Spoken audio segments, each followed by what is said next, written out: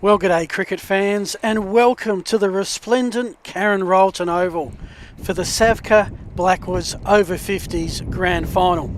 Coming up, it will be two proud and historic cricket clubs, but both seeking their very first flag in this competition. It's the Blacks of Adelaide University against the Browns of Kensington.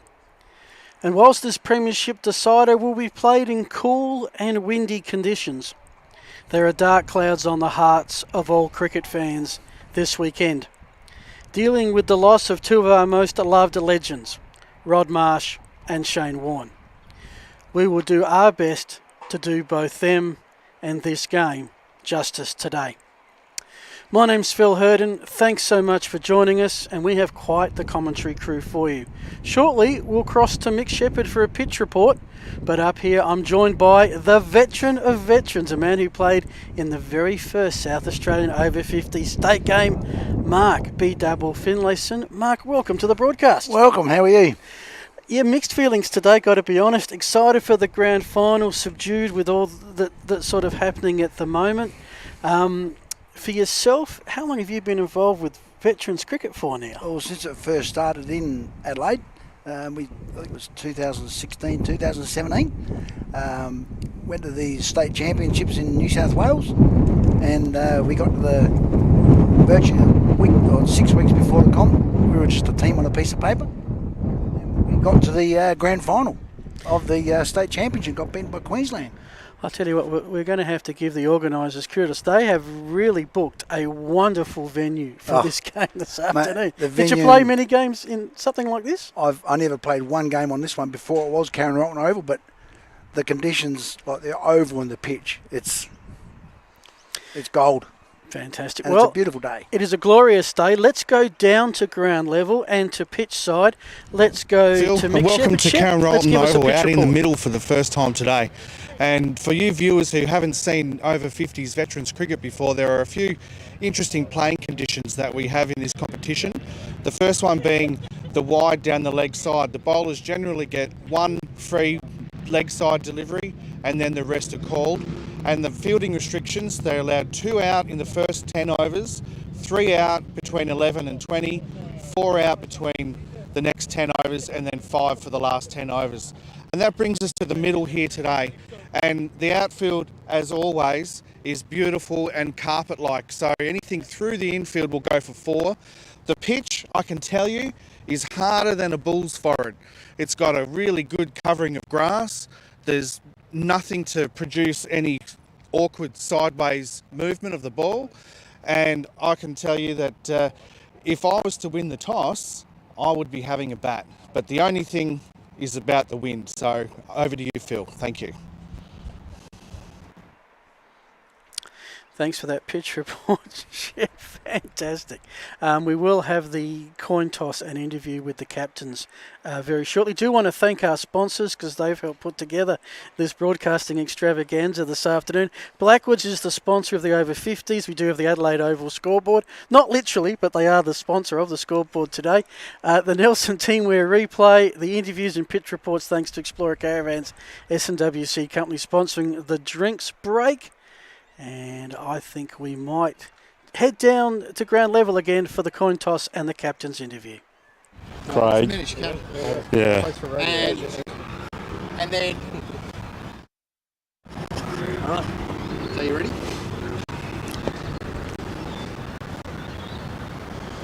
Welcome to the SAVCA Over 50s Grand Final here today. I'm joined here today by our two officiating umpires in Ken Freestone and Craig Thomas. Welcome, gentlemen.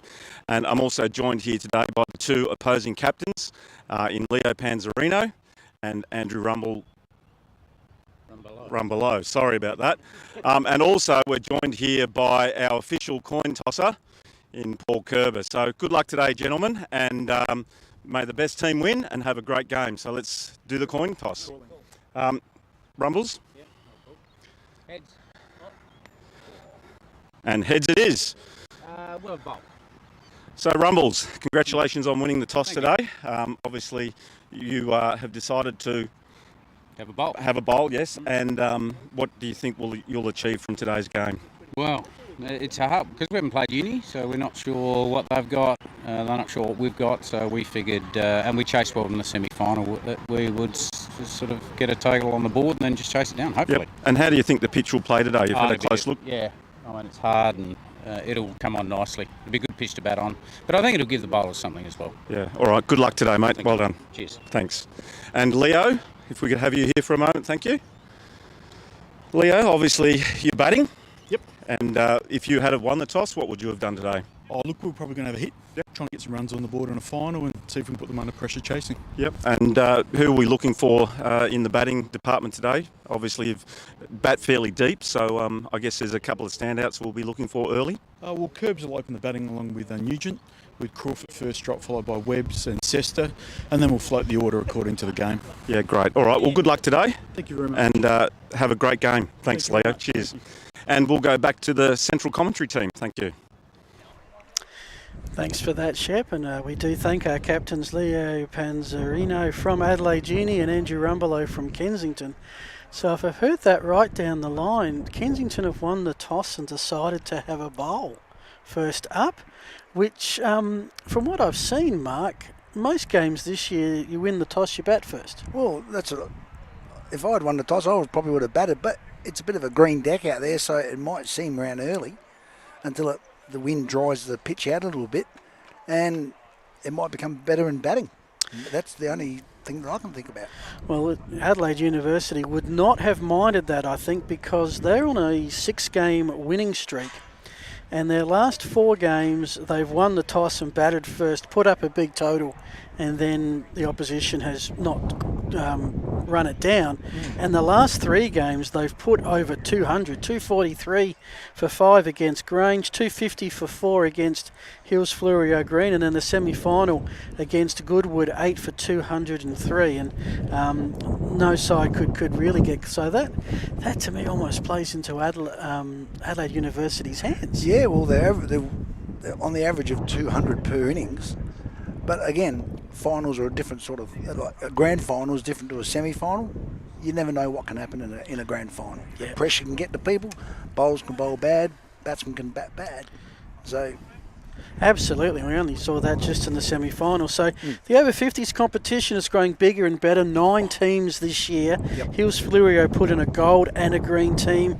The York Peninsula is great to see them involved. Kensington joined, Goodwood joined, Yep. and then Eastern went for a rebrand. They went from Eastern to the Adelaide Easies, as in Eastern Zone. So, they dominated the Easies, but they're not here today. Well, again, finals makes a big difference. You know, it's you either win them or you lose them. Absolutely. So Adelaide University, they've been in this competition since it started. They've been the bridesmaids on a couple of occasions. Last year, with just the top 2 making the grand final, they were tied for second and missed out on a tiebreaker, so almost got there. This year, 6 wins, 1 loss and 1 washout, which just happened to be against Kensington. So these two haven't played all season. Well, it's going to be an interesting game, isn't it? And then they took care of Goodwood last week. We have a look. Here's the Adelaide University side.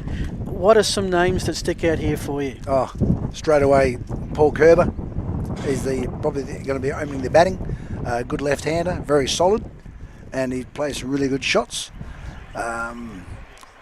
Nugent, his nickname's Nug because he just hangs around. He's a nuggety batsman, and he'll just sit there and he'll play his shots. Van Lag is a good batsman, all-rounder, bowler, bowls line and length. Heard the name Rolls Royce mentioned at some point in the captain's interview during the week, so that brings a reputation with it. And, you know, Leo's a good spin bowler, right-arm spin bowler, and a very good batsman. And Graham Crawford from on another. I mean, look, to me, one of the tricks of Adelaide Uni is they bat so deep. Oh, they do. Their captain, Lee Panzarino, is second in runs. He bats 7th. And Iggy Morelos last week is 4th in runs scored, and he bats 8. So if they're batting down to 8, they're going to batting first. Could put up quite a big total. Well, you put the runs on the scoreboard, and they've got to chase them, don't they? They do indeed. We flip over to Kensington, and theirs is quite the story. First year, in the over 50s, which is fantastic. So they put the band back together in certain places and brought in a whole bunch of players and have really enjoyed their season. They finished with 4 wins and 3 losses and a draw, the game they didn't play against Adelaide Uni, and that was enough to sneak into the 4. Wow. Now let me tell you about their 4 wins. In round 2, they beat York Peninsula with 2 balls remaining. Oof. In round 3, they beat Hill Flurio's Green, bowled them all out, with 5 balls remaining. In round 5, they played Brighton, and they won on the final board of the contest. Well, they've played some tight games, haven't they? They did. And then Mount Barker Hills Flurio Gold, they won with 1 ball remaining. And the semi-final last week, where they just played the game of their season to cause the big upsets. They won that one. Adelaide Easy's, with 5 balls remaining, they managed to chase it down. So 5 wins, all decided with less than an over to go. That's a good average. It certainly is. So I'm interested to know, Adelaide Uni have been searching for a flag here for years. Yes. It's probably become something they've got a little bit obsessed about, whereas Kensington are just here for the ride to a point. Yeah, well, Adelaide Uni, they've been the bridesmaid for 4 years. And, it's not good, but now's their chance, and good on Kenzie's for getting in the first year. It all comes down to the day. When you can win a game, every game you win, it brings you more towards the finals. So, and they've done very well. So that's how the 2 teams are set up. We'll get you the Kensington team up. We might have had them up a second ago. Didn't give them the acknowledgement, but here we go. Thank you, Alejandro, saving me again. Some players here to keep an eye on. Well, the one that really sticks out is Andrew Ramelow. I'm pretty sure he was an ex-Shield cricketer or A-grade cricketer. So, not many of the other guys that I've heard of names. That's the only one that does stick out is Ramelow. So it'll be an interesting game. It just see who's switched on for the day. Yeah, well, Andrew Umberlow, the captain, has put the band back together. Michael Silver, the opener, will be critical for mine. Look, they have all their games they've won close. They played out of their skins in the semi. Can they go one more and just claim one of the more unlikely premierships, something they would not have possibly even dreamed of, let alone planned when they joined this competition in the off-season? Maybe it's called first year luck. Well, it can happen. And it does. It does. It happens in a lot of sports. New teams come in and they reach a grand final and people didn't think they would. So we might just quickly recognise some of our sponsors. We mentioned Blackwoods, who sponsor the competition, Adelaide Oval sponsoring the scoreboard. Nelson Teamwear will give you lots of replays through this afternoon. Explorer Caravans with the interviews, we had a few of those. S&W Seed Company for the drinks. Also want to thank JK Rampage Builders, Astute Finance, The Spirit of Cricket, Hodgson Print, Mark Willoughby Photography, the South Australian Veterans Cricket Association and the South Australian Cricket Association. It's great, Mark, to have such a wide range of businesses in these times supporting the broadcast today and supporting veterans cricket. I think, because veterans cricket is becoming more and more popular now, and it gets people involved, and you meet guys in cricket, your mates for life. And the South Australian Cricket Association, how good is this to put on Karen Rolton Oval? Well, it is magnificent. The weather today, bit overcast. It's the wind that's going to be a factor. How did you find playing in the wind? I didn't like bowling in the wind. I absolutely hated bowling when it was windy. I'd rather it be 40-degree temperature. Yep. But today the ball's you're not sure what the ball's going to do because the wind's coming from every area. So it's mainly swinging around from the southwest and swinging around. So if you're bowling from the southern end, you're going to probably get a lot more movement outswing. And maybe if you're bowling from the northern end, you'll get inswing, bowling into the wind.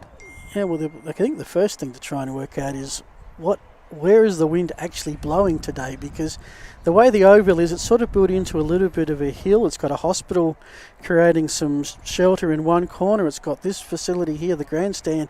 It's almost like Adelaide Oval in a way, where the breeze swirls around. Yeah, it's coming from the southwest and then swinging right around, and then it's coming here. Then the wind will come straight through to us. So straight in. It feels like it's coming straight into us at the moment, and you'll hear it through our mics all the way through the afternoon. What we might do is we're going to take a short break.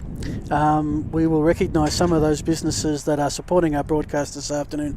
We will be back with the start of this game and a special recognition of Rod Marsh and Shane Warne beforehand. Back soon.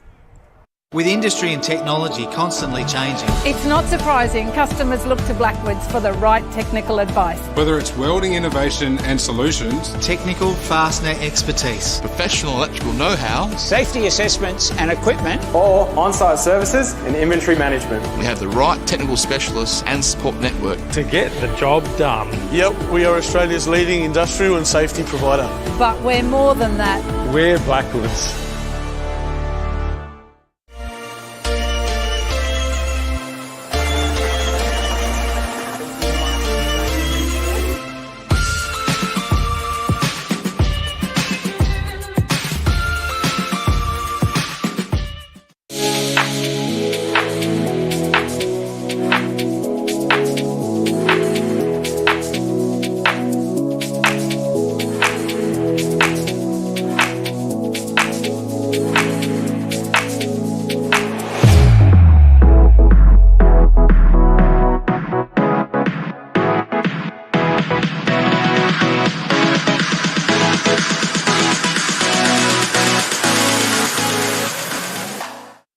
Make caravanning come alive at 345. Explorer caravans are on sale. See firsthand the newly released 2022 Viscount and Design RV range. There's a great selection on display right now in our friendly outdoor showroom. Explorer caravans, we have lots of stock ready for an immediate delivery. What are you waiting for? Get in first, don't miss out. Come and see us and grab your dream van today. Only at 345. 345 Prospect Road, that is. Explorer caravans, see you soon. Take advantage of S&W's 7 forage wheat. It's an ornless winter wheat with plenty of flexibility and can be planted early without running the risk of running to head if the autumn runs dry. 7 wheat can fit into your existing cropping program without the need to modify or adjust your herbicide program, providing a quality forage option which allows you to take advantage of high stock prices and high feed grain prices. My name is Peter Gibbs and I'm your partner in the paddock. And welcome back, everyone. You're watching the live stream of the SAVCA Blackwoods over 50s grand final. Coming up in about 10 minutes time will be the first delivery between Adelaide University and Kensington. Rumour has it that Kensington won the toss and have elected to field. It will be Adelaide University to bat first. And as I said, the last 3 times they have batted first, they've put 200 on the board. My name's Phil Herden. I've already introduced Mark Finlayson. We've got a new member of our commentary crew joining us. He's an all-rounder from the Adelaide Easies and a broadcasting professional as well. Ian Haslett. Chook, welcome. Welcome to you as well. It's the first time I've been in the beautiful stand here at Karen Rolton. Looking forward to it. Looking forward to a good game. You almost need the harness to batten yourself down before we get blown off the grandstand. So a couple of weeks ago, the Easies undefeated played Kensington, who came in with a reasonably 500 kind of record, and they produced the upset. Yeah, probably the only game that we've lost for a while, the Easies, to be honest. So it was I don't suppose you can ever say it's a surprise when you've got an experienced lineup like Kenzie, but I suppose everyone's a bit experienced. When you start talking over 50s, everyone's experienced, aren't they? It comes with the role, doesn't it? But no, they've got some good depth. They've got good depth in the batting lineup. They've got a very stabilised batting lineup as well. And I didn't play in the semi-final, but from what I saw and from what I've been told, their containment as far as the fielding and the bowling was very impressive as well. So, you know, an all-round good team, and first year in. Making the grand final, good luck to them. I think it's great. And the Adelaide Easies, it did it faked me for a little bit. I thought, gee, Eastern have dropped out and there's this new team, the Easies, until I saw the logos and how they were kind of similar. Yeah. Interesting rebrand. Yeah, basically a situation where we needed a home. We needed a home, and the Adelaide Cricket Club were good enough, along with Andrew Ramage and everyone behind it, to place us somewhere, because we were just a group of people that were getting together every fortnight to play, and we didn't actually have a home as such. Right. So a lot of negotiations took place, and Adelaide Cricket Club were good enough to take us on board, and now we're the Adelaide Easies for that reason. So home ground of Glandor, and basically follow the home ground scenario of the Adelaide Cricket Club, which is great. Yep, and look, Glandor Oval's I would suggest is a lovely place to play. Yes, the temptation of the over 50s trying to hit into the rose bushes near South Road is usually fairly tempting. But Andrew Ramage and his lovely wife and the committee at the Adelaide Cricket Club and everyone that's done all the work towards it, it's been a really good fit, and I think it's a start of a relationship that's going to last for a fair while, which is great. So looking forward to the future. Now, if I remember rightly, last year's grand final, which your team won as Eastern last year, was played out the back. Is that correct? It was. And so you've got the upgrade this year. Yeah, we didn't actually win it last year. Oh, sorry. Unfortunately. Sorry. My bad. No, that's okay. I wish we did win it, but the situation with that is that once again, Adelaide Oval, the SAVCA, everyone that's involved in trying to make sure that this game of over 50s is promoted along the way. I mean, look at what we're looking at here. I mean, the fact that there's two teams that have got the opportunity to play on Karen Rolton, and whether it be the ovals out the back or this oval. I mean, you look at quality ovals around South Australia. This would be the second best in South Australia, and you'd have to say that it'd be in the top 10 around Australia, you would think. So we're very lucky, Mark. That's for sure. And I think the best thing is where they actually played Shield cricket here as well. Yeah, absolutely. And the pitch is Shield quality. Absolutely. We've been very lucky, and you throw names around like the president of SAVCA, Andrew Sinclair, who does a lot behind the scenes, and of course Telf, who I don't know whether he sleeps, that guy, but not this week. But the amount of work that he's put in, and the amount of work that happens behind the scenes to promote over 50s cricket and veterans cricket in general, not just over 50s, but all the grades. It's a big growing sport, over 50s, and big growing in more ways than one. Looking at my guts the way that it is at the moment, we've put on an extra couple of kilos in the cricket season, but and it's all about the friendships that you make along the way. Like I haven't met Mark up until a couple of years ago, and I'd like to classify him as a mate, as you would with a lot of people that you come across in these games. So, no, we're very lucky, Phil. That's for sure. I think you become, as I said to Phil before, you meet these guys and you're mates for life. Yeah. You might go and tour somewhere, and it's just a bond that you get together. Absolutely. Once you give up cricket, you're normally, okay, I'm not going to do nothing anymore. But you're playing veterans cricket, you're meeting mates you've never played before, and you might have played against them. And with all due respects, you don't have to be great at what you're doing, and you don't have to play every game. You don't have to play every week. So it's an easing into a situation, and the mateship's along the way. Oh, exactly. It's, we all think that we're a lot better than what we actually are. But that's the sporting competitiveness that hasn't quite been done away with yet. And look, rightly so. I mean, we were at the over 60s grand final a few weeks ago. We got all the players to fill in profiles, and what's the best thing about veterans cricket? It was the mateship. Exactly. The playing well and the winning was just an added bonus. If it happens, great. If it doesn't, well, you have a drink about it and make up the stories as you go along. I think, Phil, sorry to interrupt you there, but I mean, the other thing is that I'm from a little town called Gladstone up in the mid-north, so I'm 2.5, 3 hours away type thing.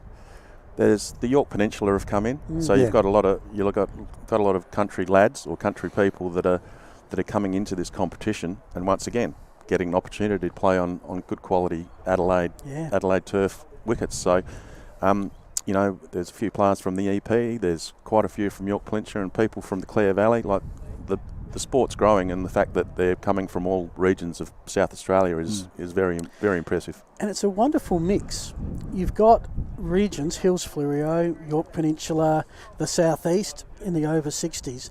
You've got community clubs, Brighton, Goodwood, and then you've got the district clubs. And we'll hold that thought because I believe that we are about to go down to our intrepid reporter Shep, who's got ourselves an interview. No, not quite yet. We're just getting the guys ready for a pre-match. Looks like Shep's warming up the way he's waving his arms around. He's doing the start. He's taking this commentary seriously if he's warming up down on the oval. Just while I need a filler, I've been asked to promote a cricket GoFundMe page. It's been a rough week in so many areas, and there's a promotion thanks to the veterans in Queensland that are raising money for local Queensland cricket clubs devastated by the recent floods there. There'll be a QR code on your screen. We will cover that as the afternoon presides. But if you've had a rough week like a lot of us and you're feeling a little bit helpless and you just would like to do something positive, here's a chance to do that with the GoFundMe page. Refer to that QR code on your screen. Right now the players are making their way onto Karen Rolton with the officials and the umpires. Very shortly we're going to have a pre-match presentation.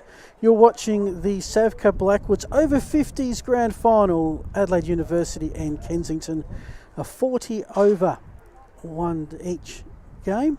Everybody is there, and let's go down to our Master of Ceremonies.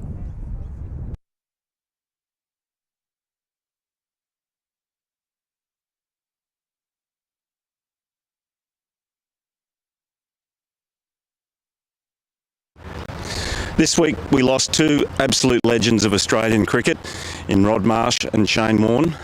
Today we'll respect both gentlemen and offer a minute's silence.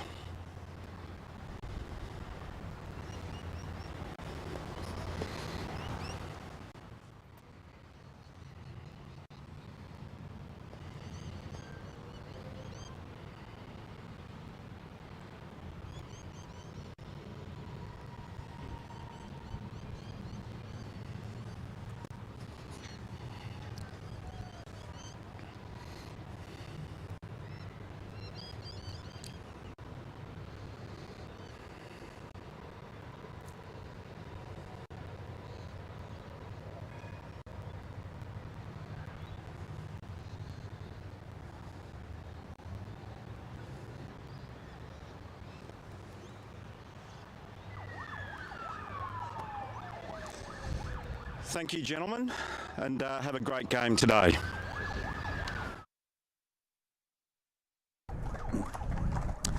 Thank you very much, everyone, and thank you to Anthony for emceeing that on the field.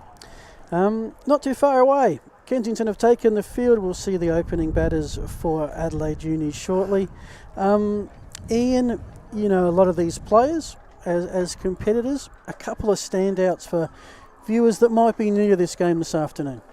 Well, I don't think you can really single out too many from both teams because they are fairly evenly matched throughout the whole system. But once again, interesting. I haven't been out. I was running a bit late this afternoon, Mark, so I haven't been out and had a look at the pitch. But does it look a bit green? Oh yeah, yep. So hence the reason why they're fielding first, Kensies. But I think it's going to dry out later with this wind. It will dry out. Yep. But I mean, once again, I think that as far as Kenzie and Uni go, they've both got depth in bowling and the batting side of things. Like if one or two of the bowlers get tonked around a bit, there's a few different options along the way with both teams. So be interested to see who they open up with. Rumbles will probably come in and bowl at first or second change, you would think. But once again, it's all dependent on who's batting at the time and and how things are travelling. But looks like the opening partnership are about to come out and start us away. Once again, it's a fairly formidable opening partnership there, Mark. Yeah. Oh, Curve's a good left-hander. He's a very good left-hander. Yeah, once he gets going, he's very hard to stop. Yeah, so once again, winning the toss and bowling. And looks like Rumbles might be taking the pill to start with by the look of it, Mark. Yes. He's won the toss. He likes the way the deck looks, and he's going to open up with himself, which is good to see. That's what you can always do when you're captain. Yeah, absolutely. give me that ball. Yep, you ain't having it. Alrighty, we're set to go. Thanks to Blackwoods, the Adelaide Oval, Nelson Teamwear, Explorer Caravans, S&W Seed Company. We thank them so much for their support. Adelaide Uni, the Blacks will bat first. Kensington will have the first bowl from the southern end. I don't think we've got to the point with this over where we've got any real ends named. Probably the hospital end at the north and just the southern end pretty much. Just the parklands to that element. We're just waiting for the stats to update to tell us who's facing first. We're going to assume that Paul Kerber is one of those two out there. Yeah, he's the non-striker. Kerbs will be facing. Kerbs will be facing, and Nugent at the other end, you would suspect? At least he was the number 2 last week. Anyway, we'll get those at comfort as we go. But 40 overs aside, thanks for joining us. And do you want to take us away with some play-by-play? Rumblow off his long run of about 5 steps comes in and, I'll tell you, that's a fairly handy start. Looked like a little bit of movement there at first ball, Mark. Sure did. That's what I said before to Phil. If bowling from the southern end, you're going to get a little bit of in-swing movement, especially to a left-hander. Was that wind swirling around the oval? Coming in from around the wicket. Once again, nice and economical run-up. Looks like a leg slip but been put in place as well. So interesting field positions right from the word go, Mark. Sure is. You don't normally see a leg slip in the first over. And a deep square leg as well. So Rumbles has started very economically to start with. Once again, economical with his run-up and economical with his bowling. The wicketkeeper doesn't like what he's seen. He was started up at the stumps and he's taken a few steps back now. I would be too. He's a bit nervous. Yeah, good bowling, good line of length again by Rumblow. Well, he is the most economical of the Kensington bowlers over the course of the season. He's bowled 47 overs, 11 wickets, averaging 3.17 allowed per over. Comes in once again, good line of length. Kerber really couldn't do much with that, nor could he do much with the other balls that he's faced so far. So once again, good start for Kenzie. Bit of an appeal first ball, and since then just dot balls. Rumblow in again. Once again, watchfully Kerber getting forward, as you would on a green deck. And I think what he's doing is he's out of his crease about a foot. Yes. Just to nullify that swing and maybe the bit of bounce that's coming off the pitch. Yep. I think when you get wrapped on the pads first ball of the day, there's a fair chance you want to try and get as forward as you can, as quickly as you can. I think. But good start by Rumblow. As mentioned, Mark, first over and having a leg slip and a deep square leg is an interesting start. But once again, 6 dots along the way, so good start for Kenzie's. Okay, it looks like they're going to pull down a deep backward square leg again. And we'll see if they're going to persist with that leg slip. Andrew Heitman comes in as the bowler. Didn't bowl in the semi-final a few weeks back. There, they are putting in a leg slip. Yep. 6 wickets for the season, concedes about 4 runs and over. Okay. Very impressive. We've got the stats man on the job there, Mark. That's very good. Just wait till the computer blows up and see how we go. Okay, here we go.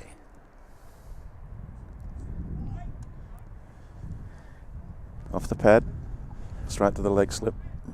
Once again, you're always a bit watchful when you start an innings on a deck that you haven't played on. No, that's exactly right. So very watchful.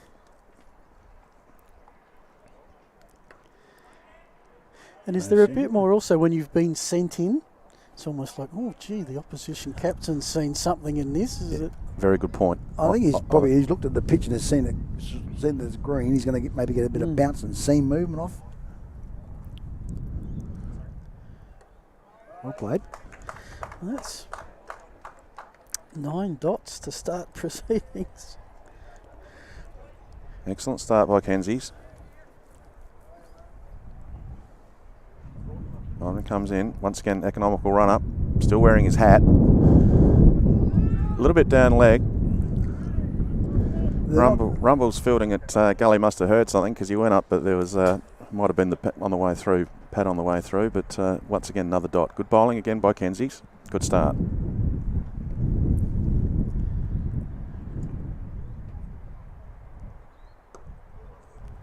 Straight to the man we're talking about, Rumbelow at Gully. See, they've set the field where they're not going to give them easy singles. Yep.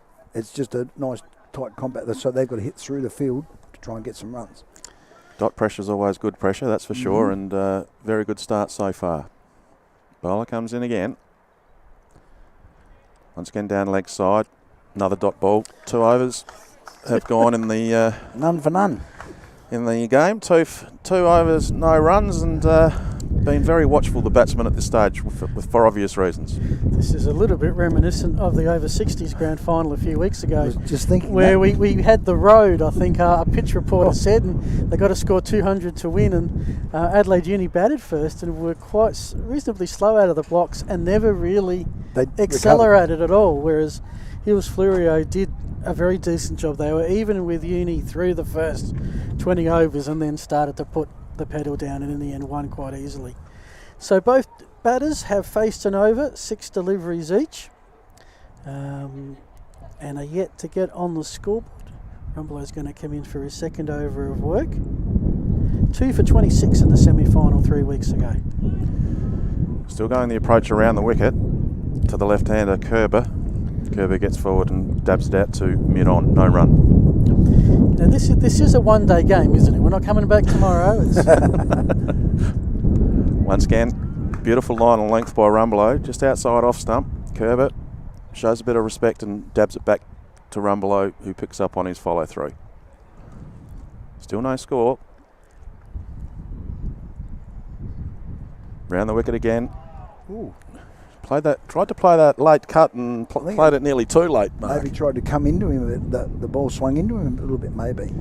Just Kerber walking out, having a bit of a talk to himself and saying, right, well, I might put that in the memory bank, not to go back and play that late. Another ball comes in from around the wicket, goes to slap it down leg side, misses, hits the pad, goes out to the leg slip, no run. 16 dot balls to start proceedings. Great start by Kensington. Rumbelow in again around the wicket. Kerber's getting frustrated now. He's thinking, that's the 17th ball that we've faced and we haven't got a run yet. Let's have a slap, and he's missed it. Yeah. Once again, just a matter of, as a batsman, you've got to stay rightio. Let's stay patient. Let's wait for that bad ball. Unfortunately, there hasn't been any bad balls for them, Mark. No, it's just got to have that bad shot to get the bad shot out of the way. Rumbelow around the wicket again. Nice shot by Kerber, straight to the fieldsman at mid-wicket. Another over. That is 3 overs in the books, and we're exactly where we started, 0 for 0.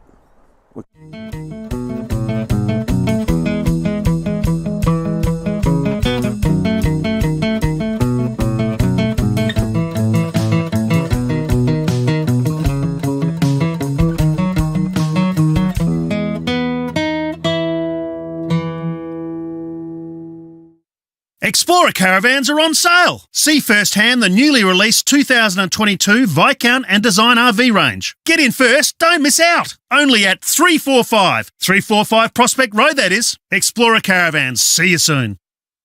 Photo produced on the farm is some...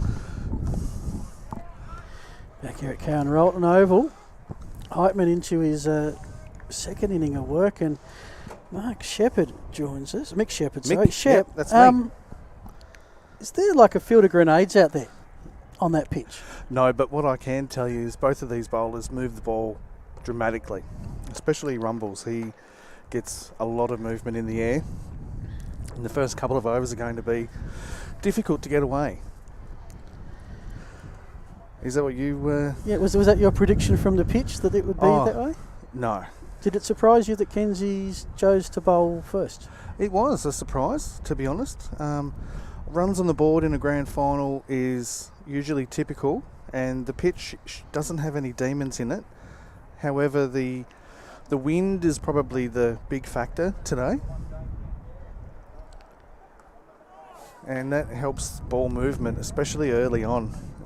Earlier in the day, there's still a little bit of moisture around, which will dry out as the day progresses, which Might make the ball straighten up somewhat later in the day, but the wind will be here all day, I imagine. I think the wind's probably the thing that might dry it out, because there's not really that much sun. It's reasonably cool as the bowler. The bowler's come in and it was a bit of a false start. I think he whacked his hat off as he was coming in on the approach. He's bowled 1.4 overs and he hasn't had a run off his bowling yet. So he thought, right, well, I better leave this hat on because it's giving me some luck. So I'll go back and get it.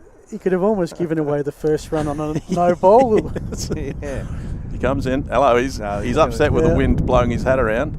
There's one thing that won't be happening is the wind won't be blowing his hair in his eyes anyway. That's true. Because he's as bald as a badger, which is very, very impressive. Yeah, I can relate. Comes in, 5th ball of the over, still no runs, scored by Uni. Lovely straight drive, but fielded by the bowler. Good backing up by the Kenzie fieldies at mid-off and mid-on, but they weren't required. He didn't really get onto that one. It was a bit of an opportunity there. Full pitch. Last ball of the over from Heitman. 4th over of the day, comes in, and the batsman nearly played it back onto his stumps while trying to pull it down to deep mid-wicket. Or deep square leg, I should say.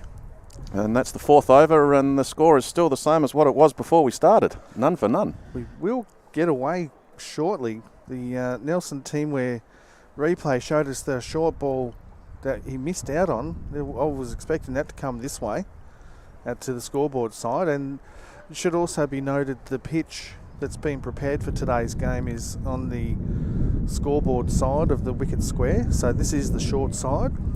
Excellent. Closer to us. This is closer good. to us, yes. So Rumble's in for his 3rd over. Round the wicket, economical run again. Gerber goes to square cut and misses, goes through to the keeper Faulkner. Faulkner, no doubt, will probably open the batting for Kenzie's later on in the afternoon, you would think. Rumbelow coming in 2nd ball of his 3rd over. Round the wicket again. Kerber, they've decided to go for a quick, quick cheeky single. Hello, the fieldsman's done the typical over 50s, grabbed the hamstring, but I don't think he's done. Think he's done any damage. But first runs on the board, and first runs for Uni with Kerber off the mark off his 14th ball faced. So great economical bowling by both Kenzie bowlers, Rumbelow and Heitman. And that was a slower ball there too, I suspect. So didn't get to the fielder in a great deal of hurry as well. So now that we've got the right-hander on strike, we might see the slips come into play here. They're bringing up the mid-on fielder. Rumbelow changed to over the wicket. That's a good shot by Nugent. He's stepped back and smacked it out towards mid-wicket. Looks like there's going to be a couple of runs. Didn't quite make the boundary. Nice piece of footwork there by the fieldsman, and I won't say he threw it well, but he bowled it in well. Oh, there was a chance for a run out down the bowler's end. Rumbles did the old backhander at the stumps from a couple of metres away and narrowly missed. Nearly a run out, and that would have been disastrous for Adelaide Uni. He could have almost run to the stumps. Yeah, I think he had his back turned to the batsman, so he didn't see how close or how far away the batsman was. So 3 runs to Nugent. An early run 3. Yeah, no, that's not good in over 50s. No. You want to leave those running 3s and 4s alone, I think. But both batsmen now off the mark. Nugent on 3 off 13 balls. Kerber off 1 off 14. Kerber faces his 15th ball and dabs it back down to mid-on. Once again, a nice defensive shot there, straight out of the middle. Very expensive over by Rumbelow. Yes, it's blown his average out, hasn't it? Round the wicket to Herbert. Good shot by Herbert. Here's a chance. Bowler's gone behind the stumps to back up, but good cheeky single. Went straight to mid-on and ran on the call. And most of the time you're going to be safe in that situation. Well, we saw in the over 60s, the Adelaide Uni boys who opened the batting took a cheeky single, about the 3rd over, I think, and were run out, and it set the tone for the entire afternoon. Rumbelow in, last ball of the over, beautiful, respectful shot by Nugent, straight down the ground to mid-on, and that's the end of Rumbelow's 3rd over. He has the figures of no wickets, obviously, and 5 off his 3 overs, which was all off that over. First couple of overs were maidens. Yeah, so the batters have seen what both bowlers have got to offer now. So I think they'll start to expand their shot repertoire somewhat. Not really going expansive, still early days, but I think they're starting to read what's going on. It won't take them long to read the pitch because it's hard as a bull's forehead. And the other pitch notable is that it's got a good covering of grass, so the ball's going to stay in decent shape for the whole day. It will lose a little bit of its early shine, however it still should stay in pretty good nick for the 40 overs. Looks like Kensington have made a change in the field. They've put an extra player out on the offside and taken the leg slip out. Deep square leg is now backward of square. So got an extra player on the offside for Kerber to be facing Heitman. And that's gone over the top of Cover's head, just clearing Andrew Rumbelow in Covers by probably about a foot. It went over his hand, outreached hand, and 2 runs resulted to Kerber. Yeah, there. One player on the boundary has been moved from the leg side to deep point, needed on that occasion. Risky shot by Kerber, only just clearing the outstretched arm of Rumbelow. Definitely didn't get it. Heitman, that was the first runs off his bowling. That's a good ball. Outside off, play and miss. Great nut by Heitman. Beating the outside edge there with good movement. Good length too. Got him forward, looking for an outside edge. One slip and a gully in place. Heitman comes in again. Kerber lets this one go.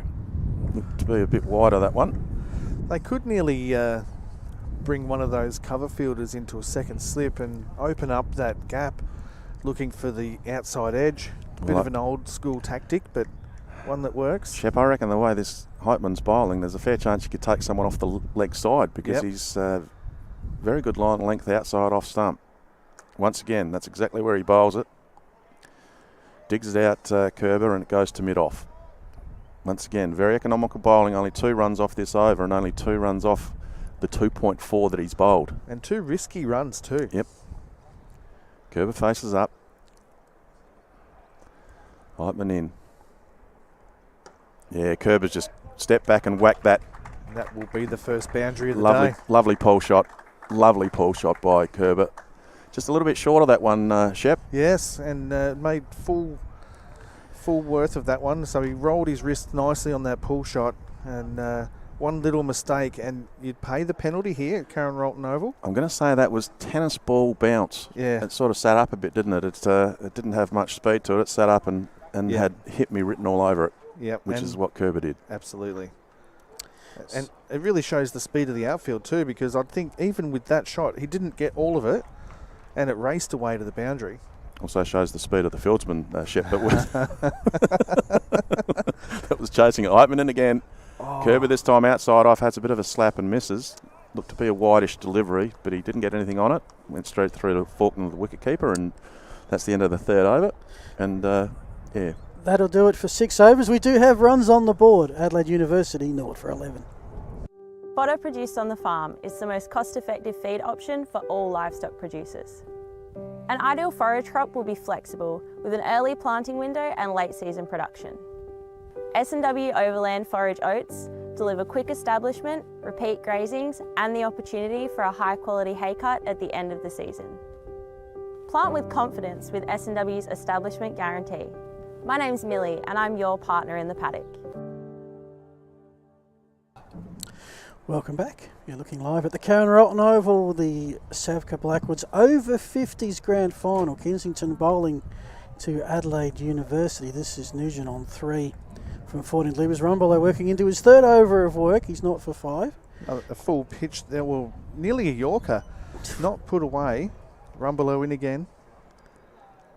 Short-ish. Hit into the gully area. And yes, still good movement there by Rumbelow. And he's in again, so still quite economical. And one thing is for sure, Rumbles is not going to bowl a no ball. He's got about a foot behind the line, like another foot distance before he gets to the front line. I mean, those sundries can make a big difference, and you're right, his front foot is barely past the stumps. Yeah. It's nearly the old long ball. Yeah. And yes, another slow ball there. Just pushed up to mid-off for a single. And there's been a small change in the field, so the left-hander's now on strike. So they've brought a point across, and the gully comes up from fine leg. And our sweeper is...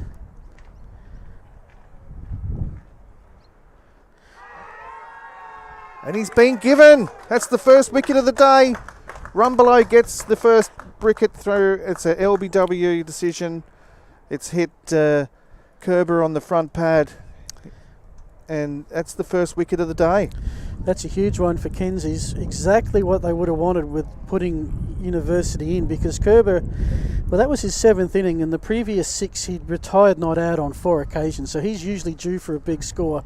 He's going to the sheds early on 8, and certainly early points to the Browns of Kensington. Absolutely, that's what you want when you win the toss and inject the opposition. Early wickets is the name of the day, and to get a LBW decision with Kerber is a big wicket indeed, that's for sure. Rumbelow around the wicket, and Kerber looked to be a fair way forward, but once again, umpire's given it, and first wicket falls. Well done, Kensing's. Very economical, and first one down. With industry and technology constantly changing, It's not surprising customers look to Blackwoods for the right technical advice. Whether it's welding innovation and solutions, technical fastener expertise, Professional electrical know-how, Safety assessments and equipment, or on-site services and inventory management we have the right technical specialists and support network. to get the job done. Yep, we are Australia's leading industrial and safety provider. But we're more than that. We're Blackwoods.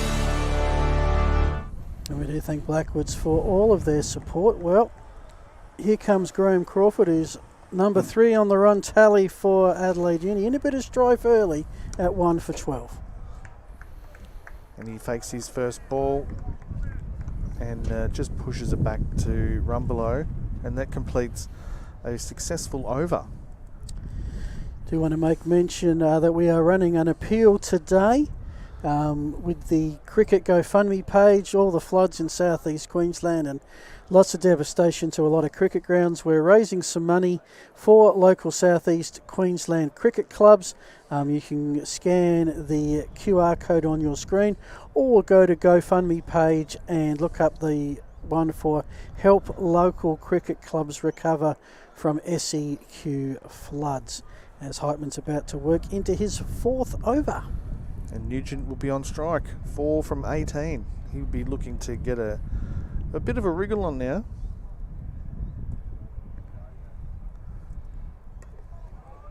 Straight delivery there, well played back.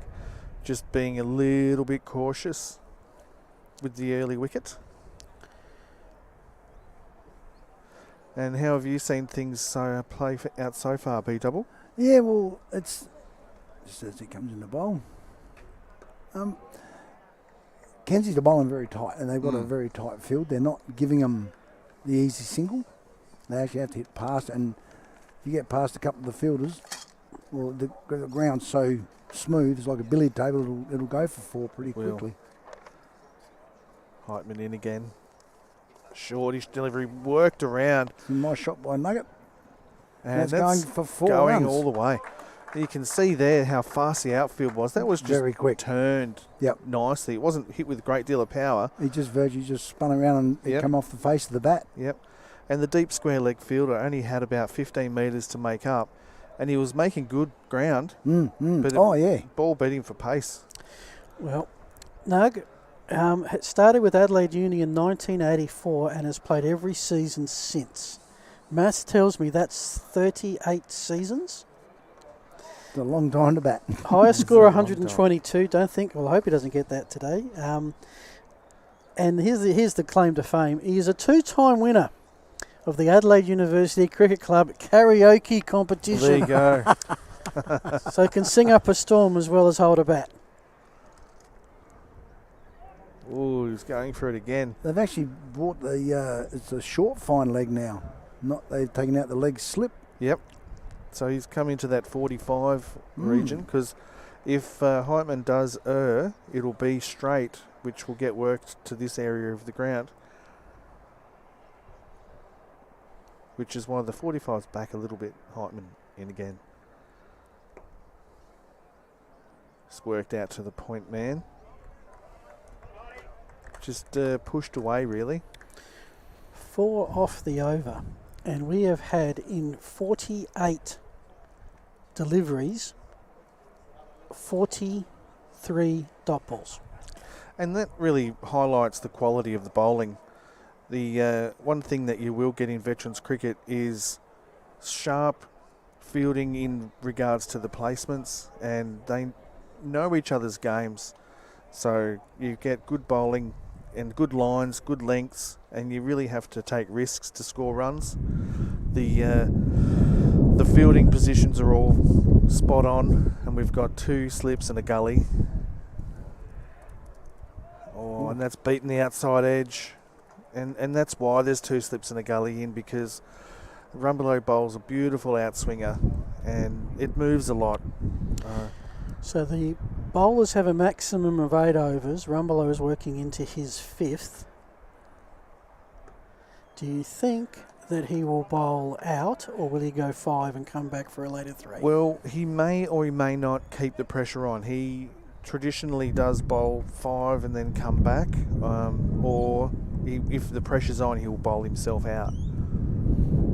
But I think whilst there's no runs being scored at the moment off your bowling, you'd be silly to take yourself off. I would be surprised if he does, because that's just going to keep the pressure on the uni batters. And he comes in again. Well, he shaped up for the big woolly wolf, but held himself back. Yes, and that's an art that has nearly lost in modern day cricket, is the slower ball. Oh, that's right. You watch it these days, and it still fools some of the best batsmen. Was the slower ball, and that was a bad rank full toss slower ball. Yeah, and that's been hit away over middle wicket for 4 runs. Yeah, but even then he didn't get all of it. No, he had to wait for it. Yeah. We can see that on the Nelson replay. It's nearly toe-ended. Rumbles is not happy with that. I think that's because that's the first boundary he's given up. Yep. Not sure that we'll see a change in the field here just yet. That's another highlight of veterans cricket, in that you won't see many captains changing the field from a poor delivery. No, that's right. Well fielded in the gully. So we are through 9 overs. It's Adelaide University sent in to bat 1 for 20.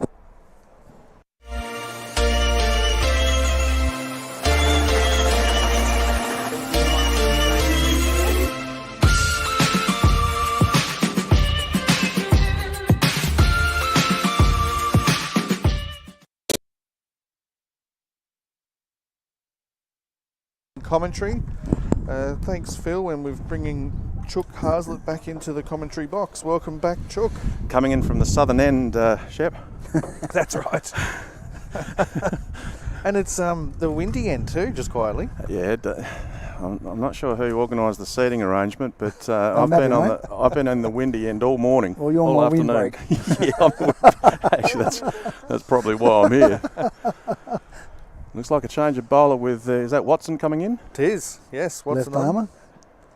Once again, economical approach. Down leg side, and the umpire says that's going to be wide. That's so Could wide go that it's for not called. well fielded. There's the beautiful over 50s dive. And a good arm. Yeah, absolutely. So wide's been called by the umpire. Wides and a byes. Yes, so umpire Thomas there calling a wide on the first ball of the over, which is an unusual decision. Certainly warranted as Watson comes in. Once again, down leg That's side. a good shot. He just glided it down there. Yeah. Didn't have to hit it hard. Right now, Watson's got to get his radar on now, Mark. He's thrown down leg side the first couple. Needs to get that radar outside off. just getting strike now. It's Crawford coming from this end for the first time today, just taking his guard. Beautiful day if you take the wind away. Oh. Indeed. Watson in from the northern end. That's better. Shot. On the stumps that Off the time, but legs. whipped down to leg. Down a fine leg. Fine leg's going to be wondering what the hell's happened. He's had Ball to magnet. dive. He's had to chase and dive one, and he's had the other two come straight to him. He's been very busy down there at fine leg. They've actually got the deep fine leg. They did have a leg slip, then they went to a short fine leg. Now it's a deep fine leg. Watson in again. Once again, leg side. Well capped. Well fielded. Just got a bit of glove on that one. Attempted pole shot, didn't pay off, and popped down to Faulkner, the wicketkeeper, who dived to save any runs occurring. So Watson, once again, not a great deal of hair on top of his head, comes in on the left-hand side. Once again, down leg side. Once again, down leg side.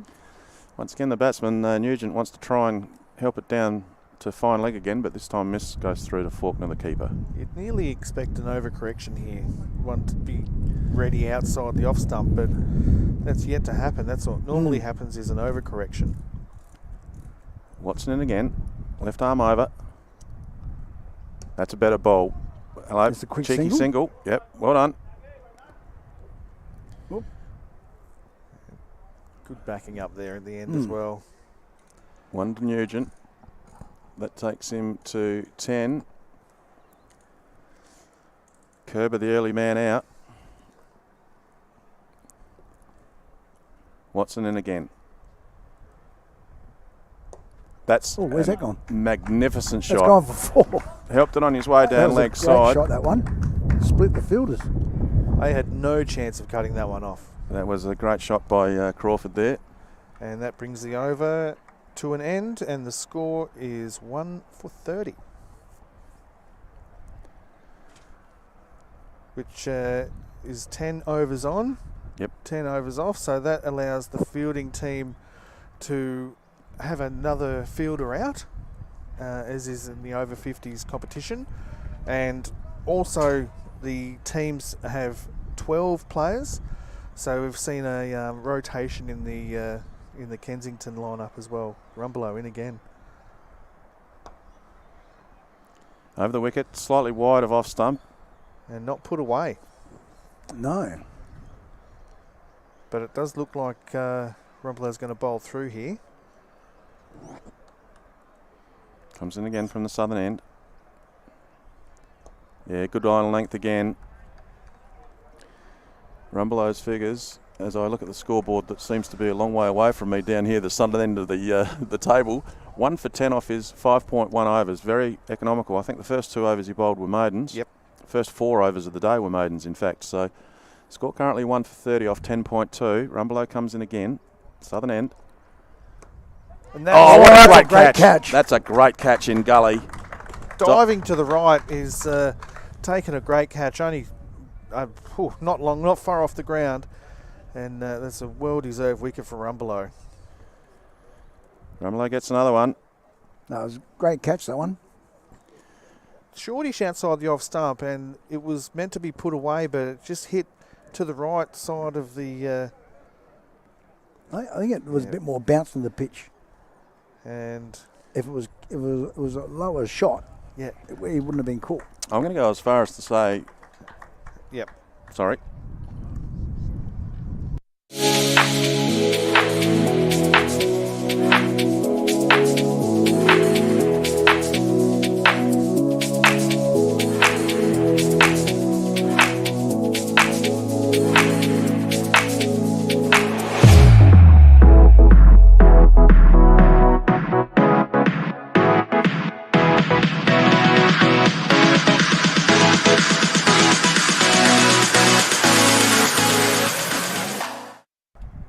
Welcome back.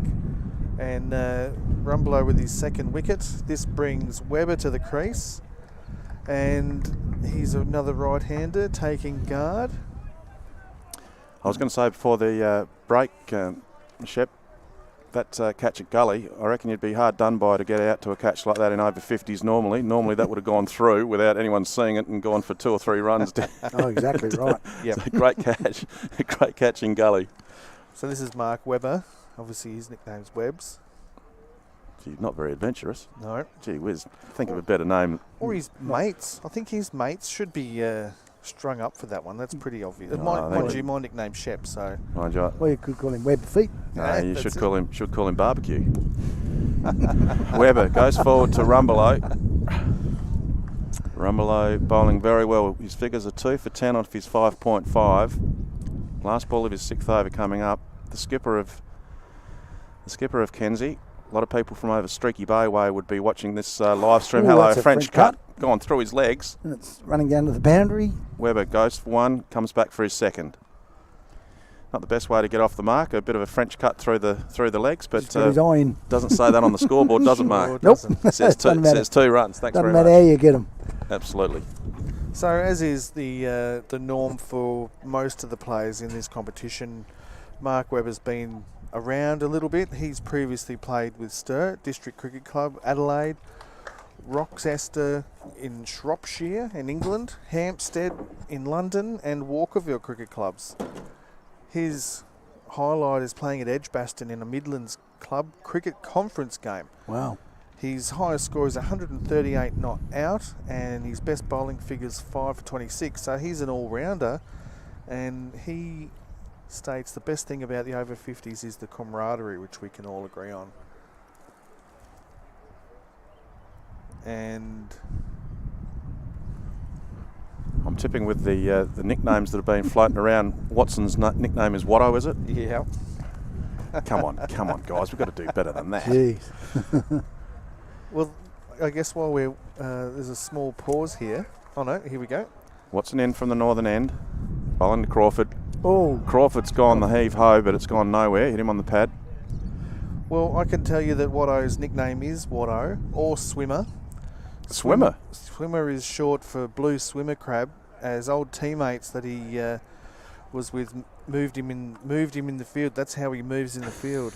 He comes in from the northern end. Full toss. And it's gone, and for 4. For 4 runs. Gee, I tell you what, Crawford's batting all right, and he likes that. He likes those down leg side. Ooh. Don't want to put him there. No. Kensington skipper Rumbelow has actually strengthened the leg side. He's put himself in at backward square. 2 on the fence on the leg side. Crawford's obviously favouring that shot down towards that fine leg area. Watson in again from the northern end. And that is over the top. That is a maximum. That's 6 runs. That is a maximum to Crawford. Great batting. That's a beautiful shot. Watson just can't get him on the offside at the moment, boys. No. And, you know, he didn't have to. He didn't hit it hard.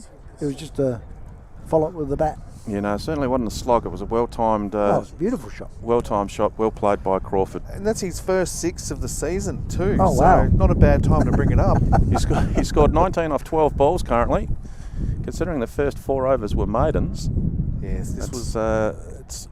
It's a good way to go as far as Uni's concerned. A bit of an acceleration on the score rate was obviously required. Score now 2 for 42 after that maximum. Yeah, I was a little bit worried there at the first when I initially said that 200 might be a par score, but it's looking more par now. Rumbelow puts himself in forward square leg now and puts the two players behind square on the boundary, because that's where a lot of the scoring opportunities for Crawford have been. So yes, we've got the 3 maximum out, so in again. Oh, that's a great shot again. That is a straight drive over the top of Mid-on's head and has bounced about 2 metres inside the boundary line for 4 runs to Crawford. Takes his tally to 23 and takes the score to 2 for 46. That was just perfect timing again. He made sure all the players, the fielders were clear of where the ball was going to land. And the swimmer crab, Watson might be looking to crab off somewhere else with his bowling figures at the moment. 1.5 overs, none for 24. Ooh. Crawford facing again. Watson in again, left arm over. Ooh. And Crawford, I reckon it's the first ball that Watson's bowled on the offside. That's right. And he's played and missed. And after 12 overs, that is 2 for 46. Make caravanning come alive at 345. Explorer caravans are on sale. See firsthand the newly released 2022 Viscount and Design RV range. There's a great selection on display right now in our friendly outdoor showroom. Explorer caravans, we have lots of stock ready for an immediate delivery. What are you waiting for? Get in first, don't miss out. Come and see us and grab your dream van today. Only at 345 Prospect Road, that is. Explorer caravans, see you soon. And welcome back, everyone. Well, after 4 maiden overs to start proceedings, 26 runs off the last 3 overs, 14 off that last over from Watson.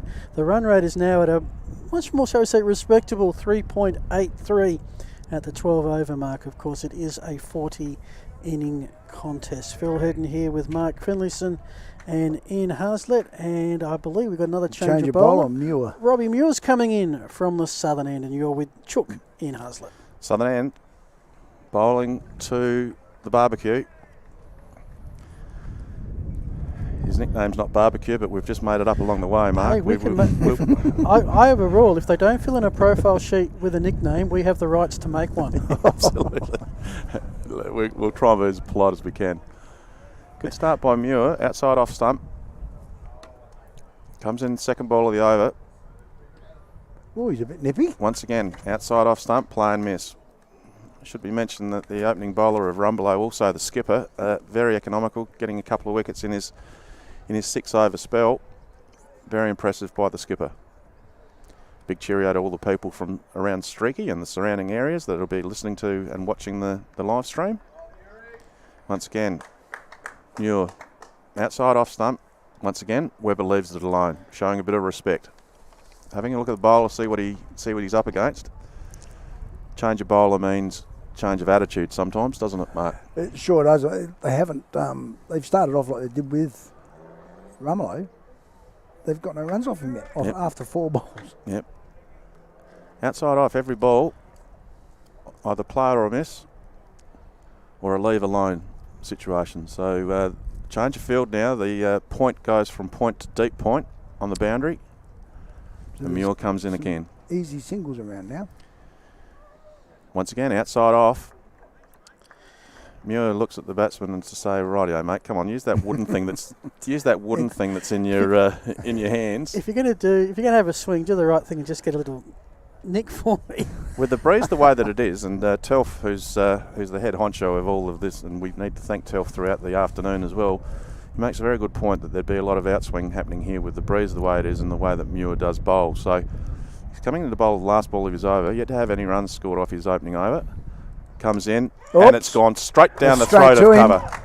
Great bowling by Muir, outside off stump again, and the Barbecue Webber out for 2, facing 9 balls, and a nice easy catch straight to the cover fieldsman, about chest high, and 3rd wicket falls, and Kensington on top. Kensington continue exactly where they left off 3 weeks ago. We'll take a break. Be back with more action in a sec. Take advantage of S&W's 7 forage wheat. It's an ornless winter wheat with plenty of flexibility and can be planted early without running the risk of running to head if the autumn runs dry. 7 wheat can fit into your existing cropping program without the need to modify or adjust your herbicide program, providing a quality forage option which allows you to take advantage of high stock prices and high feed grain prices. My name is Peter Gibbs and I'm your partner in the paddock. Take it. And welcome back. Not a bad way to start your bowling effort in a grand final. Bowler maiden on the last delivery entice the shot that draws the error and the wicket. And it's suffice to say Adelaide Uni right now, Mark Finlayson, are in a spot of bother, 3 for 46 after 13. Mention that they bat deep. They're going to have to. Well, for sure that they are, and they're only, they were averaging 4 and over at one stage. Now it's dropped back down to 3.5, 3.4 and over, and there we go, 3.54. You've really got to start bumping up to 4 and a half and over now. This is what they should be, not losing any more wickets. Watson's currently going at 12 runs off his overs, so Crawford's licking his lips. He's made 23 off 15 balls. Watson comes in again, goes down leg side. Great work by Faulkner, the wicket keeper.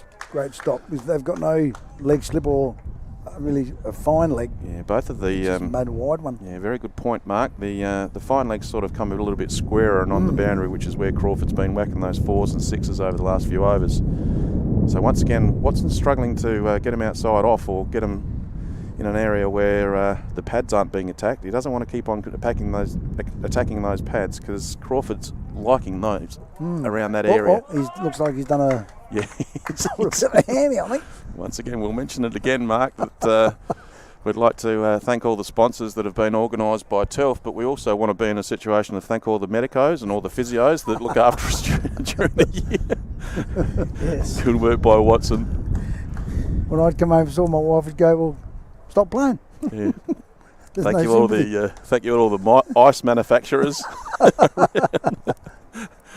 It's always good fun and always a lot of sore. I generally find as Watson comes in from the northern end, bowling to Crawford. Uh-oh. No, it's not going to reach, I don't think. Short. It did. It's a nasty bounce. That was a good big spin too. I think the fieldsman was stuck between diving for a catch, waiting for it to bounce. He had a cross section of 3 different things that he could have done, and he's made a bit of a balls up of it, and it's bounced over his head and gone through for 4. Right in front of the camera as well, just to add the salt to the injury. Yes. And he's left a bit of a divot in the oval as well. Yes. Yeah, I think that there might be a bit of pride in that divot. But anyway, the bowler Watson comes in once again down leg side. Great shot by Crawford. Bearing in mind, of course, there's the retirement of 40 runs. I imagine it's still 40. It hasn't been changed. So once Crawford, don't want to put the mockers on him, of course, but if he gets to 40, he'll be retiring. Well, they've and made get a chance to come back later on, obviously. They're currently 3 for 51 after 13.5 overs. So to get over that 50 run mark is a bit of a starter. Absolutely. So, that's when you work towards the 100 runs now without losing any more wickets. Sesta looks like he's going to be facing his first ball. The field has changed. The fieldsmen have come in off the boundary. Obviously, first ball that Sesta has faced, so you wouldn't think anything extravagant is going to happen. But this will suit Watson because he's been bowling outside leg side for the right-hander. Now he bowls outside off stump for the left-hander. So he's pretty happy. That's a good line. He's very happy the left-hander's come to the wicket, I think. Well, here's a challenge for Kensington. Dennis Sesta has had 3 innings thus far, is yet to be dismissed. Oh, 3 retired not outs. As there was 5 from the over, not as expensive as the previous 2 off of Watson, and the run rate now hovers around 3.6 after 14. Big cheerio to all the people that have made these fantastic grounds and everything available to us. Big call out to the SAVCA. Well done to TELF for all the organisation that he's done and all the sponsors. Brilliant day. There's a pretty good little crowd here at the moment too. Oh, exactly. Friends and family and supporters of the 2 teams and players from other teams here watching, which is a good atmosphere. Okay, now they've gone to a deep mid-off. Muir's about to bowl his second over. He's got 1 for none off his first. Wicket maiden in the first over that he's bowled. Nice outswing bowler. Comes in from a run up of about 6 or 7 metres, and Crawford outside off gets it down to deep point. And the fieldsman who misfielded the one that went for 4 a minute ago was pretty happy that they went straight into his hands, that one, and it's gone in for a single for Crawford. Takes Crawford's score to 30 off 22 balls. Okay, now they've changed the field around for the left-hander. Having a deep backward square leg. I was going to say they've still got the fine fine leg. Short fine leg. The deep square leg, backward square leg. Just correction there. Crawford's on 29 off 21 balls. Just a correction there on this personal score. Muir bowls. Looks like a leg by. Good running by Crawford and Sesta. Or did he get a nick in it? No, the umpire says that's a leg by, ladies and gentlemen. Signal from the scorers to say we got it, and Muir going back to start his 3rd ball of this second over from the southern end of Muir. Into Crawford. Well bowled. Well bowled and well played. Good line and length. No, certainly no runs there. Good Yorker by Muir and well played and well respected by Crawford. Can you call a batter who comes in at number 4 an all-rounder? Yeah, absolutely. Yeah. Because he's number 3 in terms of the batting, Graham Crawford, and he's number 2 in terms of wickets taken. Shot. Down leg side shot. I don't know whether that ball was actually outside leg stump. I think he just sort of did a bit of a... Wedged it around. A bit of an agricultural shot around his body. Nice quality cricket by Crawford to get his total up to 30 off 23 balls. Sester goes down to face the music. He's yet to score on the 2 balls that he's faced. Muir bowling well, and now he's feeling his ankle. I'm not sure whether he's adjusting his shoe or feeling his ankle. Oh, he's got a bit of a limp. Might be a bit of an Achilles. Once again, welcome to Over 50s cricket, ladies and gentlemen. Comes in. You know, he's still limping. He's limping when he's coming in too. We might have to keep an eye on Muir. That's well bowled. Well played by Sester. Goes to mid-off. No score. Could be the old man's muscle, I think. Yep. Maybe the monkey muscle. Yeah, no, he's not travelling like a winner at the moment, Muir. He is limping on that right. Yeah, no, his right ankle is no good by the look of that. Sester, nice shot out to a cover area. Yeah, no, Sester is going off the field. He's got 1 for 2 off his 2 overs. He's bowled very well, and his right ankle. I think he might have done a Dave Benson injury. Oh, which one? Dave Benson. So 15 overs are in the books. We'll talk about Dave Benson's injury when we come back. It's Adelaide University 3 for 54. Take advantage of S&W's 7 forage wheat. It's an ornless winter wheat with plenty of flexibility and can be planted early without running the risk of running to head if the autumn runs dry. 7 wheat can fit into your existing cropping program without the need to modify or adjust your herbicide program, providing a quality forage option which allows you to take advantage of high stock prices and high feed grain prices. My name is Peter Gibbs and I'm your partner in the paddock. And welcome back. Watson coming in for over number 4.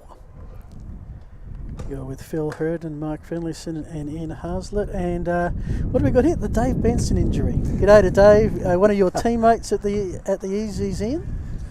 Please explain. You're talking about over 50s and Muir coming off limping. It looks like he's done a ankle or a calf, something on the lower leg of the right leg, as Crawford goes for a cheeky single down to mid-on and does it not that cheeky in the end. It's quite easy single.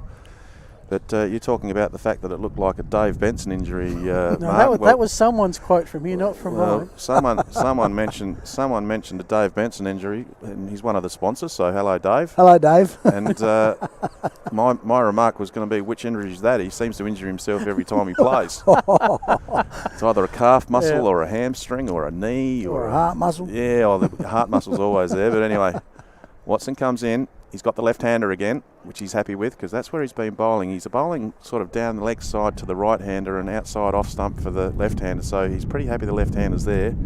Sester's yet to score. He's faced 5 balls and still yet to score, but once again, he's just feeling his way. Crawford on 31 off 25 balls. Watson comes in. Left arm over. That's nice a great shot. Great shot, and that's 4. Once it gets past the field, it's gone. If it's timed properly, because the outfield is, as you would expect on this beautiful oval, very quick and very nice. So like flat as a bowling green. Yep, very nice. Yep. Just on that, so from a layman who sees, the 12th player carry drinks and not participate, here teams name 12 and all participate generally in some way. How does that substitution rules work? Well, basically, I suppose, and Mark, you can fill in the blanks from what I think it's basically you've got to make sure that as the bowler comes in. Oh, he's got him! That's a great nut by Watson. Wow. That must have come back in off the pitch as far as Sester's concerned. As we watch the replay, good angle here. Yeah, that's a lovely nut. That's a great nut by Watson. It is. First time Chester has been dismissed all season. It's looking great for Kensington. We'll take a break.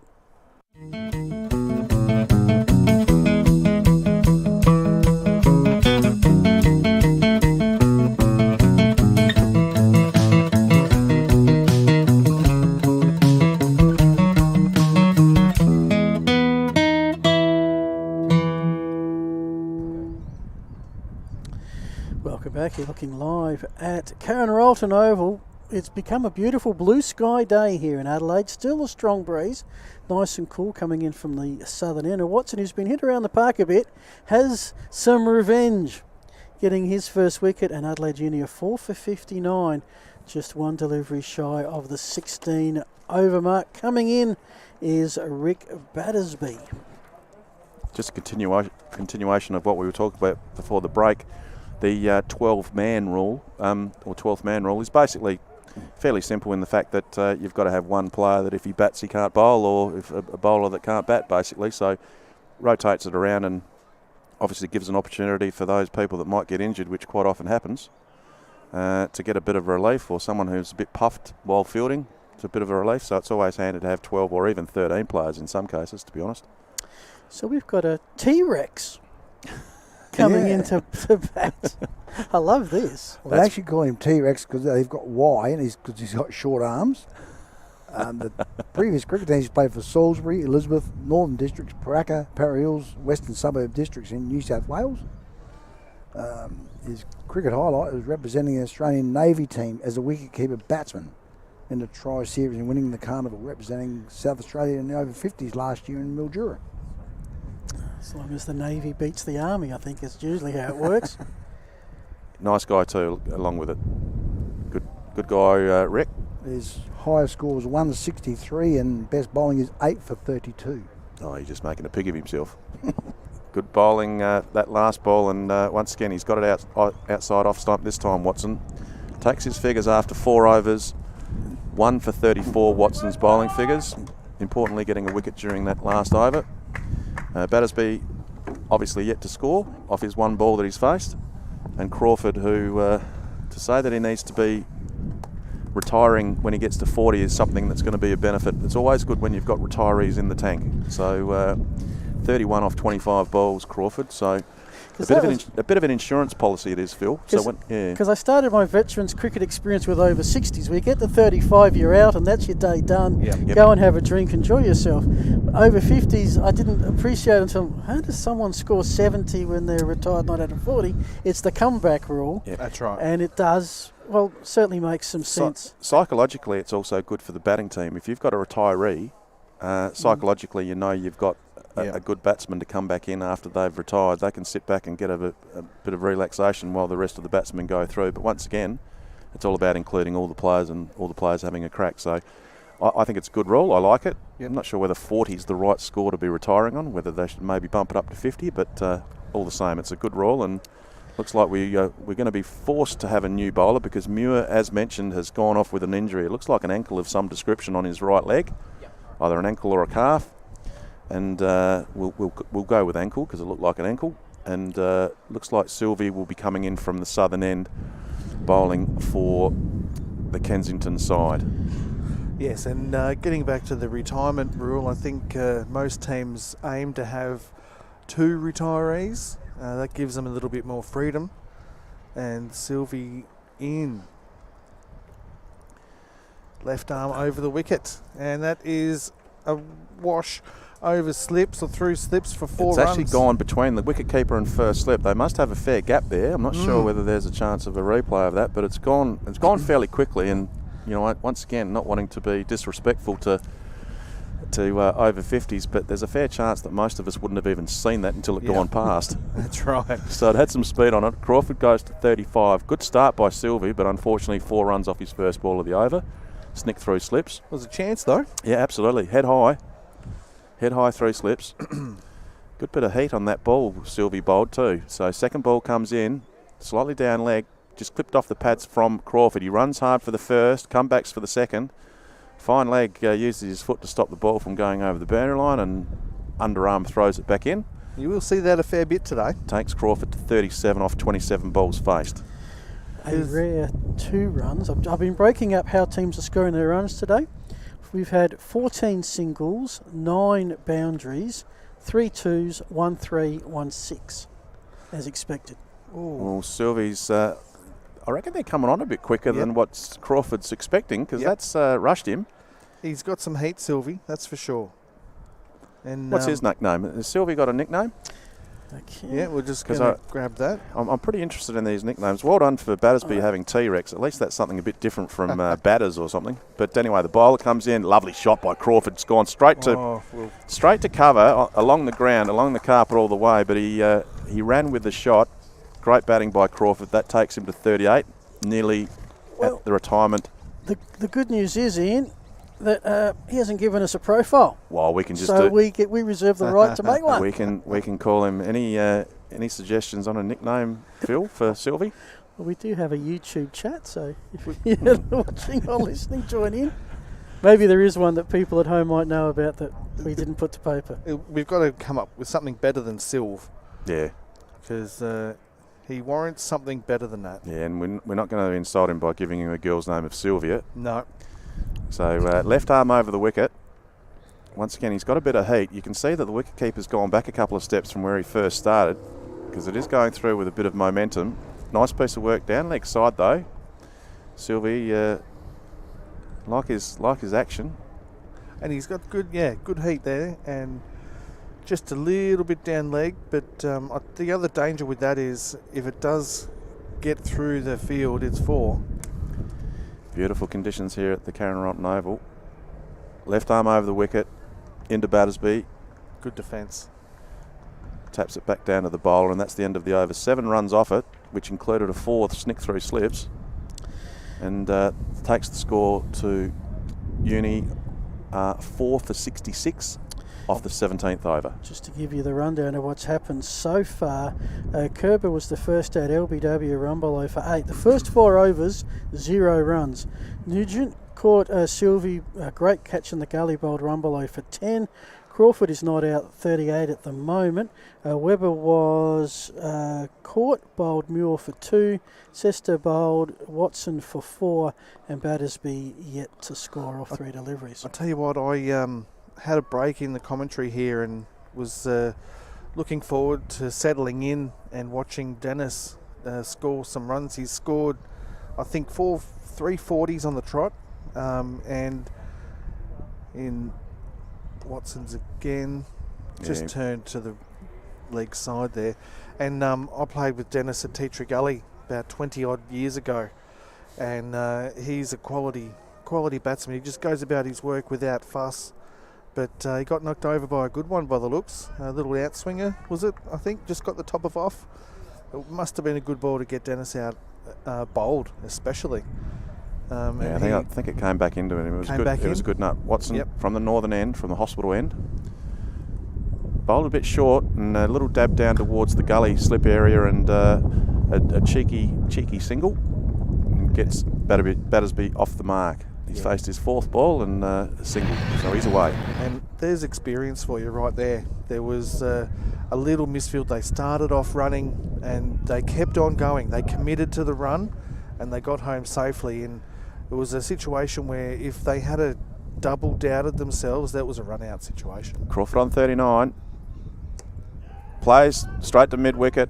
Runs on the shot and good piece of fielding, but that's a retirement score for Crawford. He goes to 40. He doesn't know it yet because he's still out there. And now he's just been told. Great effort by Crawford. So he comes in retired.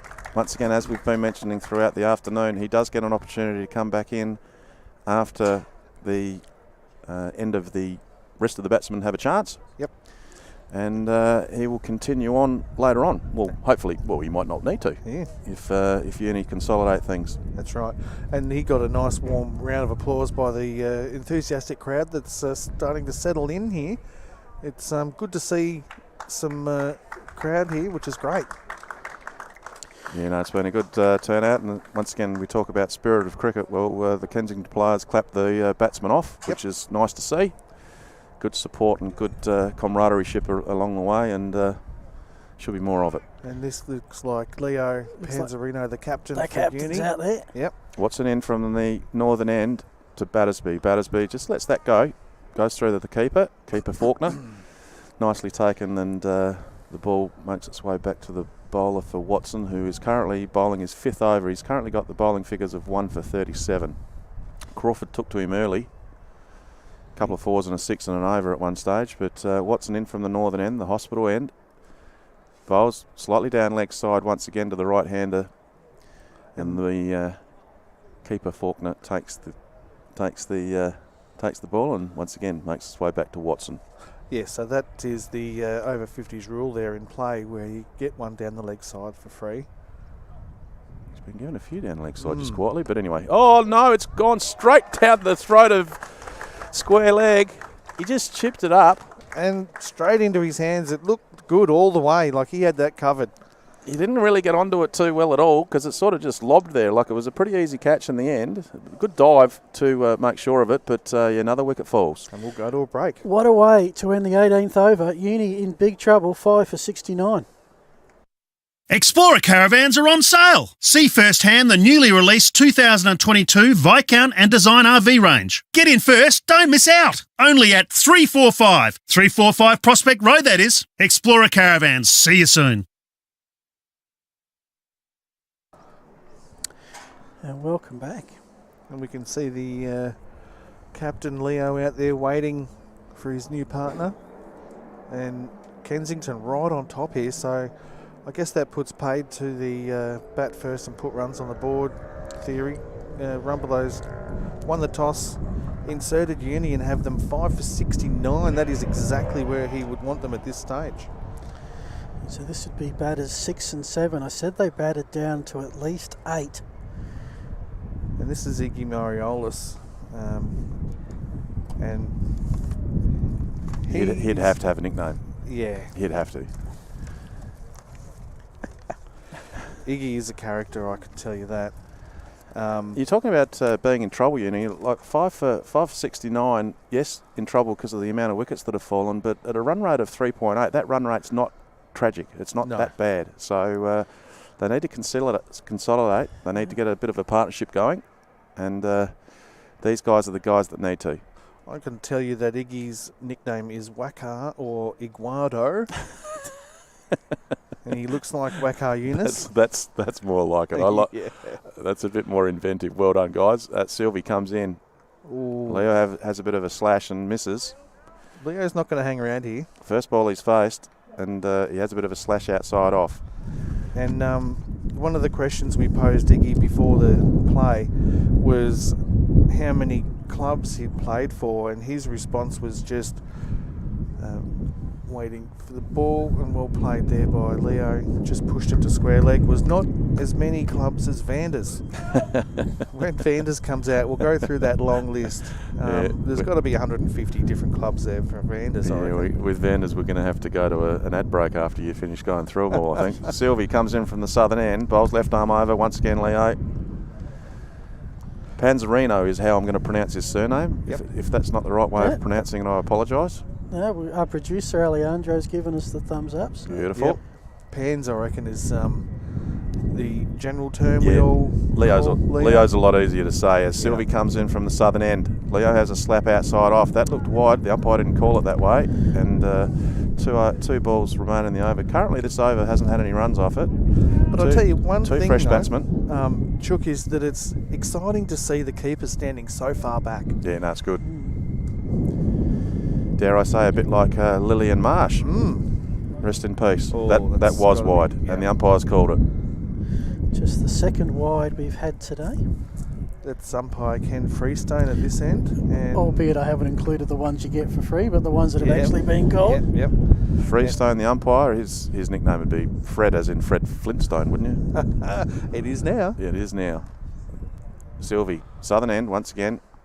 Ooh, that's got a little bit of heat on it, Sylvie. Has. I like his action. I like the bit of speed and the bit of heat he's got in his bowling.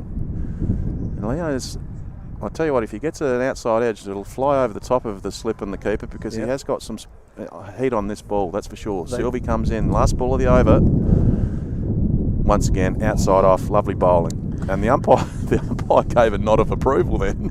The umpire actually showed a bit of appreciation. It was a maiden without the wide. There you go. Yeah, but Ken is famous for his banter with the players. He likes to have an enjoyable day, as does Craig Thomas, the other umpire. And that's great for the game. Absolutely. I love that. And been involved with Tomo, because of course Tomo plays. Yep. Yes, absolutely. And a couple of good umpires out there, and we cheerio to all the umpires out there. At the moment in regional areas, a lot of regional clubs are having finals. I love the blue. Yep. That's a resplendent blue. It's a new colour this year, and I'll tell you what, it's a more vibrant blue. It's I like the look with new sponsors, New Balance, but that's the SAVCA sponsors. Watson in from the northern end, bowling to the player there, and just played it back onto his pads, and it looked like it was going to roll back towards the stumps, but it's just stopped there, and no damage done. Mariolis is facing, and it was his first ball. Yes. Watson in from the northern end. Leo sent him back, and I'll tell you one thing that is listed down here for Iggy's highlight is batting with pans and not running him out. So he doesn't want that to continue. Sure, I tell you what, he made a good fist of it just the last ball. Just right. But anyway, just quietly, Watson comes in from the hospital end. Once again, bit of a player miss outside off stump. Yep. Watson's actually got better as the overs have gone by. He's pretty happy that Crawford's not out there at the moment. Crawford, of course, retiring on 40 a little bit earlier on, and Crawford had a bit of a go at Watson. He did with his bowling figures. And the field has changed since then, and Watson's got his line back, which is good. Watson comes in, left arm over, hospital end. Oh, great shot. Mariolis, that's step back, straight through covers, off the back foot, lovely 4 runs and lovely shot there by Mariolis. Shot of the day for mine on the Nelson replay. Back foot, cover drive, beautiful shot. All the way along the ground. I'd argue with you there, Shep. I reckon that 6 that Crawford hit was probably the shot of the day. Yep. But anyway, we won't argue. No. We won't argue. They were both very good shots. That's right. And you'd probably win, I reckon, Chook. At the end of the over, we'll get Mark back on the mic as Watson comes in from the northern end. Outside off again. Well played by Mariolis. He's 4 runs off 5 balls currently. End of the over. We've actually got, I would assume, the drinks break coming up, the halfway point, and we will have a special guest interview thanks to our sponsor, Explorer Caravans, part of our sponsors team this afternoon. The interview's not Benno, surely. Please, don't let it be Benno. Watson in from the northern end, great shot, and well fielded, well stopped. Stopped a certain 4. If it had gone through him, it would have been 4, and that's the end of the over. And a great shot by Mariolis, but no runs off that last ball, and that takes the score to 5 for 74 after the 20 overs, which is the half-time session of this innings. So as the players take a drink, and see the run rate currently is 3.7. As we're going to take a break and come to you with an interview very shortly.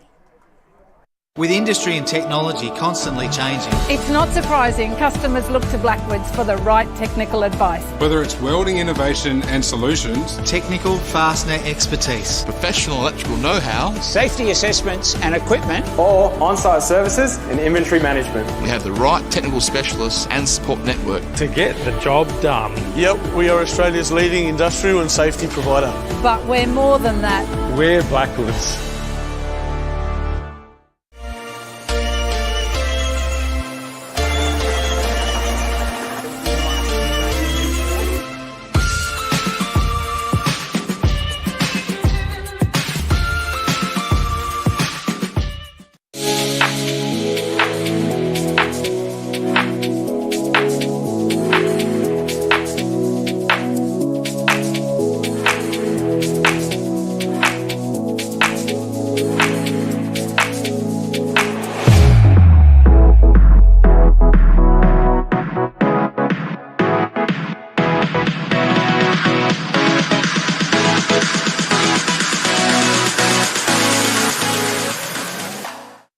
Make caravanning come alive at 345.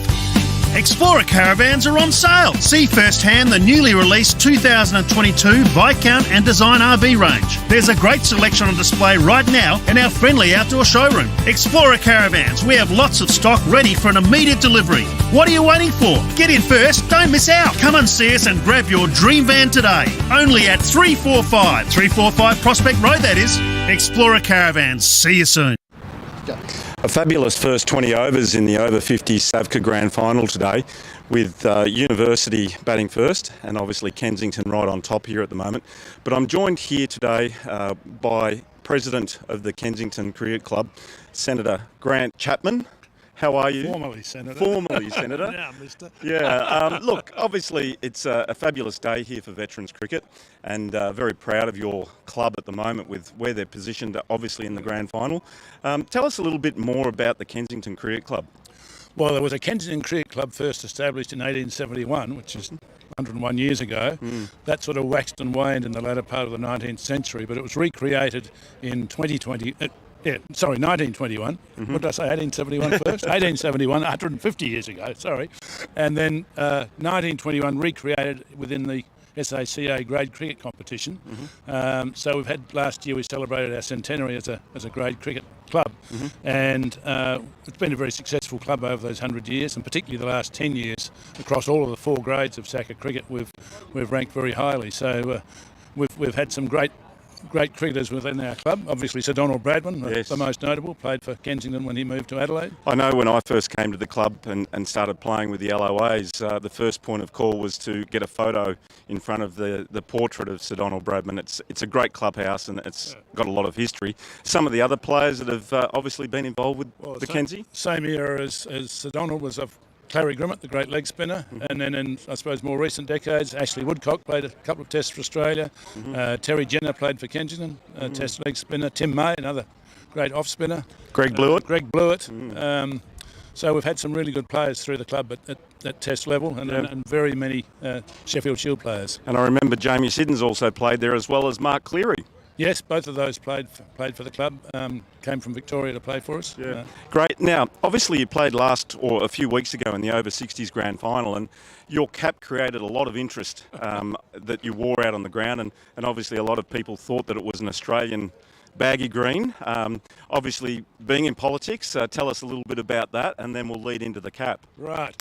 Yeah, well, I spent nearly 29 years in federal parliament, about 8 in the House of Reps, and then a gap, and then 21 years in the Senate, so from the mid-70s through until 2008. And obviously enjoyed that part of my professional career, but one of the enjoyable things was having an occasional game of cricket with the Australian Parliamentary 11, which we established. And we used to play an annual game against the Press in Canberra, but also against the ACT Cricket Association President's 11. But eventually we managed to organise some games against the Lords and Commons team, came out from England to play against us, and we played a couple of Parliamentary Ashes series. But during that period we also played against the Crusaders, a team in Melbourne that was put together by Swan Richards, who originally came from Adelaide, but went over there to head up when Gray Nichols set up their Australian factory in Melbourne, and he got a group of former first-class players together. They used to go and play against the school first 11s as sort of a coaching exercise. So they always organise an annual game then against the Parliamentary 11. And one of the years of those games, Swan came out with these 11 caps that it had produced, especially for the Parliamentary team, which is the one I've got here. And I think the commentators a couple of weeks ago thought these were 2 crossed bats. Actually, they are the mace and the black rod from the House of Reps and from the Senate, which lay on the table when the 2 houses are sitting. So it's that with obviously the crown and the 5 stars from the Australian flag on the cap. And how many times did you get to wear the baggy green for Australian Parliament?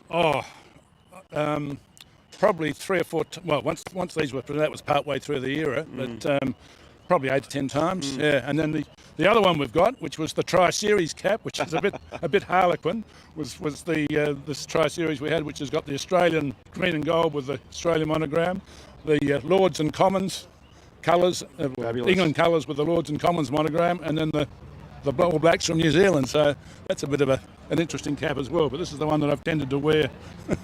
Fabulous. And so did you get to play with or against John Howard, obviously. Played with John. I was captain of the team. John was a member of the team, so on several occasions. So and he loved his cricket. Loved his cricket. Used to bowl these donkey drop-off spinners. and sometimes they used to go boom boom, double bounces. Yeah, that's right. Look, it's fabulous to catch up with you, and obviously good luck for the rest of the day with the Kensington Cricket Club.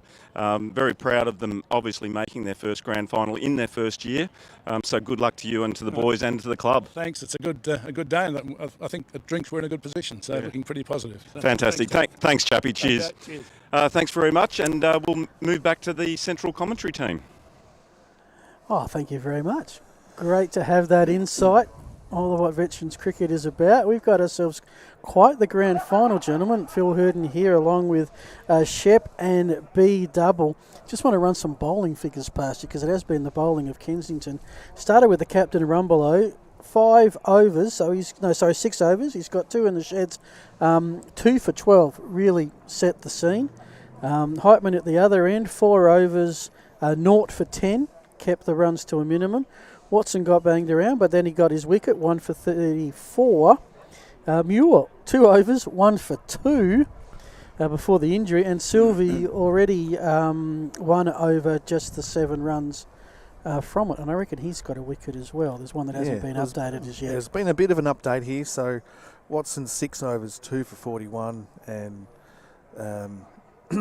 the batting card, Kerber, LBW, Rumbelow 8, Nugent caught Sylvie, bowled Rumbelow for 10, Crawford's retired not out on 40, Webber was bowled Muir for 2, Dennis Sester bowled by Watson 4, Battersby was caught by Sylvie at square leg there for Watson for 1, and Leo, Panzerino and Iggy Mariolis are in at the moment with Craig van der Vlag next in. So we're just about ready for a restart here. What total do you think Uni need to get to, Mark? Minimum 150. 150 is the minimum, and you'd want 170, 180. Yeah. So they really need to take some risks. So it's going to be all or nothing in this next 20 overs. They don't have a lot to play with, so they've already put out a deep square leg and a deep, I guess that's a cow corner, let's be frank about it. Yeah. So anything could be happening here. Thompson, the new bowler for Kensington, rolls the arm over, and that's whacked right over the head of Long On. Obviously, the captain's had a deep talk to himself during the drinks break and said, it's time to go. And he went straight down the ground for 4. And, Leo saw that one in his hitting zone, and did he go after it? Yes, he did. And the thing is with over 50s, if you're hitting them over the fielder's head. Yep. I know they're over 50s, they take a while to wind up and chase that ball. Next one, this time goes from the big whack to the finesse little play where the slips used to be to get the 1. That's right, but that also was born about because they did change the field. They dropped mid-on back straight and took the slip out and brought the field around. And Leo, being the crafty gentleman that he is, just dropped that into where the vacant slip area was and took himself a nice little single. And that's where they've got to start doing now, is taking the not as if it's a risky single, but take those singles and 2s. And that is the key right there. You can't just be looking for hitting boundaries. You have to turn the strike over. And that's exactly right. As we saw in the over 60s grand final, the difference between the two teams was the singles. Yep. Not turning the 1s into 2s. Yeah. Or even just turning the strike over. The dot balls add up. And tell you what, there's been 82 of them so far, and that's 81 out of 120 deliveries. Leo's not making it down there for that, and he knows the arm there at gully is going to be accurate, and he wouldn't have made that. So, and Thompson. So this is Russell Thompson coming on. So he's dropping him back. He knows this one's going to get flighted up a little bit, I'd expect.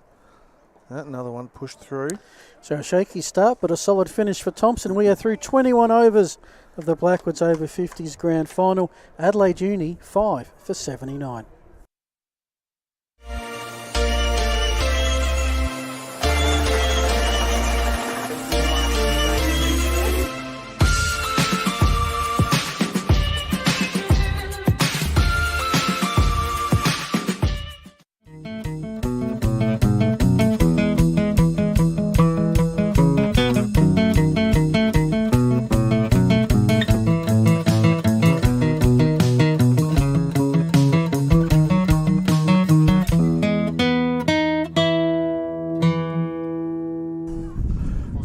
welcome back here to Karen Rolton Oval, and we've seen Russell Thompson come on to bowl, and he had a starring role in the semi-final with the bat and the ball.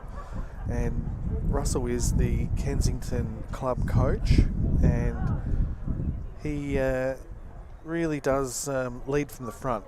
And now there's been a change of end, so Sylvie's coming on from the northern end, so he'll be bowling into the wind, and you can see that the keeper isn't as far back as he was as he's bowling with the wind, but left arm over. Don't think he would have chosen to go into the wind, surely. Nope. I know I wouldn't. No, that's the worst thing you can do. A big swing and a miss. Good start. Good start from that end from Sylvie. Yes, and Leo's not holding anything back here. If that was connecting, that it would be still going. They'll be on the road there, going down towards the Thebby Police Barracks. Yeah. It'd be in the hospital ward E, room 3. In again, Sylvie. Left arm over from the hospital end. Nice shot by Leo, straight to cover.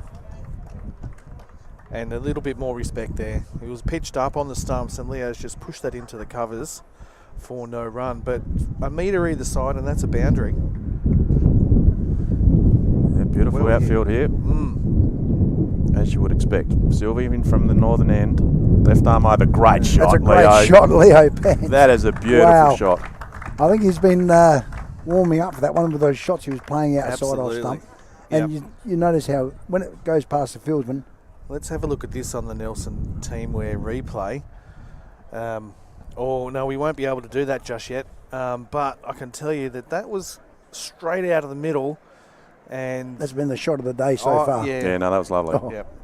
3 out of 3 there. Along the carpet all the way, no risk whatsoever. Lovely shot by Leo, who's facing up to Sylvie again. Left arm over the wicket. This time a little bit of sneaky work. Little dash and dabble. Very nice little tap there. Goes straight to point. No score. He got that a bit squarer than he was hoping, I reckon. Panzarino now on 9 off 12 balls. He's the skipper.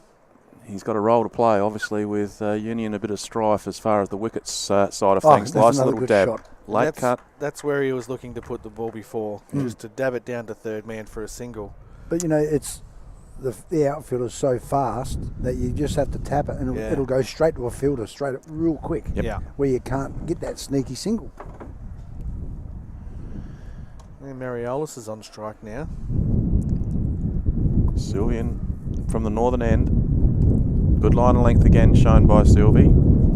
As mentioned by Shep, the speed isn't quite as fast when he's going into the breeze, but his line and length is still very good. So good over by Sylvie. Yep. And that takes the score of Adelaide Uni at 5 for 84 after 22 overs. 40 over game. Bearing in mind, of course, that it's 5 for, but Crawford is the retiree, the retired batsman for Uni who can come back in at the fall of the 9th wicket.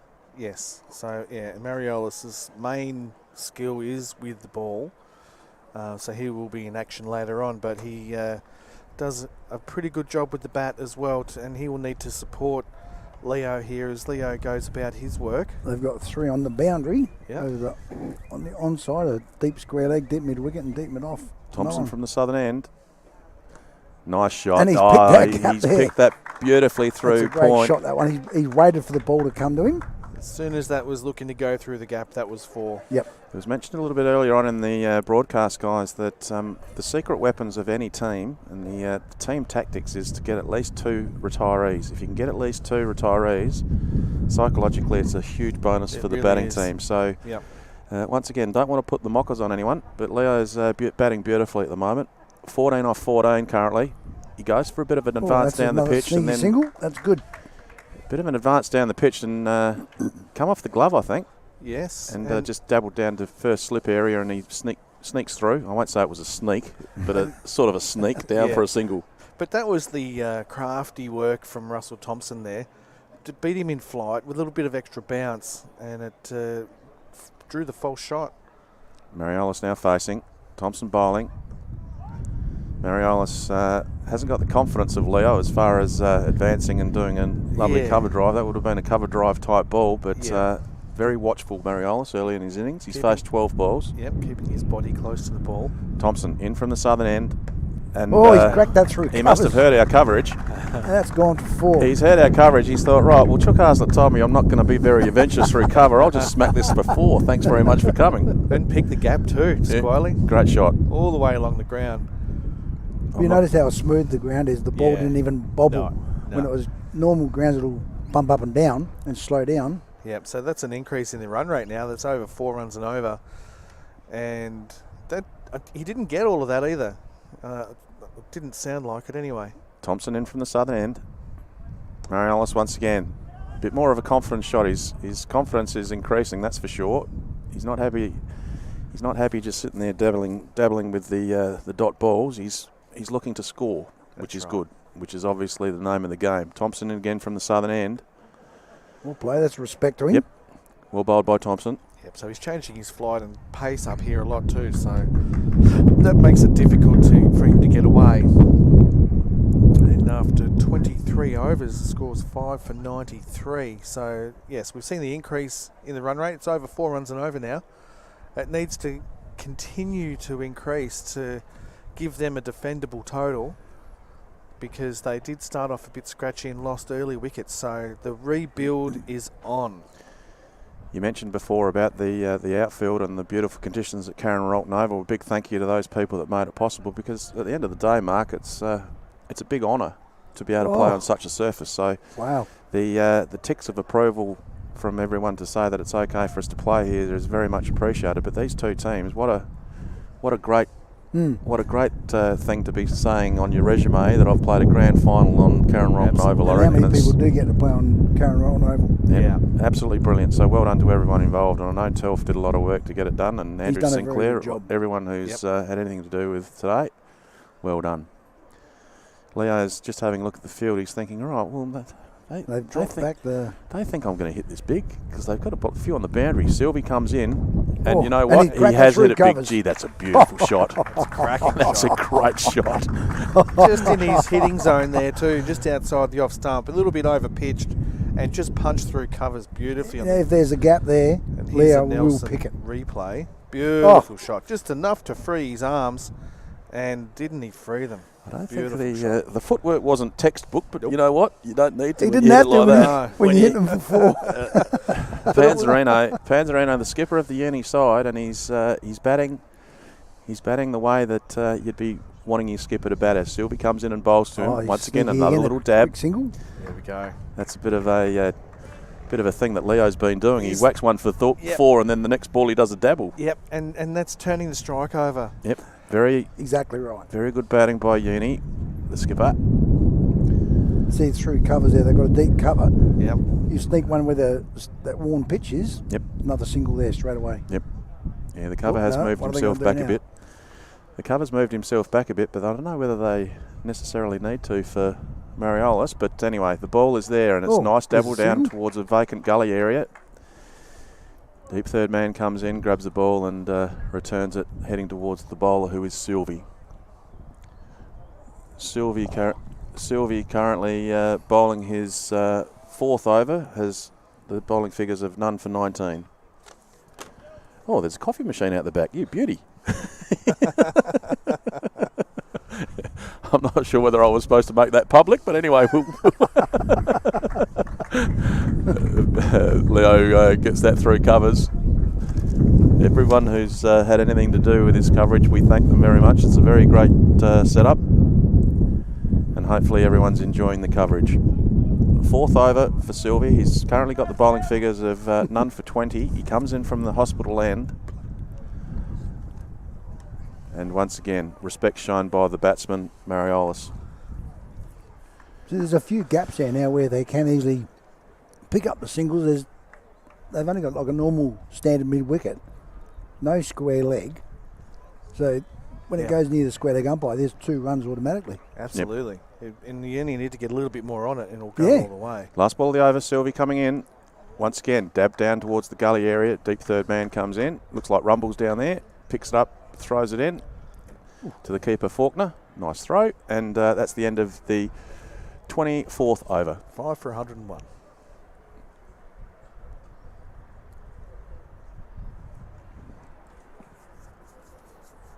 With industry and technology constantly changing, It's not surprising customers look to Blackwoods for the right technical advice. Whether it's welding innovation and solutions, technical fastener expertise, professional electrical know-how, safety assessments and equipment, or on-site services and inventory management. we have the right technical specialists and support network. To get the job done. Yep, we are Australia's leading industrial and safety provider. But we're more than that. We're Blackwoods. Thompson continues from the southern end. Mariolis hits it towards the point area. Fielded, thrown into the keeper. As you might have heard during the little bit of a break we had, we're going to be getting a coffee soon. That breeze is a bit chilly on the willy there, Mark. Oh, yeah, that's why I'm standing next to you, mate. You're on my wind block. Yeah, I'm doing a good job. You are, mate. I'm doing a good job blocking the wind for everyone else except for myself. Well, it's a bad ball and it wasn't punished. No, he's just for a single. I don't know whether it's my imagination, but did that keep it a little bit low, Mark? Did a bit, yes. Yeah, I only got about maybe top of stump high, maybe 6 inches down from the stumps, but maybe the pitch is starting to flatten out a bit now. Mariolis takes his total to 11 off 20 balls. Leo Panzarino's on 21 off 18. He's been very entertaining to watch. Some of those cover drives that Panzarino's played have been absolutely beautiful. Okay, they've got a deep point. They've got 2 covers now, I think it is. Yes, 2 covers, extra cover and cover, but no fine leg. Thompson has the bowling figures of none for 15 off his 2.2 overs. He looks around the field, he's happy with it, so he comes in from the southern end. And Leo has a bit of a swing, trying to get it down towards that fine leg area where there's no fieldsman. Deep square leg on the boundary. Thompson in again. Panzarino, that's a great shot again. He's done it again. That's a great shot again. A little bit lofted, but there was no fieldsman anywhere near it, but it's gone through that extra cover area. Yeah, he's picked the gap real well. And that's what he's doing with it. And you know, if he does make that bit of a shot where it's up in the air, it's not going to a fielder. He's picking that gap. The aim of over 50s is not necessarily to make 50, 60, 70 or 80 runs individually. The main aim is to get to your 40 and retire. That's exactly right. 25, Leo's on. Shows a bit of respect to a good ball from Thompson. 6 straight over, they've hit at least a boundary. Really keeps that scoreboard chugging along. Run rate of 4.27 at the moment, which is a pretty good run rate. Still wickets in hand, which is good. So they're recovering from a bit of a ordinary start, to be honest. A French cut. Well bowled by Thompson. Faulkner, the wicketkeeper, takes after it. I'll tell you what, he's got pads and everything on, and hopefully he doesn't pull a hamstring doing that. Faulkner shows off his fielding skills, chasing after it, takes the glove off, and well bowled by Thompson. Oh, it was a French cut between bat and pad. Yep. Just an update. I'm not sure. I might have been off air when you guys might have mentioned it, but the bowler Muir went off, and we were talking that we weren't sure what the injury was. Well, it has been confirmed. It's a baby. It's a baby cow. Yeah. It's a calf. A calf muscle. No, baby cow muscle. 25 overs in the books, and that last 5 over block, the best so far for Adelaide Uni. 33 runs with no loss. This is already the biggest partnership of the grand final so far. And that's what you need to have now is a solid partnership. So the guys, if below you, the next batsman can come in with confidence. Yep. And then if they get out, then you've got your not outs. When you start talking about party time, Mark, when does the party start? As in the big swings and the trying to get maximum. I mean, Leo's the sort of player. 30 over, Mark? Yep. Currently it depends on how many wickets you got left too. Yep. Currently 25 gone. Sylvie comes in. Leo goes through covers, but there's one on the boundary now as he's been smacking them through there. So if they can last till the 30 over mark with 5 down. Yep. Okay, that's when you start partying on a bit. Just repeating that it's a 40 over game. 25.1 overs have gone. Sylvie in from the northern end. Yeah, so the Mariola's playing miss. Wickets fell at 12, 30, 46, 59 and 69. This is a 39 run partnership at the moment, which doesn't sound like a lot, but in the context of this game has been massive. Well, you got Pans, who's scored 27 off 23, and Mariola's 11 off 21.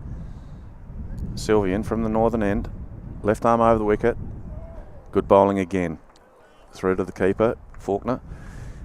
Team tactics always comes into play in over 50s, Phil and Mark, because of the fact of that retiree situation. So we know that Crawford can hit a ball and hit a ball big. So it's a matter of making sure that you know that you can use him again with a few overs to spare. That's right. To get that acceleration. So there is a lot of tactics involved. Mariolis. And really, you know, did he nick that? I'm not sure. I don't think so. But it was a good ball. It's gone through him. And Faulkner didn't take the catch behind the stumps. I'm not sure whether there was a nick on that. I don't know whether any emotions have been shown. But yeah, well, the bowler was in his arms open and shaking his head a bit, so maybe it was a little nick. Not sure that grin is a rare one or not. Yeah, anyway, no wicket, so it doesn't matter as far as uni goes. Bowler comes in again from the northern end. Gee, this is a good over by Sylvie. Only the one off at this stage.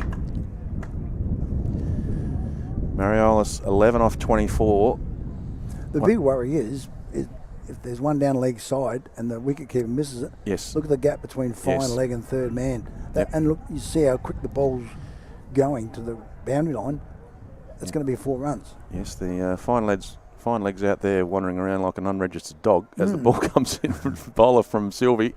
Once again, good bowling, good economical bowling there from Sylvie. Only one off it, I reckon, and that's the end of his 5th over.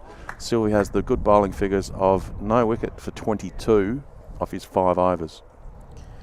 Yeah, so you're seeing every batch of overs haven't quite picked up whether it's a 5 or a 10 over block.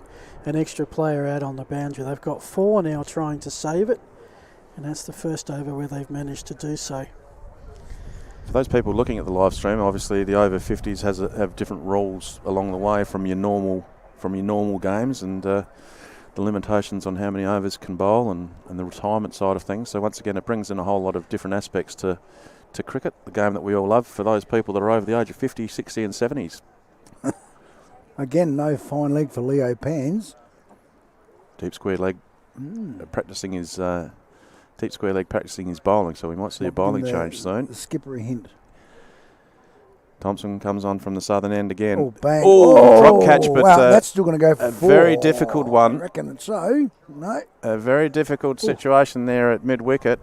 A drop catch, he got hands to it, but it was going like a Learjet. Leo, here we go. The action replay from the Nelson replay. Nelson He didn't middle it. It came off the bottom edge of the bat. Yeah, good attempt by the mid-wicket fieldsman. Cut off a couple of runs. It was 2 to Leo. Leo's played forward, straight back to the bowler, who misfields it. No. Who misfields it, and no run results. Leo's actually carrying a bit of an Achilles injury coming in from last week, so that's probably why he's not taking those little quicker singles. He just has to hit 4s. I never take any quick singles when I'm playing, mate. Either 4, 6s or 2s. I make an easy 3 look like a quick single. Thompson comes in from the southern end, and Leo, once again, a late cut, well played, good fielding by Kenzie. Throw it down to the bowler's end, no run. I love the 110, 70 of those 110 have come from a boundary shot, 4 or 6. Panzerano facing up to Thompson. He's given that Watts 4, but it's gone straight to mid-wicket. I think Leo's a bit upset with himself because he had 4 runs written all over that ball then, but good piece of fielding by mid-wicket. Hit the photographer down there. Yes. Thompson coming in from the southern end. Last ball of the 27th over. And respect shown by Panzerino, and good over by Thompson. That's his 4th over. Has the bowling figures of none for 22. Adelaide Uni 5 for 110 off 27 overs. Run rate of just over 4.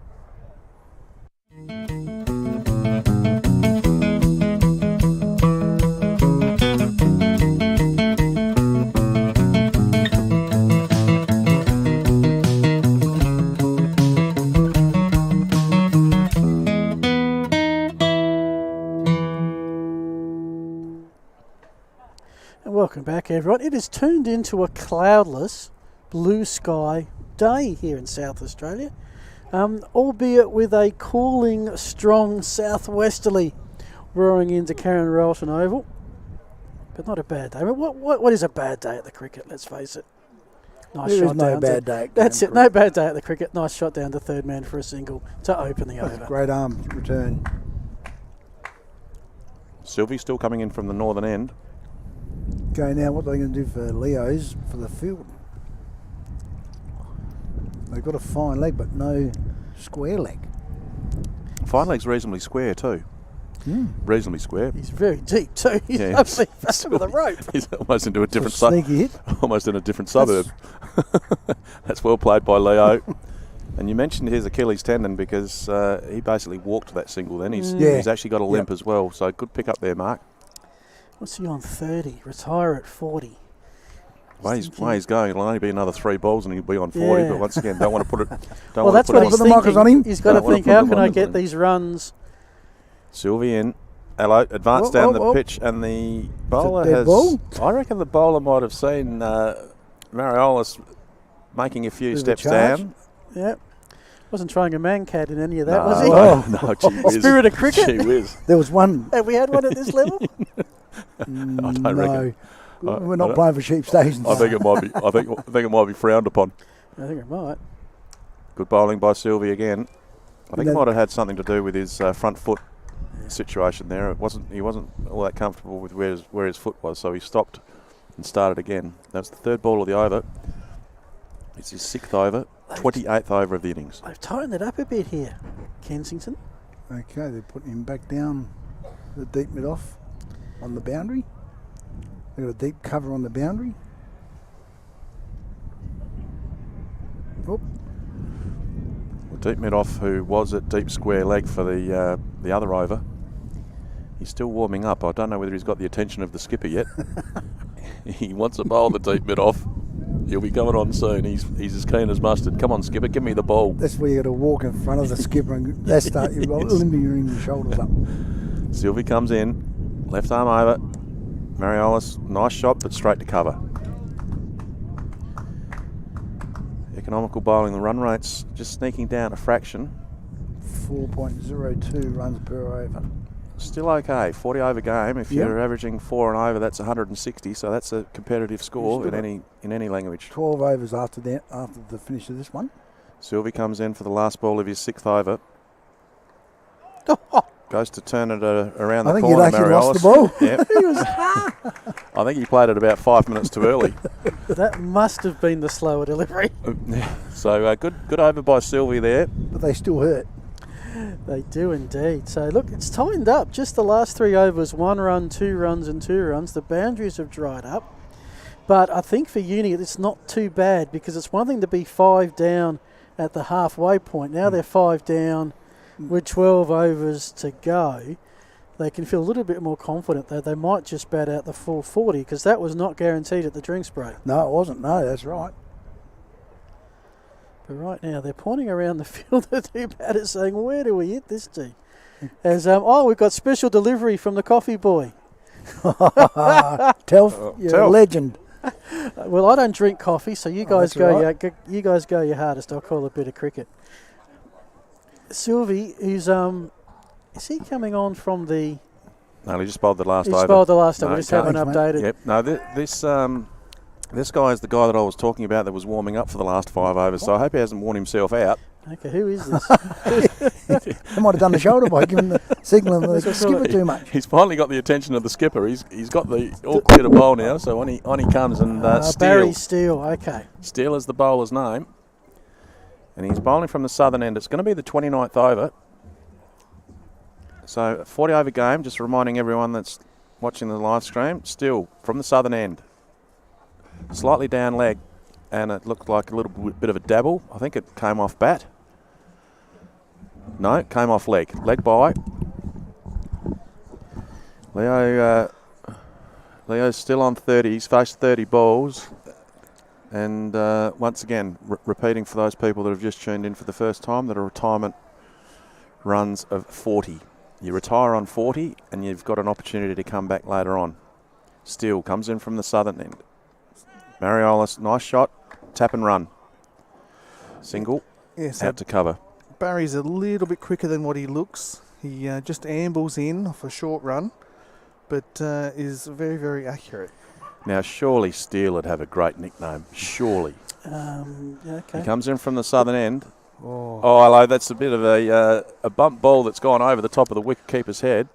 Inside edge from Leo. Probably should have been two, but because of Leo's calf muscle or Achilles, whatever the issue is that he's got, he only went for the single. That takes him on to 31. Well, I have one for him. It'd have to be blue steel, wouldn't it? Nearly. Oh, not bad theme. Toe. Steel toe. Steel toe boots. That's not bad. He comes into bowl. Mariolis plays the shot just to mid-wicket area, just a little bit of a dab and no run. Is a bit of a conflict. Son plays cricket for Adelaide University. Oh. Who actually, their A grade, I think, are playing out the back against Southern Districts in a very important Yes, correct. Premier grade game. Great shot by Mariolis. That has gone beautifully along the carpet all the way. Lovely cover drive. The cover fieldsman went for using the foot to try and get to the ball to stop it and wasn't successful. 4 runs, lovely shot, Mariolis. So takes his score to 17 off 33 balls faced. So if you dive and it's a harbour bridge, and if you get your foot over it and goes under your foot, does that mean it's the Opera House? Very good. Still throwing one down leg side. The umpire hasn't called a wide on that one, which is lucky for him. And that's the end of the over, is it? No. Yes, it is the end of the over. Yep. That's Steele's first over, and it's gone for 6 runs. The score is now 5 for 119, 29 overs gone in this 40-over limited over game. So 11 overs to go, and still 5 wickets down. So, Shep, there might be some party time soon, you would think. I've come in at the right time, I think. It's about to all happen, I think.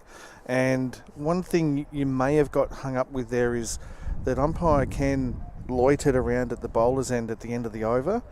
What he was doing is a pitch handover with his partner Craig Thomas, and so they keep an eye on all of the activity that's going on and around the pitch. A nice ball there, just ducked into the covers and pushing Leo with, I think it's Achilles. He's been having an Achilles issue, and he's been getting physio to get ready for this game. I think there was a bit of doubt that he was going to play at one stage. He's on 32 off 33 balls. Very important captain's innings he's played so far. Indeed. And obviously the main aim for him is to be a retiree when he gets to 40. So he's only 8 runs away from retirement. Sylvie comes in. Nice shot by Mariolis. Oh, there's a misfield. That's a bad misfield. And it's going to be cut off on the boundary, though, by Rumbelow, I think it is, down there. And they've only taken a single once again because of Leo's injury. He's not moving that well. Yeah, he's struggling. So it's probably costing a couple of runs because of his Achilles issue. Now he's got some issues with sweaty glasses, I think. Yep. So he's wiping the sweat away from his glasses, putting his helmet on. One thing that is important when you're playing cricket, and especially when you're batting, is the ability to see the ball. So yep, that's why they got you up here for the comments. Special comments by Shep there. Well done, Shep. Lovely. Yep, that's a bit of Shep humour for you. Sylvie comes in. He's bowling his 7th over. Comes in left arm over. Didn't help much. Leo does the yeah. He obviously didn't clean his glasses. Maybe good call, Phil. Well done. Sorry. Oh, he was beaten by pace there, and Sylvie's bowling quite well. He's in his 7th over now. He's only gone for 26 and into the wind too, just quietly, and it's a fair wind. Left arm over, hospital end. Nice little dab by Panzarino. And I tell you what, there was a shot at the stumps from third man to push Leo. Yeah, they've noticed that he's not running that well, and he's in a bit of pain. So they're trying to capitalise the situation the best way that they can. Yeah. Nothing free out here. Sylvie coming in, left arm over, northern end. Mariolis, good shot. Good shot. That's 4. Yep. I think it was a deliberate dab down through a vacant slip area, and it was fine enough to beat the deep third man. 4 runs, Mariolis. That takes his score on to 18 off 35. Correction, 22 off 36. Yeah, I'm not sure if he was expecting it to go that fine. I think he was trying to push that behind point or cut shot anyway, but I think it got more of an edge than what he was hoping, but it got the same result. Flew away to the boundary. I'm going out on a limb and saying that Kenzie will start panicking shortly because both of these batsmen look all right. Both of these batsmen aren't that far away from retirement, and there's already Crawford who's retired in the in on the bench that can come back later. So the bowler, Sylvie, comes in. Mariolis plays a nice forward defensive shot and runs down the pitch, and then realises, well, hang on a sec, Leo's injured. He won't make it, so let's not run. No, and I think he may have forgotten a little bit there that his highlight is not running Leo out, and that would have come crashing. Alrighty, 30 overs are in the books. 10 to go for Adelaide University. They are 5 for 126.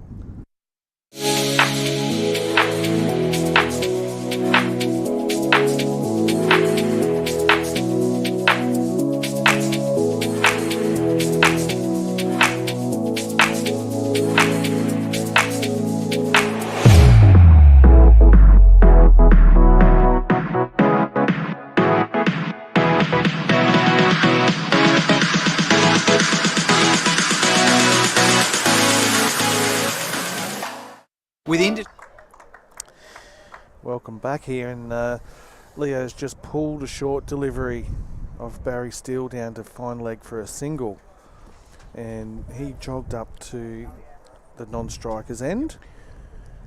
Currently on 34, Steele's the bowler from the southern end, comes in for the second ball of the over. Oh, and a French cut that's just missed the stumps. It's gone down towards fine leg.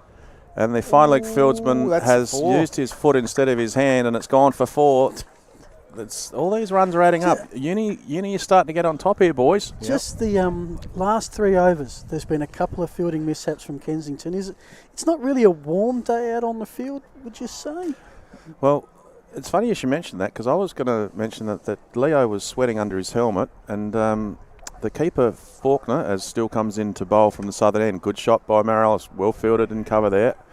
But Faulkner, who's just wearing a cap as a wicketkeeper, was wiping the sweat off his brow as well. So whether it's a bit warmer out there in the sun, I'm not sure. But I'm thinking about putting a jumper on myself here. It's quite chilly. But Steele comes in, bowls. Mariolis shows a bit of respect, dabs it back down to the bowler. Still bowling well.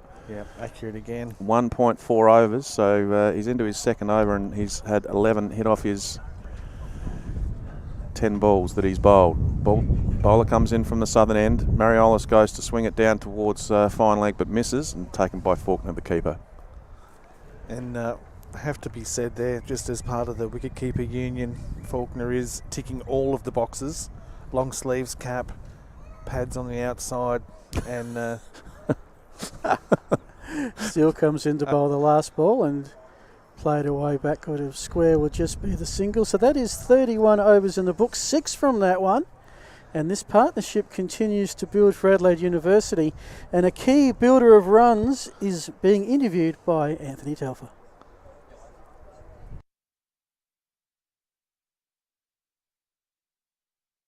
By Adelaide University batsman Graham Crawford. Fabulous knock, 40 retired off 31 balls. Obviously it was a period in the game where you turned it very quickly because you obviously got off to a slow start. What were the conditions like early? There's a little bit in the wicket. Obviously a bit of both movement off the wicket and in the air. They took the pace off early on, which I think was probably a decent move. But yeah, it's just gone on to the loose balls. So they bowled a few of them, fortunately, and that was... Yeah, they obviously bowled leg stump to you early on, and that allowed you to get off to a bit of a flyer. And then obviously with losing those wickets, you then had to knuckle down and just push the ones. Obviously you're a very aggressive batsman and like to hit the ball to the boundary. Today you had to sort of change your game a little bit in that second stage. Yeah, I think it's important for us to actually, for me to get in the shed. Vital really for the state of the game. So yeah, I probably checked in a little bit towards the end. Every now and then you might have to do that. Yeah, great. It was a day. Great, and obviously now you're just waiting in anticipation to hopefully come back, in the last few overs to tick the score along a little bit more and try and get up to a score of around 200. I would have thought. Yeah, I think we're looking for 200 is where we should be at. If I get in again, then obviously I'm going to give everything I've got and hopefully hit some fireworks and some boundaries. Yeah, very good, very good. All right, thanks, Croft, and we'll go back to the game. Thank you. Very much. Cheers. Sylvie in again. And a quick single here. Ooh, anything could have happened then. Looks like an inside edge there, and they ran through. Mariolis was running to the danger end, and they made it through safely for a single. We're going to possibly, and look, I'm jumping ahead a little bit here, but with that 41 retirement, and they're both getting into that range, it almost becomes a disadvantage if you end up with two new batters coming out shortly after each other. I mean, I'm getting ahead of myself because Marios has got 12 runs to go. You've made a very good point. I reckon one of these, at least one of these, should be going happy days. Yep. And a little dab. Good bowling by Sylvie. At least one of them have to make a sacrifice to score as many quick runs as they can. Yeah. And get a new batsman in who rightfully should be having a bit of whack as well, because Absolutely. you've got that Crawford in reserve, who is the only person that's hit a six today. Sylvie comes in from the northern end. Because the over's 26 to 30. Uni scored 20 runs with no wickets. And you give that win to Uni because they conserve the wickets to they're now in that situation where they've got a few in the sheds. They can start opening the shoulders now. I think it's really important that Leo gets his 5 runs and brings Van der Flag back in, or in for the first time. They need to accelerate. That's a great shot by Mariolis, but you know what? Straight along the carpet and straight into the hands of the covers. No run. Right. So 8 overs to go, gentlemen. Just very quickly want to thank our sponsors that have made this whole stream possible. Hope you're enjoying it at home. Blackwoods, of course, sponsoring the over 50s competition. The Adelaide Oval sponsoring the scoreboard. What an iconic place that is. Nelson Teamwear with the replays. Explorer Caravans giving you the interviews with Telf down and Shep down on the boundary. And SW and Seed Company with the drinks break. Plus a whole stack of other sponsors. JK Rampage Builders, Astute Finance, the Spirit of Cricket on display here today, Hodgson Print, Mark Willoughby Photography, the South Australian Veterans Cricket Association, and of course the South Australian Cricket Association. We certainly thank them for letting us utilise this wonderful facility this afternoon. And a special cheerio to the number one sponsor for the commentators is whoever supplied the lollies. Magnificent. Oscar. Yeah. Oscar, if you're at home watching. Well done, Oscar. Good on you, Oscar. We love your work. It helps us keep our dulcet tones so silky smooth. Keeps our calories down as well. That's it. Steele from the southern end, bowling his third over, comes in, outside off. Once again, that little dab of Leo. I'm not sure whether there's microphones on the stumps, but I could hear a bit of an expletive from Leo saying that unfortunately I didn't get any runs off that shot. Yes. I think he might have been saying. Yep, it was letting bit of frustration. Yeah, it was a no run, I think. Yeah, Steele comes in, second ball of the over. Leo, nice shot. Just pushed out. Panzarino pushed it out to deep cover, 1 run only. Takes him to 36. Retirement score of 40 is the target for Leo, and as mentioned by the boys, I think we need a bit of happy days. We need some clearing of the pickets or clearing of the rope. That's right. So we can see Steele coming in again to Mariolis. There we go. And here we are. And they're still going for Leo's end, rightfully so with his injury.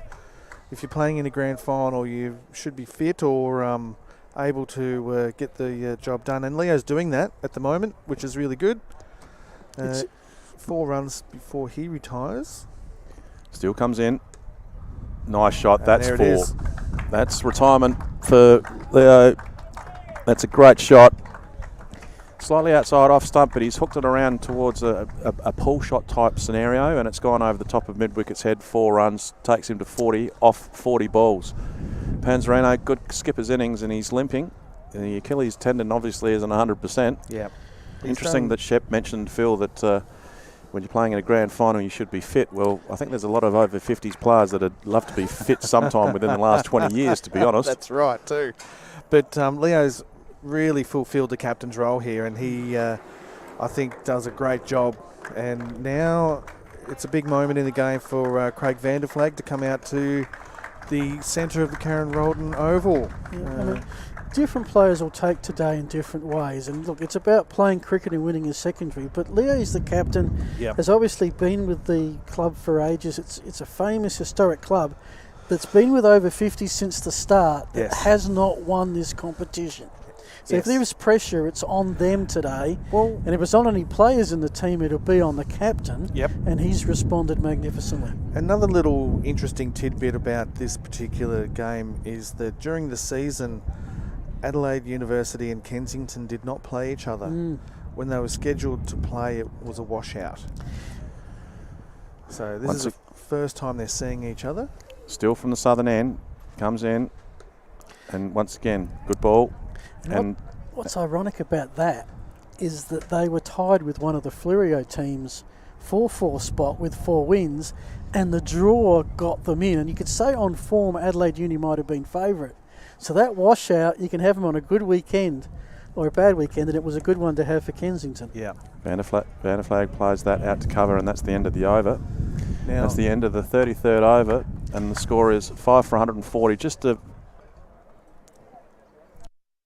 With industry and technology constantly changing, It's not surprising customers look to Blackwoods for the right technical advice. Whether it's welding innovation and solutions, technical fastener expertise, professional electrical know-how, safety assessments and equipment, or on-site services and inventory management we have the right technical specialists and support network to get the job done. Yep, we are Australia's leading industrial and safety provider. But we're more than that. We're Blackwoods. Alrighty, so we mentioned earlier before that Iggy said that he hadn't played for half as many clubs as Craig Vanderflag, and I think Vanders has only listed about 2 or 3% of the clubs that he's played for, which is Payneham, Modbury, Hope Valley, Prospect and Tea Tree Gully. It could be a circuit of that, where he changes clubs every couple of years. And yeah, Vanders and I played at Tea Tree Gully about 20-something years ago, we'll say that. And he's a quality cricketer. don't talk him up too much. He's only faced 2 balls and he hasn't scored yet, Shep. Hang on, just hold your fire for a little while. As Muir looks like he's come back on the field after that calf injury, which is interesting that he's come back. Heinrich is the new bowler from the hospital end. Good bowl, nice line of length to start with from Heinrich, and Mariolis 29 not out off 48 balls. Taps it back to him, no score. Facing up second ball of the over. Heinrich, not sure what his nickname is, but his line of length on the first ball was very good. Mariolis decided, right, well, it's about time I opened up the shoulders a bit, and he has, and it's gone down to deep mid-on. They run too quickly. Vanders looks a lot quicker than what Leo does as far as running between the wicket goes, so that was an easy Absolutely. Ask and you shall receive. Yeah, lovely work, Phil. Ants. Oh, there you go. That's like any Shep. Yeah, no. Any Anthony is ants. I'm really concerned about these two teams as far as their picking of nicknames. They're very ordinary, if you don't mind me saying, Phil. It's like you've had a lot of time to get in your good nickname. Yeah, no, Ants is just not good enough. Bowler comes in, I should say. Lovely shot once again by Mariolis. He goes out towards that cover area. Straight out to the sweeper though. So off the back foot, single only. 32 runs off 51 balls. Once again, they're looking for another retiree. There's still 6 overs remaining after this over. So with 6.5 overs to go, the shoulders need to be opened. Score 5 for 143. Vanders waits for Ant. Outside edge, it's going to drop short. Great effort. Gee, that's a good effort. I tell you what, that was a little bit of luck there. He didn't get his hand to it, but as he face planted, his back foot come through, and I think the ball hit his shoe. Yes, bit of Lionel Messi. Yes. So yeah, very, very lucky there. That could have been another run there. Also could have hit him in the head. Could have too. I think that was Rumbles down there. Vanders, you talked him up. Great shot by Mariolis. Straight down to mid-off. Yep. Deep mid-off, I should say. Only a single. You talk up Vanders, and his first scoring shot's a snicker. Snicker nearly got caught, but anyway. He's not known for his batting, I've got to say that. He's facing up to his 4th ball now. Heinrich, 5 runs currently off the 5 balls he's bowled. Good shot by Vanders. Looks like it's going to be a single. 6 off this over. One thing that we do... nearly that would have been dangerous if they went back. Vanders is not that quick, but one thing that we do love about this competition is the banter between the players, and Vanders does talk himself up, and we love to give him an opportunity to do that. And it's all about hard and fair cricket. That's his highlight of the best thing about over 50s cricket is the hard cricket and great friendships. And that's what it really is all about. His best bowling figures are 7 for 77. He's, believe it or not, he's scored 100, 104 not out. And his highlights for cricket is making the over 50 state team a premiership prospect in 95, 96, and being selected to play in this over 50s unis team. So he's had a career started with highlights, and this being another one. Hydrick comes in. He was the 8th bowler that Kensington have used today. So that's played down to fine leg for a single. Just momentarily thought might have lost it there for a moment. So the question starts to be, with now just over 5 and a bit overs left, of who do you bring in to finish? If I was going to nominate a couple, Heitman is 10 from his 4 overs, and of course Rumbelou's got 2. He was 2 for 12. So Yeah, they'd be my closers. It's getting to that point. Yeah, Rumbles will be back in again with his outswingers. He's very outswingers, but Barry Steele's doing a good job here too. He's he's in his 4th over, and in again, and that's a nice little hoik. That's a great shot. I think you could probably say a dirty hack across the line has got the job done out to cow corner, and in the hitting zone though, it's got what it deserved. This is where they start from the 35th over now. Yeah. This is where they've got to really start pour the run. They've got to average, you go 10 and over. Yep. You need to be back of a length here. Make it a risky shot. But again, look at the gap over square leg. Yeah. And the slower ball, that's well bowled by Steele. Oh, it's a wide though. Slower ball, just a little bit wide. Well, they've cracked the 150. If we go with B doubles 10 and over, even if they don't score the rest of this, that's looking at 190. And that would be something to chase. Yeah, that I'll tell you what, was some courage there by Steele. He bowled a slower ball, which was a wide, and then followed that up one with another slower ball. That's a lot of courage there. Steele in again. Down the leg side this Good time. take on the leg side by the wicketkeeper. And Ken turned to the scorers but didn't call it, with the crowd giving the big ooh. I think Ken might be having a little bit of fun with the crowd there. Nice little shot to mid-wicket. Yeah, we whip off the pads. Thinking about the second. Putting some pressure on the field, but they're up to it. And so Vanders holds the strike, and at the end of the 35th over, it's 5 for 154. So after the drinks break, Adelaide Uni have not lost a wicket there. 5 overs, 21 to 25, 0 for 33. Then 0 for 20. The last 5 overs, 0 for 27. So yeah, they've put themselves in a position for an explosive last 5 overs. This reminds me of that under 60s game 3 weeks ago. Yeah, sure does. Can they find the accelerator and really give something for Kensington to chase? Yeah, I think that's what's going to happen here, because the wickets in the shed means there's more risk that they can take, which is exactly what's happened here. The ball's up in the air. It's going straight down his throat. It's taken out there at cow corner. But, you know, that's the thing. Okay, he's just got out, but he's trying to make the run. That's right. Make Absolutely. the play. Yep, he did the right thing. He either hit out or get out. I think that is the name of the game right now. On the Nelson Teamwear scoreboard on the replay, you see it straight down his throat, safely taken out there in the outfield. Because here's the other thing, is if you get to 8 down, you're going to bring back a batter who's retired, not out. That's right. That's right. And that'll be Watson first. And he was in good touch. We go to a break.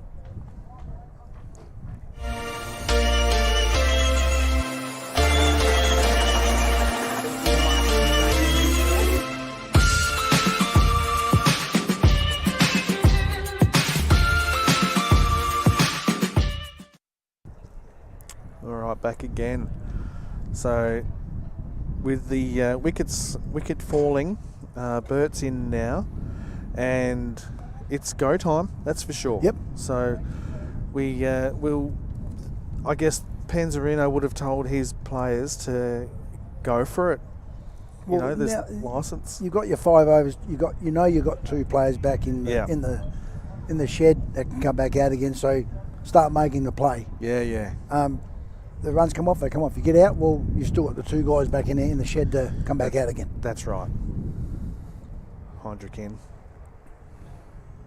Work down to the 45, and there's pressure on the fielder here, and they've run through for a single and come through safely. I know it's kind of weird with the retired not out in the middle of it, but that 6th wicket was for 77 runs. Yep. So it went from really looking disastrous at 5 for 69 to now 6 for 155. 155. Actually, I better redo my maths. I'll come back with the proper figure in a sec. And Hydrick in again to Bert facing his first delivery. Oh, it's a quick single. Left armour. Good pressure. And well done. That's great pressure there. Absolutely. You've got to go for it like no more dot balls, I think, is the nature of the day. Even those short singles, the fielders have to get in, pick it up, make a good throw. And by that stage, you're pretty well home. 86 run partnership, sorry. Oh, you got the dog. Missed that one. He was going for it. He's going to go straight over to covers there, in between covers and the mid-off. So Mariolis was looking to retire with 1 hit. He needs 5 more to retire. He's looking to do that with a boundary 6.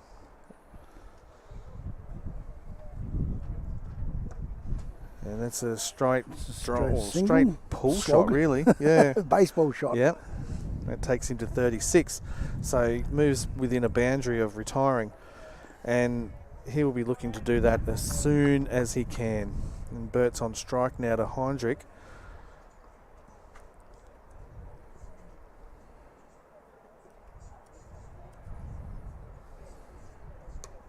And that's a full pitch.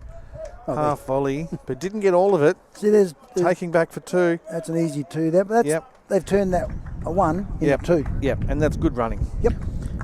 And that is only the 5th 2 that we've seen today, which I know that's how... It was 5 more than the over 60s game, I think. I know that's how veterans cricket works, but in the context of the game right now, to get every single run you can out of this innings... That's all you've got to do. That's right. And I think the other part to that is the 2s have been reduced by the fast outfield. So if you hit the ball out to the outfield and it goes straight to them, it's nearly only a single.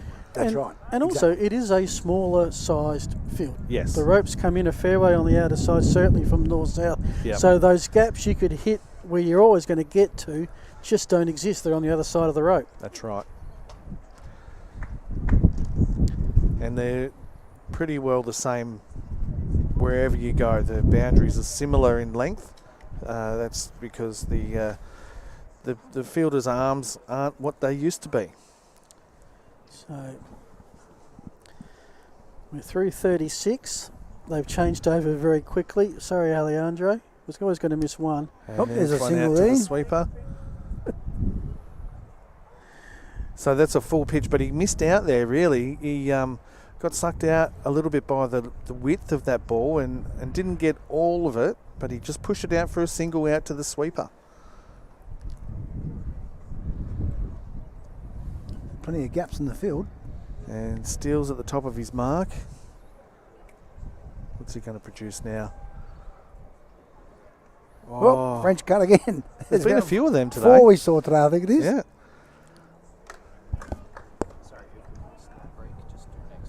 And so that fine leg fielder's getting him work out. He is. There's been a few good arms. I'm really impressed by the amount of good, solid arms that are still left in the Kensington team. And that's going to be 4. Yes. No need to run for that. That's that gap. That was between square leg and fine leg. Yep. You've still got to have someone sitting on the Nelson at backward square leg. Well, you sucked him in there a little bit, and he knew that he was on the 34, 36, 37, and that is Mariolis retired, 41. 3 retired now. That's 3. So now they really do have a licence. Then comes Mojo. And sometimes in this situation, you might even see this particular batter just going for it from ball one. I think that's what they've got to do now. They've got now 3 overs after this one, and try and get it to 180. Yeah. Oh, look, I think 180 is definitely there. It's 200 is even a possibility, because what are we? We're going to be 21 deliveries. So you'd think probably around 25 runs to 30 runs will put them in that 190 area. A couple of 4s per over. Yep. And yeah, you're up to 200. So my pass score at the start of the day is looking better than what it was halfway through, that's for sure. Well, certainly looking better than it did at the 4 over mark. Oh, that's right. I've never seen anything like that before in my life.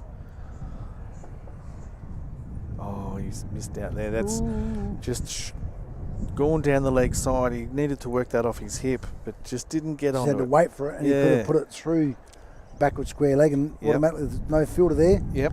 It's going to go for 4. 6 off the over already. Oh, that's a good sneaky single. Yep.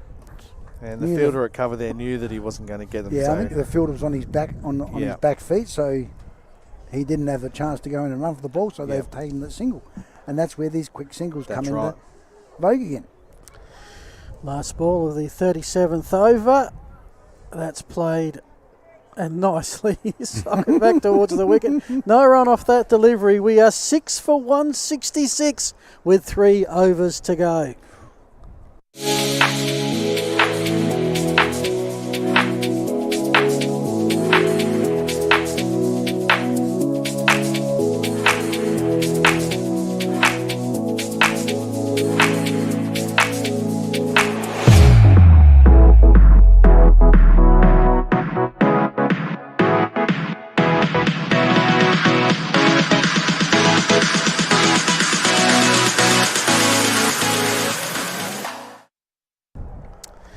Welcome back. Karen Rolton over the Blackwoods over 50s grand final, Adelaide Union, Kensington. Heinrich from the northern end, playing a miss. Bert the batsman, he's on 4 off 4 deliveries. It's party time, there's only 3 overs to go, and the score of 166 is probably a bit under par, you would think, Shep. Absolutely, yeah, so they're a lot of work to do yet. I think every ball is a scoring opportunity now. After being sent in, 166 probably isn't too bad, considering Kenzie obviously saw a bit of a chance to take advantage of a little bit of a green wicket. But cheeky single there from Bert. And I'll tell you what, that was an experience by Heinrich there, because he knew that if he had shied at the stumps and missed, he'd give another run away, so he held onto it. At least another one. Yep. Comes in. That's a good shot. Has it found a space? Yes, it has. 4 runs. 1 bounce 4. Great shot. Just rocked back on the back foot, shorter of a length, and pulled that one forward to square. Good shot. Crocker, the batsman there. Found the space, plenty of space out there if you hit it in the right spot, straight over the top of mid-wicket's head. 4 runs. And he's checking the field out again, and the square sweeper has been brought around a little bit to plug that gap, and Rumbles is bringing himself out to square. So there's 3 sweepers on the onside. There's 4 in a succession. Correction, Yep. that was Bert, I believe, that hit that. Was it Shep? Yep. So he tries to repeat the dose, as you would, with only 2.5 overs to go, and swing and a miss from Bert. That's right. And he's on 8 from 6 balls. And one thing that we haven't said as well, you'll notice that Bert's not wearing a helmet, and in the veterans cricket that's not mandatory, so he's allowed not to wear a helmet. Heinrich in. Bert advances. That's a good looking hit, and that is a maximum. By a long way too. If the rope is all the way back, that's gone over that boundary too. Yes, that's almost landed in a different suburb. That's a very good shot with the aid of the breeze going with the ball. And Nelson replay tells us he was dancing down the wicket there too, so he's... Oh. And now... Keeper comes up to the stumps. Heinrich in, following the Bird, who's swinging like a rusty gate, and that's a great looking shot straight down the ground, and it's been misfielded, and it hits the boundary line, and it is 4. Another 4 to play there in Bird. He takes his total to 18 off 8 balls. It's exactly what Uni needed. 15 off the over. That's well been the most expensive over thus far this inning. Yes, and I think we'll be potentially seeing a bowling change, maybe, although Barry Steele's been going all right. Depends if Rumbelow wants to come back on or not in the happy hour. Going to be tough on a bowler to bowl one over in these sort of circumstances, but still, something's going to have to change. I think Steele is coming back on. Keep going. Heinrich just finished his third over, 1 for 26. Got a bit of pasting that over, but when it's party time and there's only 3 overs to go, there's always going to be some sort of action happening. So That's right. 2 overs remaining. He got his hand close to that one. I'll tell you what, if it had hit him in the hand, it would have done some damage because it went through. Still bowling from the southern end. Good nice shot. Little dab. There's a chance for 2. Cheeky little dab down to backward square and plenty of time to come back for a second run.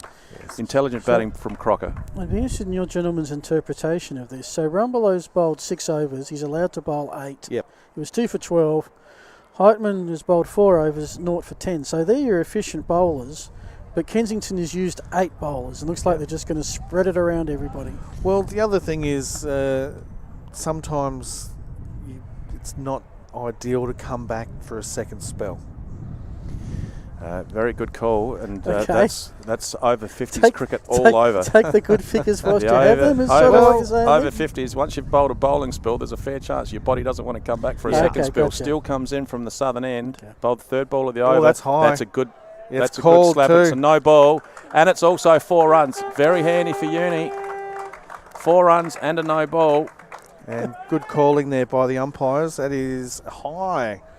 And called straight away by umpire Thomas at square leg. Actually, both umpires called it at the same time, which was good umpiring by both of them. Yes. And they have been good today. They have been. Very good. Still comes in.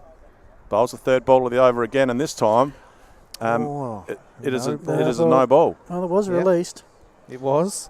It's straight away no ball. And gone through it. Well, didn't bounce twice. It bounced about 6 times. I don't know whether we've got a replay about that, but that was fairly ugly, boys. Just quietly. Sorry, Barry. We might get to see this one again. Well, there's a discussion going on. I haven't actually seen that happen for a long, long time. But anyway, we'll start again and come in for another ball from Steele. That's a nice big hit. It's going over the top, and that's 4 runs. 1 bounce, 4 over the boundary as well. Gee, Bert's playing a good innings here. That's his 11th ball that he's faced, and he's on 26. It's exactly what Uni needed. Absolutely. Well, between no balls and what have you, we've had 12 off of this over. And with 3 balls to go. Over 3 legal deliveries. 6 for 194. This is exactly what Uni needed. And Bert, where's he been? Is his nickname Ernie? Told you they batted deep. He's their number 10 batter. Ernie and Bert. Bert facing up again. Whack. Straight to cover. This time. Oh, misfield. Yes, got an opportunity for a single. Actually, is Bert's nickname Ernie? Well, we're having a look. Birdie. Birdie. Birdie. Oh, come on, guys. Seriously. Every time you build it up, Crocker, it just falls flat. The question is... Crocker's nickname would be Joe, wouldn't it? Well... Joe Crocker? The question for why... Steele comes in from the southern end. Crocker, nice hit, Oh, straight to the bowler and a run out. Well, Bert's Steele out. Made sure of that one. Bert's been run out. Crocker went straight, hit the ball straight back to the bowler. The bowler, nice safe hands, grabbed it and a run out. Well, bit of athleticism there. Good to see. And we will... We're waiting on bated breath for this. That's right, and we'll go to... There it is. But we'll take a quick break now and be back in a second. With industry and technology constantly changing, It's not surprising customers look to Blackwoods for the right technical advice. Whether it's welding innovation and solutions, technical fastener expertise, Professional electrical know-how, Safety assessments and equipment, or on-site services and inventory management we have the right technical specialists and support network. to get the job done. Yep, we are Australia's leading industrial and safety provider. But we're more than that. We're Blackwoods. Welcome back here to the Karen Rolton Oval, and we can tell you that the Adelaide Oval scoreboard tells us it is now 7 for 195 off 38.5 overs, should say. Crawford is back and Croker is on strike. And that is up in the air and it's fallen safely. taken it on, and he's gone too. But There's sacrifice there. What's two of the ugliest run-outs you're likely to see that have almost been run out by daylight. It's out by about 1.5 metres, that one. No need to access our stream for the No. replay whatsoever. No. But what that does, I mean, you talk about sacrifice. What that's going to bring out, a retired Correct. batsman. You've Well got done. two Yep. batsmen in Spot on. form for the last 7 deliveries. We'll take a break. Don't go anywhere.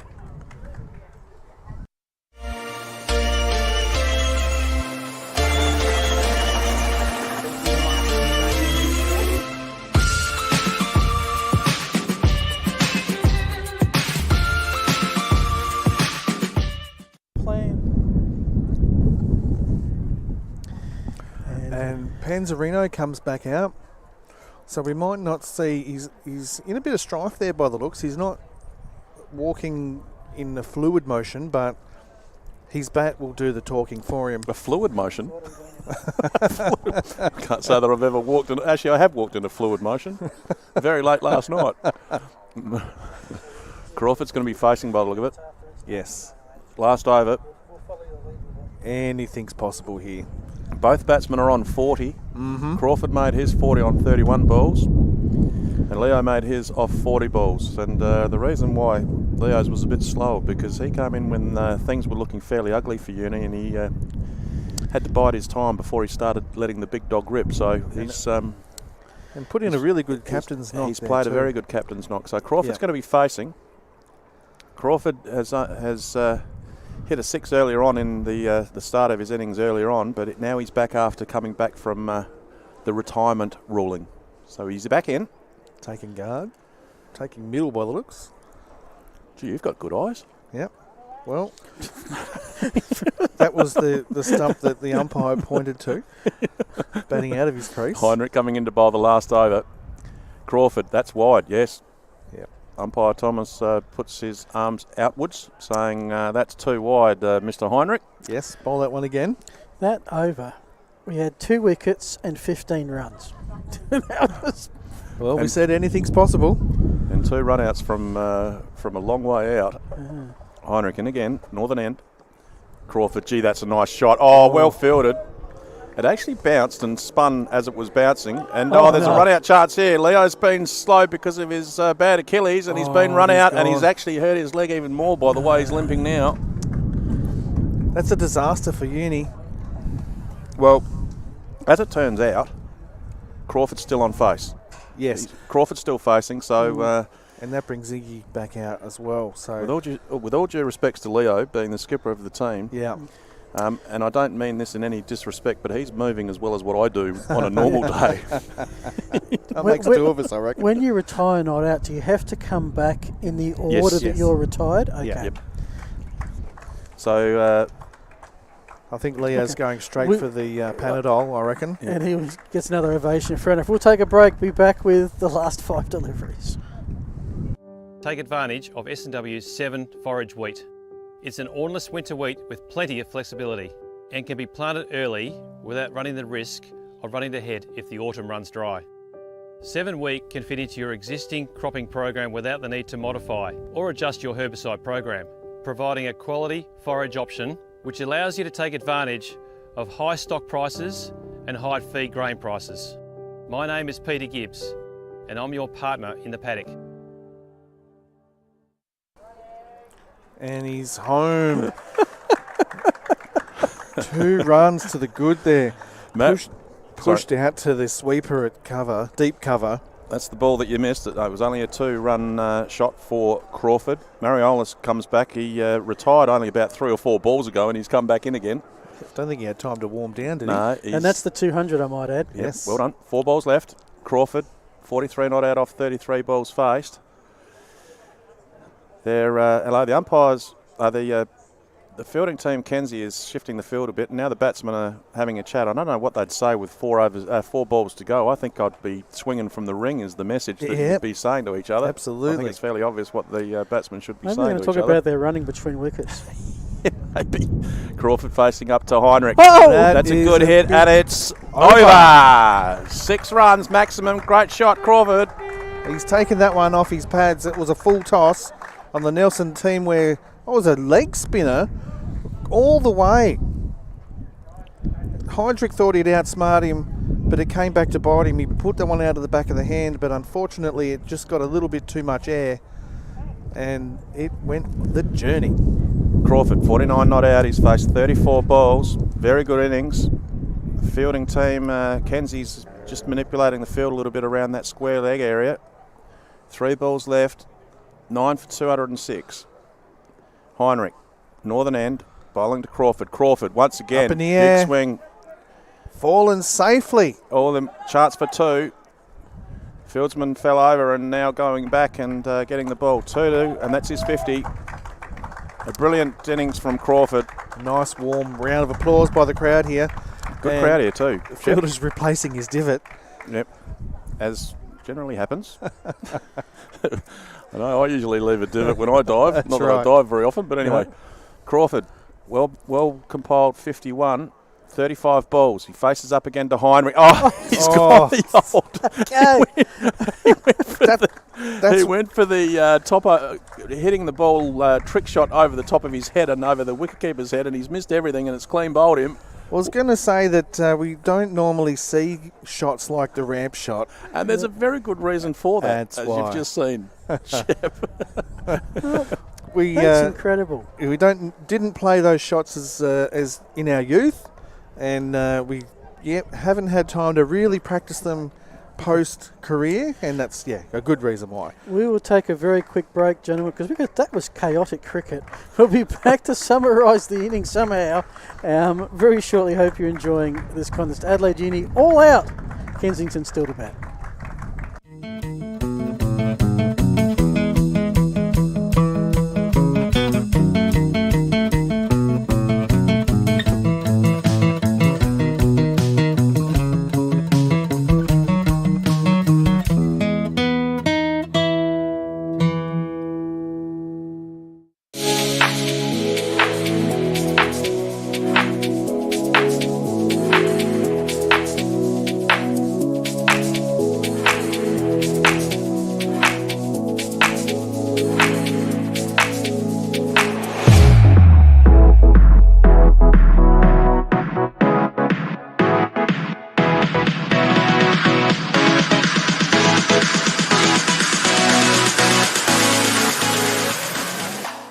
With industry and technology constantly changing, It's not surprising customers look to Blackwoods for the right technical advice. Whether it's welding innovation and solutions, technical fastener expertise, professional electrical know-how, safety assessments and equipment, or on-site services and inventory management we have the right technical specialists and support network to get the job done. Yep, we are Australia's leading industrial and safety provider. But we're more than that. We're Blackwoods. And welcome back, everyone. There you have it, the Adelaide innings. It went from, it was unlikely they were going to bat out 40 overs to they'll definitely bat out 40 overs, and then they got all out with one delivery left. Mick Shepherd, Shep, what do you make of that inning? Well, they started off slow, but they came back, and I think they've ended up with a par score, to be honest. We predicted early that about 200 was around about what they would be happy with. I'm pretty convinced that Leo Panzarino will be happy with a 206 on the Adelaide Oval scoreboard. 208, my apologies. Graham Crawford ended up with 51 not out, bowled by Anthony Heydrich. Iggy Mariolis was not out at the end there with 41. And there was some good batting, and Ian... and Ryan Burt not a run out for 27, and the run outs were pretty easy for the umpires, which was good. Andrew Rumbelow for Kensington, 6 overs, 2 for 12. He was the most economical. Andrew Watson, 6 overs, 2 for 41. Anthony Heydrich, 3.5, 2 for 38 when they were in go mode. So, Chook, what do you make of the first half of today's play? I'm still trying to get over that last shot that got Crawford out. I thought that's come from nowhere. But probably a couple of balls left in the innings. I would have thought Crawford might have maybe just tried to get a couple of runs, because I think you mentioned 208's a par score. I reckon 208 with Kensington's batting lineup. And then another few runs might have been fairly handy. So, those ramp shots, you made a very good comment that we as 50-year-olds or 50-plus-year-olds don't practice them. So I'm not sure why you'd try and play one on a grand final day. But anyway, that's he's made 51, so who am I to judge? But and he batted well. He batted extremely well. And you look at the batting lineup, and as far as the innings is concerned, the skipper was brilliant because he came in, you can see the scorecard, you can see that Crawford had batted very well at the top of the order, but there was a run of outs from Webber, Sester and Battersby, and there was a lot of pressure on the skipper to perform well. And Mariolis and Leo put on a brilliant partnership, and if they win this match, it'll be mainly because of those two batsmen, because they were coming in when things were getting tight. Absolutely. When things were getting pretty interesting, and Kensington was showing a bit of strength. So well done to those. Well done to the skipper, and well done to Mariolis as well. And of course, Graham Crawford making 50. Anytime someone makes 50, you should be commended. But absolutely, Bertie, who I'm now going to call Ernie, Ryan Burt coming in 27 off 12, exactly what the doctor ordered as well. Some good batting, and 208. They've got the runs on the board, and they're 208 runs in front. That's right. So they're the questions. The runs on the board, that is a big plus. Are they 20 runs short? Are they 15 to 20 runs short? I guess we'll find out more when we come back after the break for the second innings. I reckon they've resurrected it beautifully. 208 is a run rate of 5.2. Admittedly, they've given Kensington a 4-over head start by what they did at the start, but doesn't take much from 5.2 to get to 6, and once you get over 6, then you got trouble. So I reckon Adelaide Uni are actually put themselves in front here. And just if you thought that last 5 overs were chaotic, 54 runs, 5 wickets. Yeah. And I think the other thing that I started to notice as well, and I think this will play out in the second batting innings, there were a few injured fielders out there. There was a few little hobbles where the fielders were trying to field the ball with their feet because they couldn't get down. Muir went off injured. So is that going to play out with the running between the wickets in the second innings? I guess we'll find out when we come back. But we will. Everyone's having a well-earned drink and refreshment.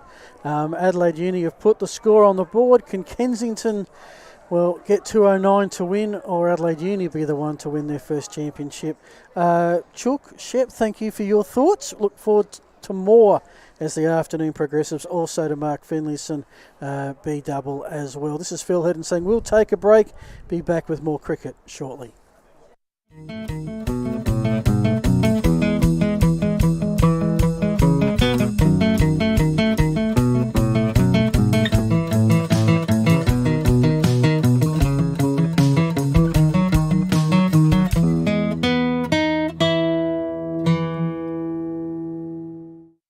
Explorer caravans are on sale. See firsthand the newly released 2022 Viscount and Design RV range. Get in first, don't miss out. Only at 345 Prospect Road, that is. Explorer Caravans. See you soon.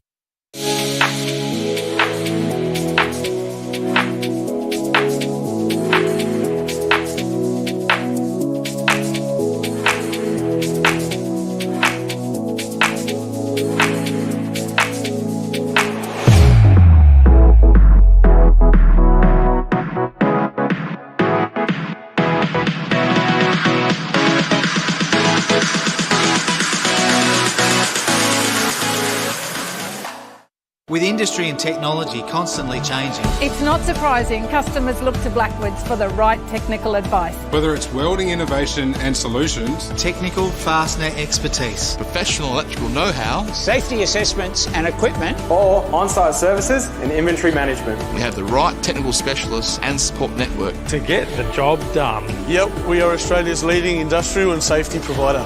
But we're more than that. We're Blackwoods.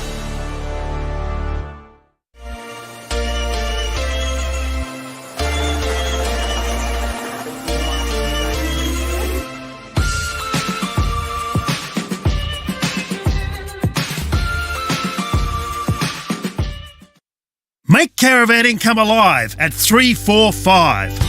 Explorer caravans are on sale. See firsthand the newly released 2022 Viscount and Design RV range. There's a great selection on display right now in our friendly outdoor showroom. Explorer caravans, we have lots of stock ready for an immediate delivery. What are you waiting for? Get in first, don't miss out. Come and see us and grab your dream van today. Only at 345 Prospect Road, that is. Explorer caravans, see you soon.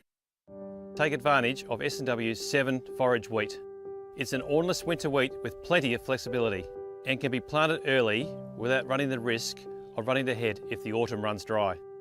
7 wheat can fit into your existing cropping program without the need to modify or adjust your herbicide program, providing a quality forage option which allows you to take advantage of high stock prices and high feed grain prices. My name is Peter Gibbs and I'm your partner in the paddock. Fodder produced on the farm is the most cost-effective feed option for all livestock producers. An ideal forage crop will be flexible with an early planting window and late season production. S&W Overland Forage Oats deliver quick establishment, repeat grazings and the opportunity for a high quality hay cut at the end of the season. Plant with confidence with S&W's establishment guarantee. My name's Millie and I'm your partner in the paddock.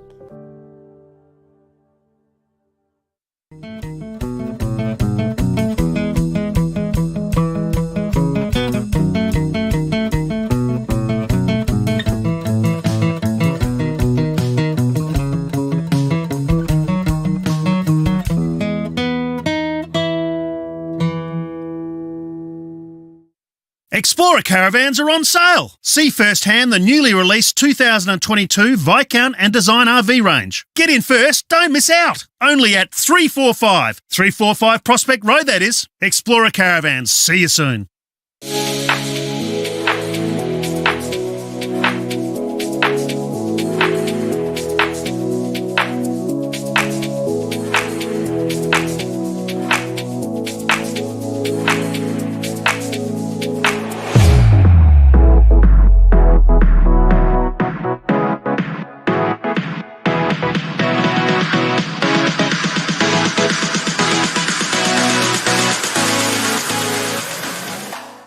With industry and technology constantly changing, It's not surprising customers look to Blackwoods for the right technical advice. Whether it's welding innovation and solutions, technical fastener expertise, professional electrical know-how, safety assessments and equipment, or on-site services and inventory management we have the right technical specialists and support network to get the job done. Yep, we are Australia's leading industrial and safety provider. But we're more than that. We're Blackwoods.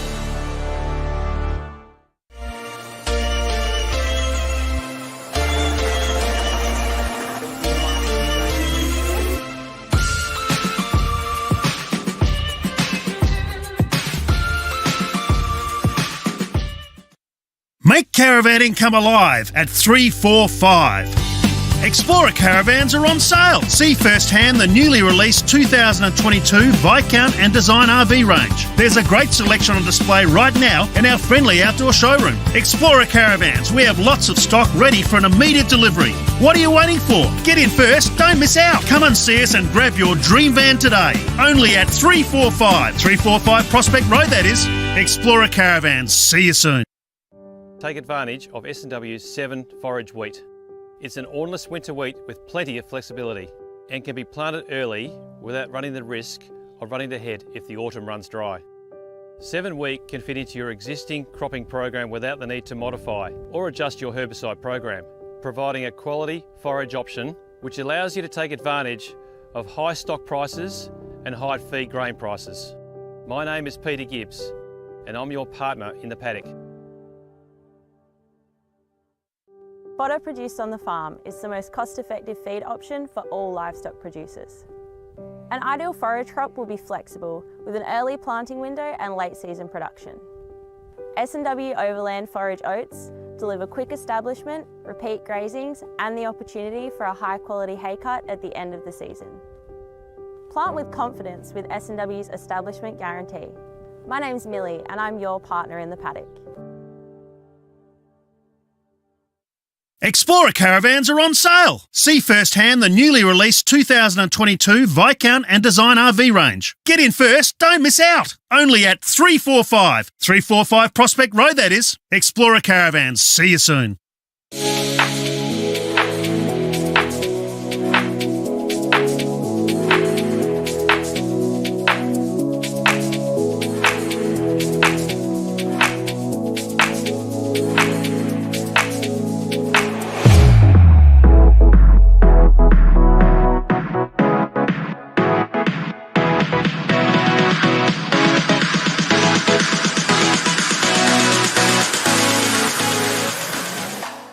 With industry and technology constantly changing, It's not surprising customers look to Blackwoods for the right technical advice. Whether it's welding innovation and solutions, technical fastener expertise, professional electrical know-how, safety assessments and equipment, or on-site services and inventory management we have the right technical specialists and support network. to get the job done. Yep, we are Australia's leading industrial and safety provider. But we're more than that. We're Blackwoods.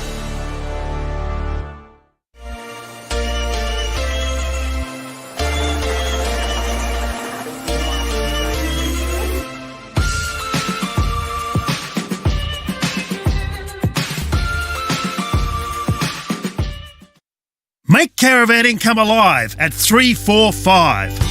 Explorer caravans are on sale. See firsthand the newly released 2022 Viscount and Design RV range. There's a great selection on display right now in our friendly outdoor showroom. Explorer caravans, we have lots of stock ready for an immediate delivery. What are you waiting for? Get in first, don't miss out. Come and see us and grab your dream van today. Only at 345 Prospect Road, that is. Explorer caravans. See you soon.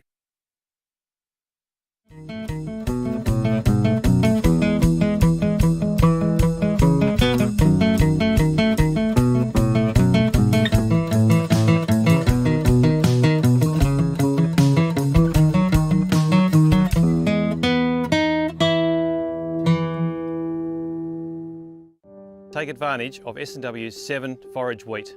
It's an ornless winter wheat with plenty of flexibility and can be planted early without running the risk of running to head if the autumn runs dry. 7 wheat can fit into your existing cropping program without the need to modify or adjust your herbicide program, providing a quality forage option which allows you to take advantage of high stock prices and high feed grain prices. My name is Peter Gibbs and I'm your partner in the paddock.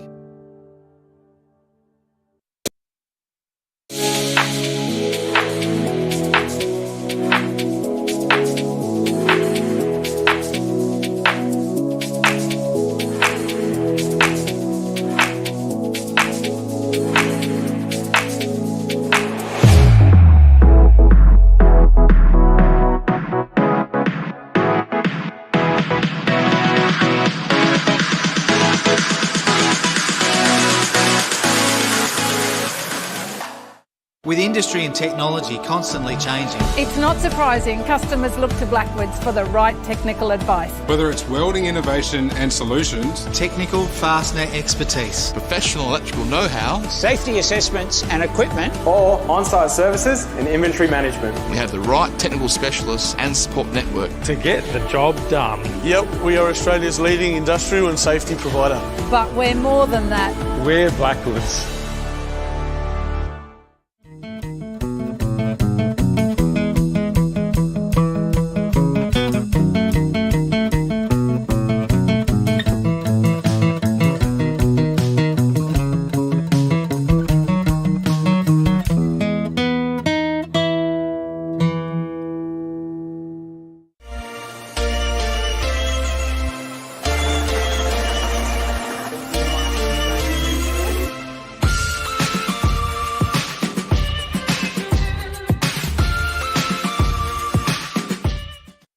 Make caravanning come alive at 345.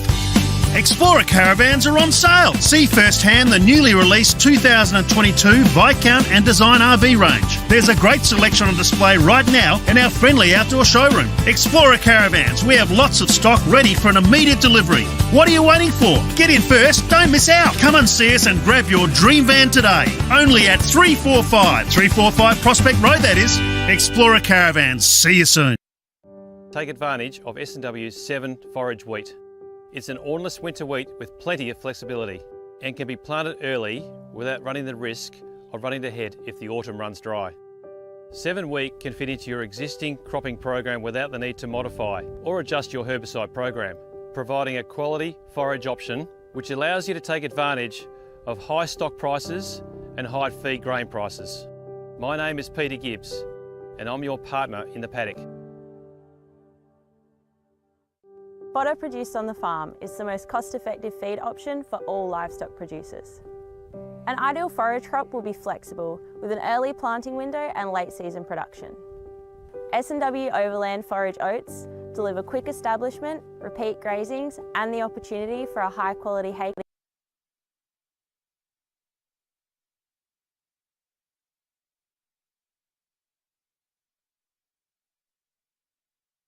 Explorer caravans are on sale. See firsthand the newly released 2022 Viscount and Design RV range. Get in first, don't miss out. Only at 345 Prospect Road, that is. Explorer caravans. See you soon.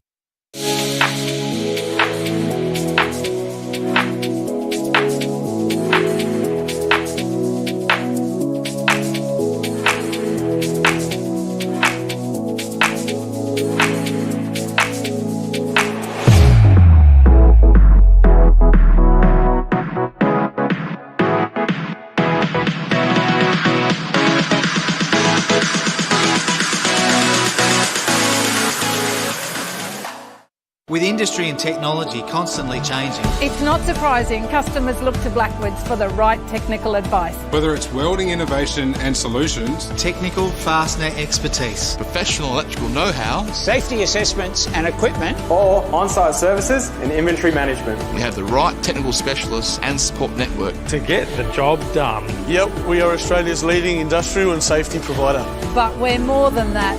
We're Blackwoods.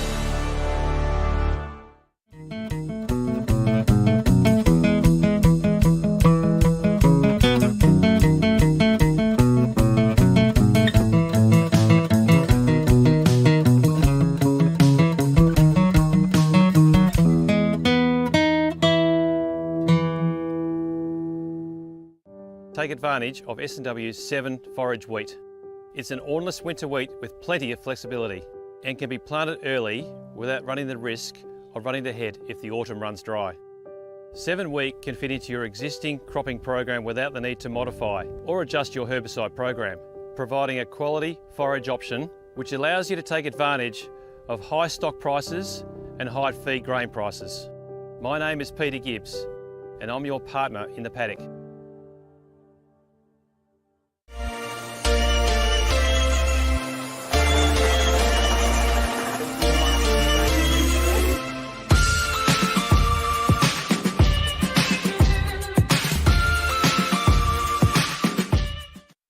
Make caravanning come alive at 345.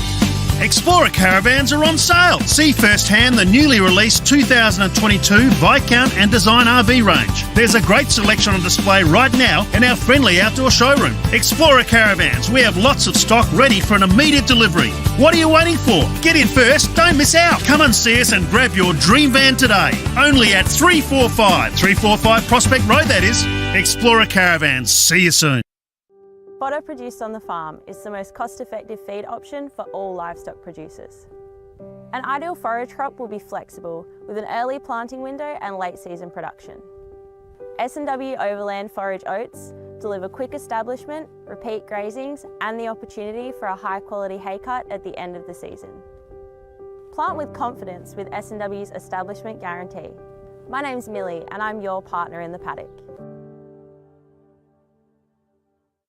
Explorer caravans are on sale. See firsthand the newly released 2022 Viscount and Design RV range. Get in first, don't miss out. Only at 345 Prospect Road, that is. Explorer caravans. See you soon.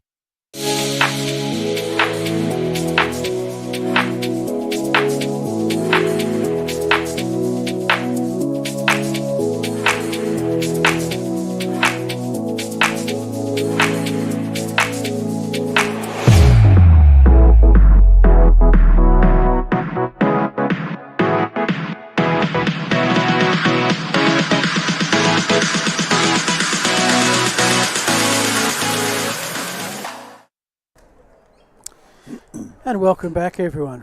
We're coming to you live from Karen Rolton Oval, the South Australian Veteran Cricket Association Blackwoods over 50s grand final between Adelaide University and Kensington. As we get the second half underway, just want to thank some sponsors. Blackwoods, of course, sponsors of the competition. Adelaide Oval sponsoring our scoreboard today. Nielsen Teamwear, all the replays you've been seeing. Explorer Caravans with a stack of interviews. S&W Seed Company for the drinks break, and also JK Rampage Builders, Astute Finance, the Spirit of Cricket, Hodgson Print, Mark Willoughby Photography, the South Australian Veterans Cricket Association and the South Australian Cricket Association. Also want to mention that we're doing a fundraiser today, a GoFundMe page, the initiative of Queensland Veterans Cricket to help raise money for local southeast Queensland clubs devastated by floods. There's a QR code on your screen. Please support that, or go to gofundme.com and then search for Help Local Cricket Clubs Recover. Phil Hurton here at Karen Rolton Oval. I'm joined by Mark B. Double Finlayson and Ian Chook Hazlett. And Mark, Adelaide Uni put 208 on the board in quite entertaining fashion in the end. Is it enough? I think so, yes. 200 is always hard to chase, especially in a grand final. They really put the pressure on Kensies in the last 20 overs, and that's where they got their good score from, especially the last 10 and the last 5 overs. There was some good swashbuckling hitting going on. That's what you needed to knock the confidence out of the fielding side, and sometimes you can actually go on to their batting because their legs are tired from running, and it's always hard to have a rest after you've run and try and come back and do some quicker runs. But I think 209 is a very good target. But I think Kensies may find it hard to chase down. They really, I don't think, can get behind. Adelaide Uni gave them a 4-over head start after 4 overs, 0 for 0. And I reckon a lot will depend on our openers, Faulkner and Sylvie. And to get us underway, umpires are saying we're ready to go, as are we. We'll leave you in the hands of Ian Chook Hazlett. Take it away. Faulkner's going to be facing the first ball, and I sort of agree with you as far as the tally goes, Mark. 208, but the secret is retirees. If the first 2 or 3 batsmen for Kenzie, if you can get at least one retiree out of the top 3, that's a good start. Yeah, and then Adelaide Uni can put the pressure on them by getting a couple of quick wickets. Correct. Yep. No, it's all comes down to a start and a good start. So Henry Faulkner going to be facing the first ball. The first ball will be coming from Crocker from the northern end, who's practiced his run up about 5 times. Hopefully he'll get it right by the time. Which is really freaking us out. He's already bowled nearly a full over. As the first ball's about to come up, we think that it's coming up and it hasn't yet. So we'll see whether we can get the ball released for the start of the second innings. Okay, 209 is the tally that Kenzie will be chasing. Faulkner, as I've said 4 times, will be facing the first ball, and the wicketkeeper all of a sudden decides that he needs the helmet on. Gee, I tell you what, we've had so many false starts here. What's going on? Anyway, the wicketkeeper's now finally ready. He's got his helmet on. He's come up to the stumps. He's decided to come up to the stumps, and Faulkner. But that's good because it's going to put pressure on that batsman not to step out of his crease. Crocker in for the first ball. Outside off, let go. Bit of attacking field from Leo, and there's probably 2 reasons for that. 1, they want to put pressure on the batsman, and 2, Leo doesn't want to run anywhere, so he's in short. And it's sort of a short cover. Second ball, once again outside off, left alone. Faulkner being very watchful. Ball gets thrown back to Leo on the rotation around back to the bowler, and Leo is not moving very well at all. He might have done a fetlock, I think. Yeah, no, his leg there's something wrong with his Achilles, I believe. Crocker comes in and bowls his 3rd ball of the first over. Faulkner dabbles it down the leg side, wants to run, but Sylvie down the other end doesn't want to. And I'll tell you what, I saw Sylvie play first hand about, I'm going to say about a month or so ago. Sylvie can bat. Don't you worry about that. Yep, February 13th. Good player. Scored 41 against the Easies. In a bit of a hurry too. And very 72 on December the 12th. Yep, very good player, Sylvie. Oh, nearly chopped it on. Faulkner nearly chopped it onto his stumps, ended up in the hands of the first slip there, and back to the bowler. 5th ball coming up in the first over. Still no score to Kenzie's. similar type of situation to the first innings of Uni. They didn't score in the first 4 overs. Faulkner, that's a great shot. 4. Just rocked back onto the back foot and whacked it through that cover area. Lovely shot by Faulkner. That'll get his confidence up. Thank you very much. Lovely shot. Yep. And good replay there on the Nelson's Sportswear replay. Faulkner was out for 3 in the semi-final. LBW is averaging just 13. He's been elevated up to open. Okay, he's protecting that cover boundary now. He sent Nugent back out on the boundary. Crocker coming in to bowl the last ball of the first over. Outside off, once again Faulkner gets the front foot forward. Lovely little cover drive straight to the skipper for Uni in Leo. And that's the end of the over. 4 off the first over. Chasing 209 for victory. Kensington, no wickets down, thankfully for them. 4 on the board. Put some 4 runs ahead of where Uni were because they took 4 overs to get the first runs.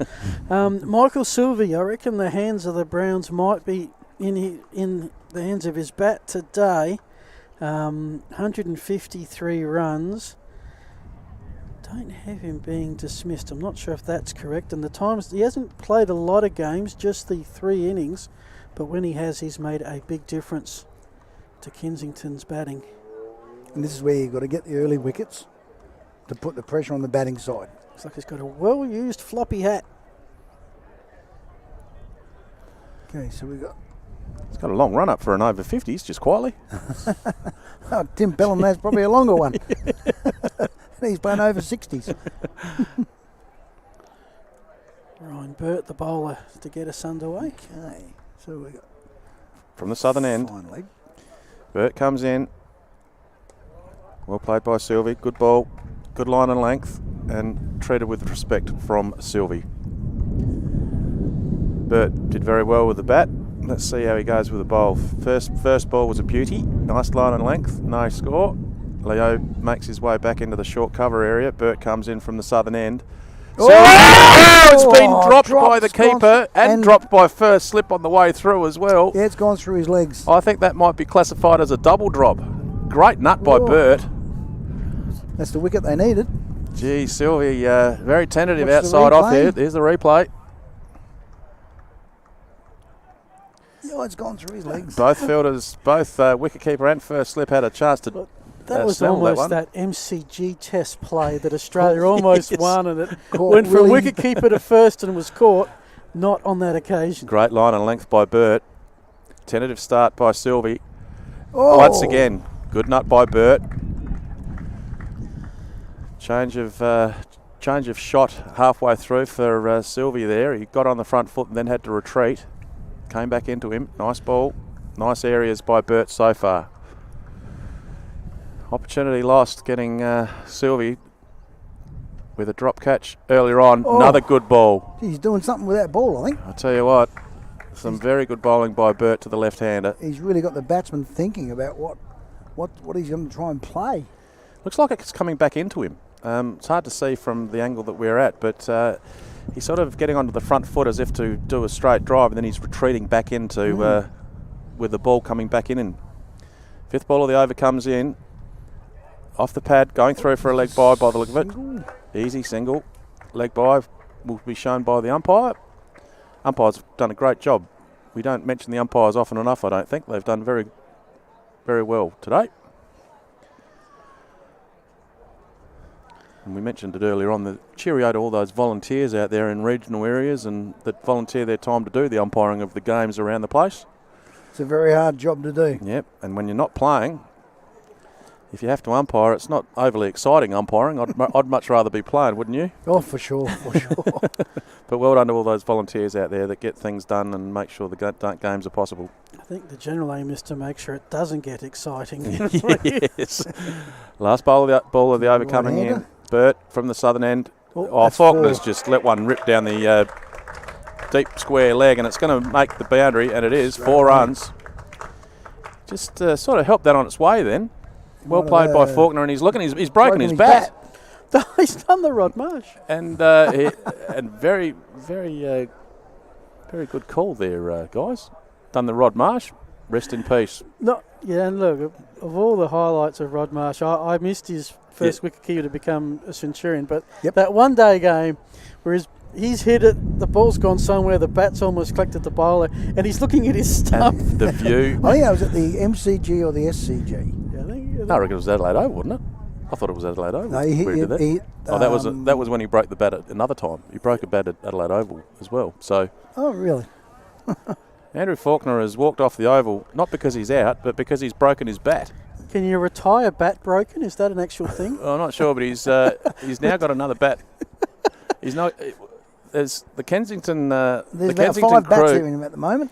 The Kensington crew have brought out about 17 different bats for him to choose by the look of it. Great camel work there by the boys. There's now, should we have that one? Should we have that one? What does that one feel like? Yeah, he's looking at the sponsorship deals, I think.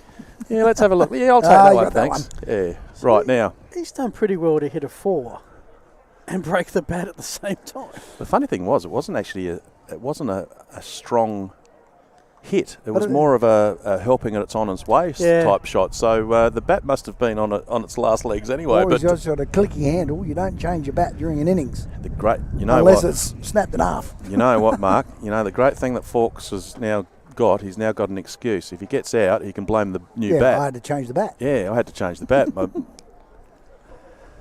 Sylvie's going to be facing up. Bowler is Crocker. Score is none for 11 off the first 2 overs. Crocker comes in from the northern end. Sylvie goes to sweep, and that's a fine little dabble down. Basically went straight behind the wicketkeeper. And good piece of fielding to reduce it to 2. And byes are given. Wasn't a dabble at all. It was a miss by the keeper. Crocker, none for 4 off his first 7 balls that he's bowled. And the score goes to 13. In he comes once again. And the good thing about this game is, none of the batsmen have faced these bowlers before, and same as when Adelaide Uni. Yeah. They had not faced the... And it's not even like, this is the first time these two clubs have ever met at this level. And if you missed it earlier, that's a great shot. Straight down the ground and mid-off. Well fielded. Yeah. If you missed it earlier, the reason why they haven't played each other is because there was a washout or a heat rule earlier on when they were supposed to be playing each other. So hence the reason why, rainfall, a rain called off game. Hence the reason why they haven't played. Sylvie, beautiful looking defensive shot straight back to the bowler. So hence the reason why they haven't played, because the rain called off the game. So they're looking at these bowlers for the first time on an oval that they haven't played on before. Well, great shot. And once well again, fielded. Only the one run, but very nice shot by Sylvie. Faulkner, first chance to use his new bat. You watch. Looks like he's got some red marks in the middle, but I don't think they're his. Yeah, they're not his. No. They're someone else's. Crocker, last bowl of his second over. None for 5 currently off his 11 balls that he's bowled. Changing the field. Backward square coming up a few steps. Crocker makes his way in from the hospital end. Faulkner facing. And forward defensive, lovely. Textbook. That's the end of the 3rd over, and the score is currently no wicket down for 14 runs.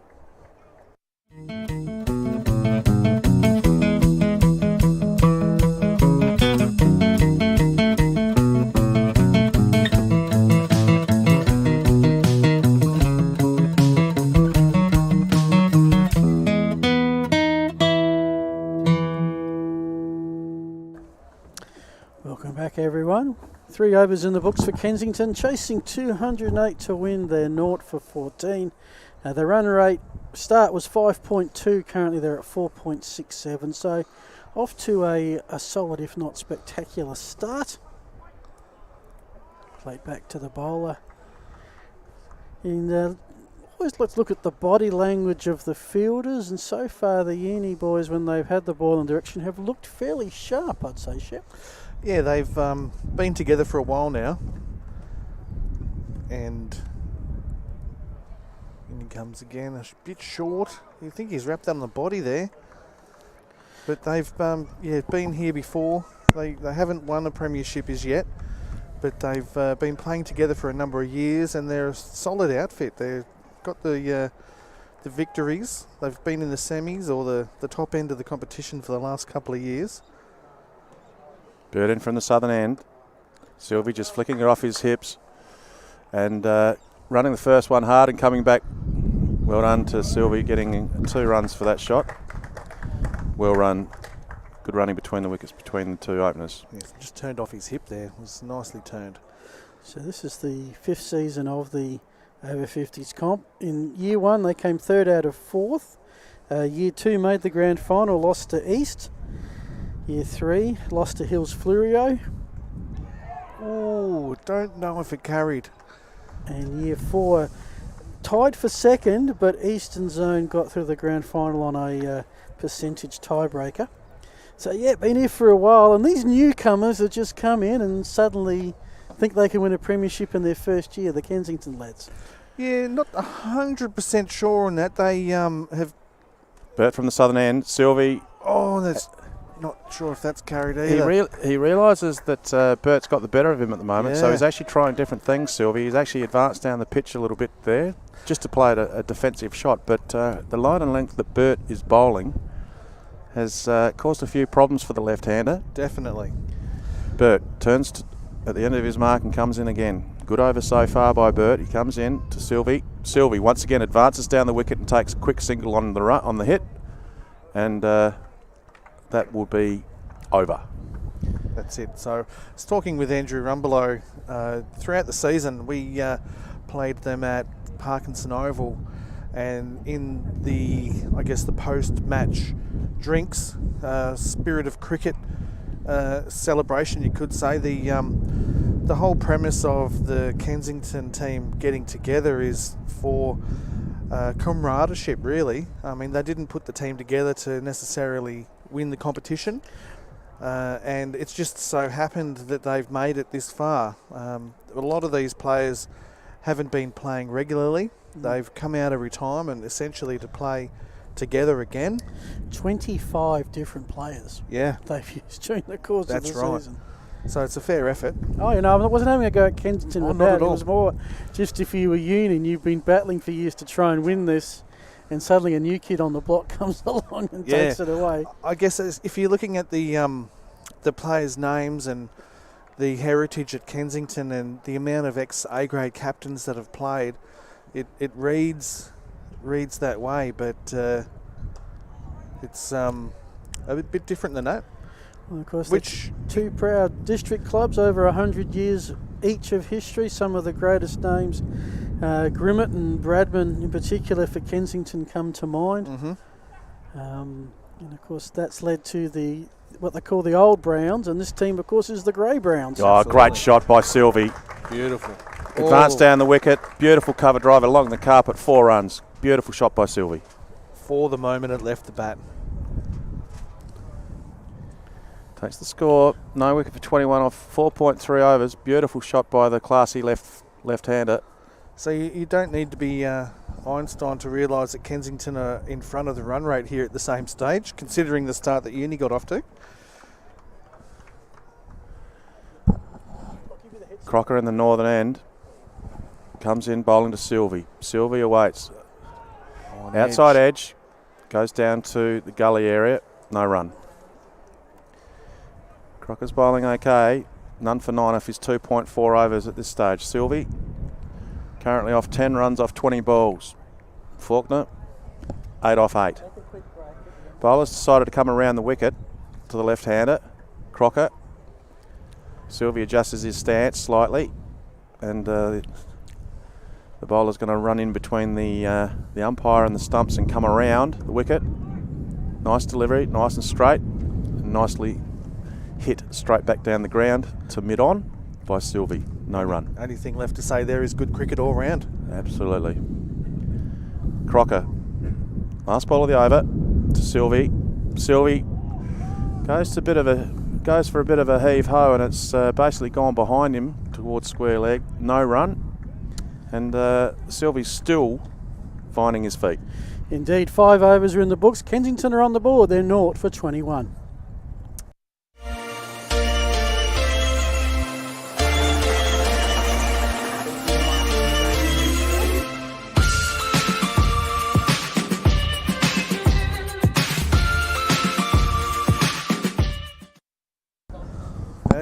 we'd like to welcome to the commentary position for the first time today the South Australian Veterans Cricket Association President, Dixie Dawes. Welcome to the commentary position, Dixie. Thank you very much. It's a pleasure to be here. Glorious day for cricket, isn't it? Absolutely. A glorious day for a celebration of veterans cricket. Indeed. The grand final was here on Karen Rolton Oval. I couldn't pick a better day for it to celebrate the competition and the growth of the entire veterans. That's right. It's just wonderful to be here on such an oval. Burt from the southern end, bowling to Faulkner. Faulkner looks like he did edge that. He looked back to the wicketkeeper as quick as a flash, thinking that he may have snicked it, but he didn't, thankfully for him. And another good ball and another dot ball to the bowler of Burt. And yes, one of the things that we're able to showcase is the quality of the players that we've got playing in this competition. Yes, this is wonderful, seeing these men over 50. Defensive, nice bowling again by Burt, and respect shown by Faulkner. And it's fascinating for me to compare this with the grand final of the over 60s just a few weeks ago. The extra 10 years of life of wear and tear on people's bones and muscles, it's shown up here. Burt from the southern end, once again to Faulkner. Faulkner getting slightly forward, hit him on the pat, and Uni boys went up, but umpire wasn't interested. And having a look on the Nelson teamwear replay, that may have been going down. It's a bit hard to tell on the angle. Yes, just down the leg side, I suspect. But a very good spell of bowling at the moment. Absolutely. Burt makes his way in from the southern end. Faulkner, once again, shows respect, doubles it out to point. No run. Not a lot he can do with that. No, but it is wonderful looking out here on this wonderful oval. The white picket fence there, trees in the background, but a bunch of blokes over 50 glorying in the game that they love. Absolutely. It's tremendous. Burt to Faulkner. Faulkner forward again. Chance for a single, but no, not taken.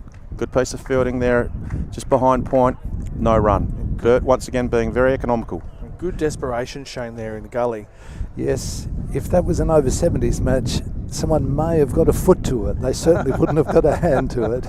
There's a lot more footwork in the fielding of the older blokes. Burt from the southern end. Once again, Faulkner defensive. Dabs it out to cover. No run, and that'll be the end of the over. Very good over too, putting pressure on the Kenzie batsman. And they've just brought that run rate down a little bit. That was a good over to tie it back down. And the Adelaide Oval scoreboard tells us that it's none for 21 off 6 overs. And a good over there by Burt. And Crocker has 3 overs up his sleeve. Three overs, none for 9. Yes, going at 3 and over, fairly economically, I think. But the game is evenly poised, isn't it? It is, yes. Yeah. And getting some spin overs early in the day is to their university advantage too. Yes, that's right. Because there is a green covering, it is a green tinged to the wicket, but it is hard. So there is a little bit of purchase there for the spinners. Yes, it's surprisingly green actually. But it seems to be playing reasonably true. Yeah. Crocker in from the northern end. Sylvie works away. Leg side. Deep square leg runs in, keeps it to a single. And this is where the Kensington lads are just turning the strike over, which is something that's underrated, I think, in the 40 over format. It's vital, isn't it? Yeah. If you're going to get a big score, you know that you'll get a loose ball that you want to put away, but in the meantime you need to keep it ticking over steadily, and they're managing to do that, I think. Crocker to Faulkner. Faulkner rocks back, tries to cut it through the offside, but didn't really get onto it. Bit of an inside edge down into the ground straight away, and the fieldsman had a chance to field it without any run coming from it. Crocker comes in again to Faulkner. Faulkner sets himself once again. Same shot, gets it a little bit finer and gets a single this time. Good running by Sylvie. So one thing, Dixie, that we've noticed is the expansion of veterans cricket. this year being the biggest competition year ever in terms of teams. Yes, that's right. Next year we've got some big news that we're... Well, it's perhaps a little early, but yes, we do have, as Crockett comes in. Bowling to Sylvie, the left-hander. Bit of a late cut. Didn't really get onto it. And fielded from the point area. We have been doing some promotion work. We've played a few games up in the Barossa, and that's a thriving cricket area. Indeed. And they're very keen to come in. Crockett to Sylvie. Sylvie just dabs it out to a short mid-wicket, where the captain of uni, Leo, takes a... fields wonderfully. Fields beautifully with a dodgy ankle. Injuries, yes. Crockett comes in. Hospital end to Sylvie. The left-hander. Oh, that's struck. I tell you what, that's close. That would have to be close. I tell you what, the uni boys went up. Appeal. They went up. Sylvie went to sweep Let's have a look at this on the Nelson team where replay. Oh, probably going down, I'd say. The umpire took a good hard look at it, though, didn't did. he? He didn't dismiss it easily. Both umpires doing a very good job, it must be said. They absolutely yes. have been very good. It's terrific. Very different from umpiring our own games during the club season. Yep. Yeah, but we were talking about the Barossa and Light Association. Yep. With their president Brett Nitschke. Believe that they will be able to get an over 50s team. Excellent. We need to give them time to sort that out. Yep. But that would be wonderful to have extend. We have people from York Peninsula in the 60s. We have the Southeast Coasters from playing their games in Penola. So it would extend the veterans markedly. Burt to Faulkner. That's tell you what, the umpire once again is going to get asked the question. He's gone to hoik that down the leg side and missed. The pressure's building here. They're not far away. There's been a few appeals. That's full. Oh, once again, looking leg side-ish. Yes, I think just. Burning again to Faulkner. Oh. Very interesting field positioning from the skipper, Leo. He's actually in it at a short point, almost. Yes. Just forward a point, which is an interesting point. interesting spot for the skipper to be in. Once again, he doesn't want to be running anywhere, so he's going to go somewhere short wherever he is. Although he's spinning himself around now into a short cover. Yeah, so that cover field will come Faulkner around. facing up to Burt. Burt's been excellent in his spell so far. Bowls at Faulkner. Has a bit of a woolly whoosh and misses the whole lot. Once again, frustration starting to show on the approach of Faulkner. Dennis Sester, keeper there, who again is part of the keepers union with the cap, the long sleeves, the pads on the outside. Thought about the village thumping, but thought better of it. Yes. Burt from the southern end, once again to Faulkner. Slower ball. Now that's more controlled by Faulkner. He's been a little appearing as if he needs to push on rather than just keep pushing the singles and waiting for the loose ball. That takes Faulkner to 10. Are there any other potential new clubs you're talking to, well, Dixie, for the... Flurio are thinking of putting in another team. Really? In the over 60s. Yep. The Barossa may put in one. They're looking at the over 60s, but I suspect it'll be over 50s. Yep. And there are a couple of other clubs that are wondering whether they can put in another team. Burt to Sylvie. Sylvie, once again, taking a couple of steps forward to play the ball. Burt, once again, great line and length to the left-hander. Sylvie's a free-flowing batsman, but he's not today at the moment because of the bowling. The quality of the bowling's been excellent. It has, hasn't it? Yeah. Yeah, look, there is definite growth within the clubs. And, that's going to run be away. 4 byes. That's costly. Yeah. 4 byes. The bowler went a little bit wider. The batsman let the ball go, and so did the wicketkeeper in the first slip let it go as well. So it's gone all the way through for 4. Yes. Handy 4 and very good over by Burt. Yes, indeed. Lucky didn't hit the helmet.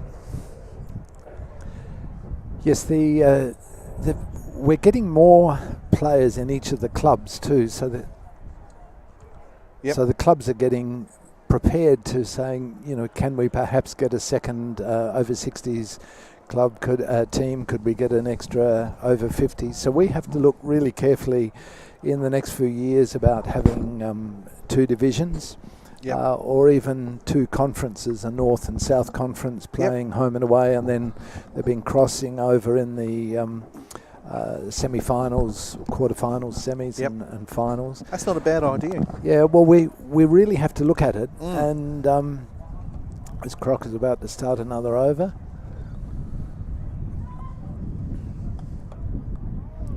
Our challenge is going to be almost to have a tripartite season. We will have in November the 50's Nationals will be played here. Oh, it's just dropped short, and that's going to run away to the square boundary for 4. Faulkner took that one straightish, but pulled it around and got the boundary. Didn't get all of it, but got enough of it. And that's all you need. Luck with that 4 buys, the 4 buys there from a long hop, and then push the singles, and the score is steadily going up. But a quicker ball that time. Well bowled, well played. In November we have the over 50's Nationals in Adelaide, the over 70's Nationals in Launceston, and the over 60's Nationals in Geelong. Right on. That's it's an appeal. He's giving him caught behind. I think he walked. Yes. Yeah, well done. So we'll take a quick break and we'll be right back in just a moment.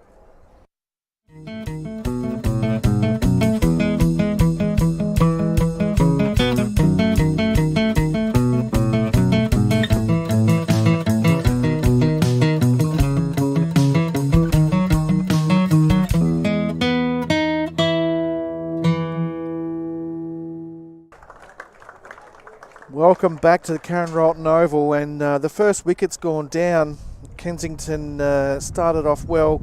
Faulkner got a little tickle there behind, and Dennis Sester took the smart catch, which brings Barry Steele to the wicket. And batting at number 3, it is shaping up to be a good battle. Yes, 3.69 runs per over. It's a steady basis for them to accelerate later, as long as they've got wickets in hand. Yes. Yeah. Yes, we were talking about the season, and so before the Nationals, we need to have our players hardened up to be able to play in the Nationals. Last year, the over 50's introduced the Silverbacks Premier League, where they had a concentrated league playing prior to what then was going to be the Nationals. Sadly, it was postponed.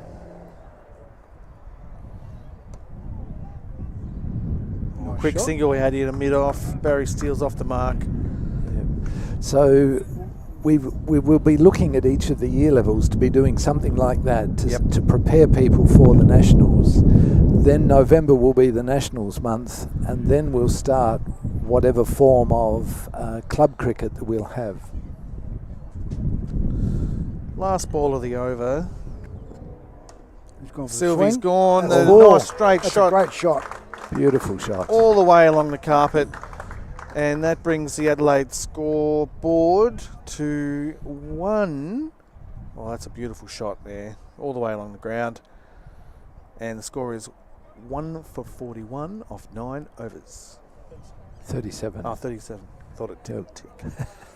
Ticked over ahead of you. Ticked. Yeah. That was in front. But so the Nationals looking like it's shaping up to be a massive event here in Adelaide. It is, yes. We're even contemplating having up to 48 teams, which will be quite incredible. It'll be the biggest Nationals Championship that have been run by the Veterans Cricket Australia. We hope that COVID stays clear. It's been postponed already twice. Yep. So we're very keen to have it conducted. Bert in again. Just one thing on the Nationals, are the AC Australian Cricket Board, are they actually backing the competition as well? They support it, but it's Veterans Cricket Australia who are the running of it. But yes, Cricket Australia is most supportive of Veterans Cricket Australia. Okay. But Veterans Cricket Australia effectively subcontracted out to each of the states, and they have it in turn. Right. So the over 60s will be played in Barwon, the Geelong area, and the peninsula down there. There are 3 cricketing districts that are going to combine and co-host the over 60s, and it'll be in Launceston for the over 70s. Geez, you'll know probably need to warm up a lot down there when it's being played at Launceston. Yes. For our over 70s. Well, they want to start limbering up the day before. Over 70s aren't known for their great limbering up because they'll tire them too much for the game, you see. So. Oh, nice. Bird is bowling very well, I think. He is. In the grand final conditions, he's had them playing and missing and defending strongly. You've got to bowl that spot where they can't drive and they can't cut. Yeah, so that's what right. he's doing. He's It's a works like a Terry Alderman. That's right. Yes. Where he's just bowling that line of length. He's been very consistent, hasn't he? And again, Steele on the back foot this time. Can't get him away. And Steele is generally a very positive attacking batsman who doesn't like to hang around much, and he'll always looking to play shots. And he just hasn't been able to find the right delivery. No, the attack so far has been pretty spot on, I think.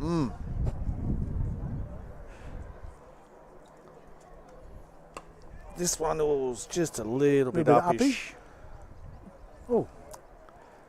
But you notice in this style of cricket with the bowlers, they're experienced enough not to bowl bad balls all the time. That's right. Where you'll get in lower grades, they'll bowl 3, possibly 4 bad balls and over. Yes. In this sort of competition, you might get 1 every 3 overs. Yeah. That's right. The top bowlers in each of the over 50s and over 60s have been bowlers that have bowled a lot in their youth. That's right. And so even though they've slowed down tremendously, they can still use their fingers to get a bit of movement on the ball, and they know how to lob it on the spot. And that comes through experience. Yes, exactly. Bowling bad previously, and they've gone, well, hang on, I can't bowl 3 or 4 bad balls and over. I've got to start bowling maybe 1 and over. Yeah. 1 every couple of overs. And with that comes the field placings too. It does. And look, the other thing is the ball doesn't come onto the bat as quickly as you get older. Oh, Croker again asking questions. So the batsmen have to make the pace. It's not as if you can just sort of play the ball and the ball will whiz off the bat. It doesn't when you're a slower bowler. Croker in again. Full time this time. Just not put away by Sylvie. It was interesting watching Bird there. Unlike the bowlers in over 60s and over 70s, with a couple of exceptions, he actually runs up to the wicket. And when I take the new ball in the over 70s, I think it's more of a stroll up to the wicket rather than a run. Tim Pellin's the exception. Yes. He charges in madly and wonderfully at the over 60 level. But there's a lot more sedate approach, should I say. Croker in again. Yeah, they're bowling very tightly. Yep, on the money again. Yes. Too much risk to be playing expansively at this stage. Being 1 for 37 after 10.4. Yep, so... And that one that's gone through. And that's stopped. That's good backing up. By Curbs. Keeps it to 1. And that's an example of the field placing. Yes. You can see here on the Nelson team where field replay, it's pierced the field in the middle, but then it's been cut off at the boundary by the long off sweeper.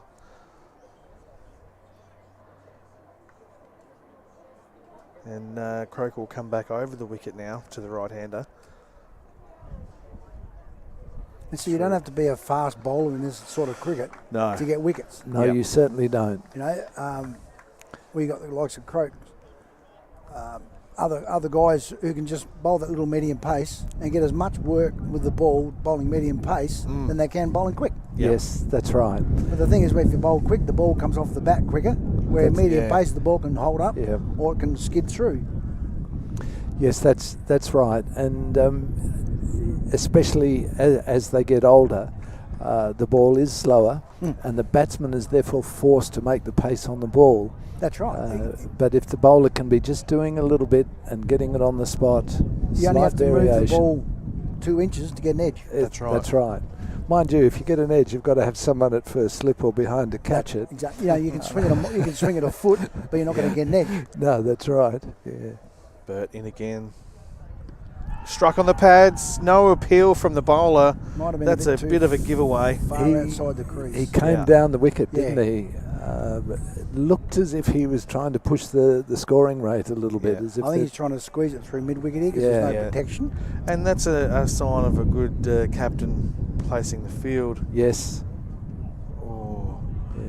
But the bowler not appealing is a giveaway that it... a dead giveaway, isn't it? Same as an LBW where the wicket keeper moves down the leg side. It's not out, boys. That's right. Yes. So the planning and everything for the over 50s nationals is going according to plan? Yes, it is. That's a nice shot off the back foot. Yes, so there's your one bad ball. Yeah, that's right. But the trick is to put it away, and they have. So there's already 4 runs from Drop the over. back of a length. Yeah. And punch through the covers. Yes, it's been stop-start because of the COVID pandemic. We've had to postpone it twice. Yep. But Anthony, our championship director, Anthony Telfer, is pushing on with it. Having 48 teams. Another cracking shot. That's a lovely That's shot. 2 bad balls in a row. Yes. Short of a length. Good batting, putting them away. And you only need to pierce the field by a metre or so there. And that's all it took. But, he's had 5.4 overs for 18 runs. It's still not... he's got those 2 fours, and there's 5.5 overs for 10 runs. Yes, that's right. I mean, he's been impressive, and it's only 2 balls that have been put away like that. Going to come around the wicket now. Bit of a change of direction. Yeah. He had to do something. He was putting it on the spot, and one of the risks of putting it on the spot time and time again is the batters can get into a rhythm and start expecting it there too. So, arpishly played. Oh, heavens. That was a good shot. It wasn't a bad ball. No, very. But the questions are asked, and the answer was by the batsman that time, and that is well answered by Sylvie, flicking it off his pads there for 4. So, and again left through. That's 12 runs off the over. Thank you very much for coming in, Dixie. My pleasure. All the best for the Nationals. Thank you. 12 overs gone, 1 for 50. Take advantage of S&W's 7 forage wheat. It's an ornless winter wheat with plenty of flexibility and can be planted early without running the risk of running to head if the autumn runs dry. 7 wheat can fit into your existing cropping program without the need to modify or adjust your herbicide program, providing a quality forage option which allows you to take advantage of high stock prices and high feed grain prices. My name is Peter Gibbs and I'm your partner in the paddock. And welcome back. Well, that got things a wriggle on. 12 runs in that 12th over helps resurrect the runaway a little bit. Kensington are 1 for 50. Played off to silly cover point, extra cover position. We've got Mark Finlayson beat double. How are you seeing this game so far? Well, there's just goes another 4. I was just going to say it's been tight bowling, but these last 4 balls, they've all gone for 4. So 16 from the last 5 deliveries. I think Kensington have realise that they've just got to stay pace. The run rate almost got up to 6. It's come back a little bit now. Yeah, they still need 155 from 27.4. Well, Crocker, 1 for 25 of his 6.2. It's been economical. He comes in. Bowling to Steele. Steele hits it towards the short cover, and it's gone through Leo, and it's gone through for a 4. Great shot. Beautifully timed cover drive. Leo, the skipper for Uni, isn't moving very well at all, as you may have noticed, because of an Achilles tendon, I believe. And normally he would have stopped that with his eyes closed. So maybe he needs a swap. Maybe he needs a rest in slips. Well, it's hard for a skipper to know what to do when he's injured. Yeah. The slip fieldsman's come out to reinforce the offside. Gone out to a type of true cover position, whereas Leo's sort of a short extra cover. Crocker comes in to bowl to Steele. Outside off, left alone. Is this where within the rules of substitution he might say, well, maybe I'm the one that comes off and I sort of coach as opposed to captain? Yeah, it's a bit hard to call from the boundary line. I think the captain's got to be out there only if you can't walk. Yeah, it's also, that's a very good point, Mark and Phil, because it depends also what options you've got as another captain. Yeah. If there is another captain option out there, as Crocker comes in to bowl from the northern end, once again to Steele, once again outside off, once again left alone. Scores 158 off 13 overs. Steele is on 9 off 14 balls. Sylvie 28 off 40 balls. Here at the beautiful Karen Rolton Oval, and once again we've been mentioning it throughout the coverage. A lot of people have made today possible, and gee, the over 50s grand final on Karen Rolton. All your Christmases have come at once, haven't they, Mark? I'd love to be out there playing, but beautiful. Yeah, but I think Telf's done a really good job organising this, and to get it here at Karen Rolton is just. He doesn't like all the publicity. He doesn't like all the pat on the backs. He doesn't. He does. He likes doing the interviews, though. Yeah. Oh, yeah. He Telf's a very good man, and he's done a lot for over 50s veterans cricket throughout South Australia. To him. And talking to the president of SAVCA and talking about the nationals and talking about this and that, well, Telf has got a lot to do with all of that. And he does a great job. I mean, normally this would be the pinnacle of the season, big grand final, and you sort of go away and have a bit of a break. But I get the feeling with what's coming up here, there is not going to be much of an off-season for the competition organisers. No. You know, going back to when it got cancelled, the championships got cancelled twice in a row, was there a time when Telf thought, is it all worth it? Is there going to be a third attempt? Or do we just let it go? But good credit to him, he's come back and said, nah, we're going to do it again. He's very passionate about his veterans cricket, that's for sure. Oh, yeah, and, for sure. I think everyone loves him for it. Yeah. We've got a change of bowler down the southern end. Mariolis is going to be coming on. He was very good with the bat. Let's see what he can do with the ball. Done a few warm-up deliveries to his mid-off, I should say.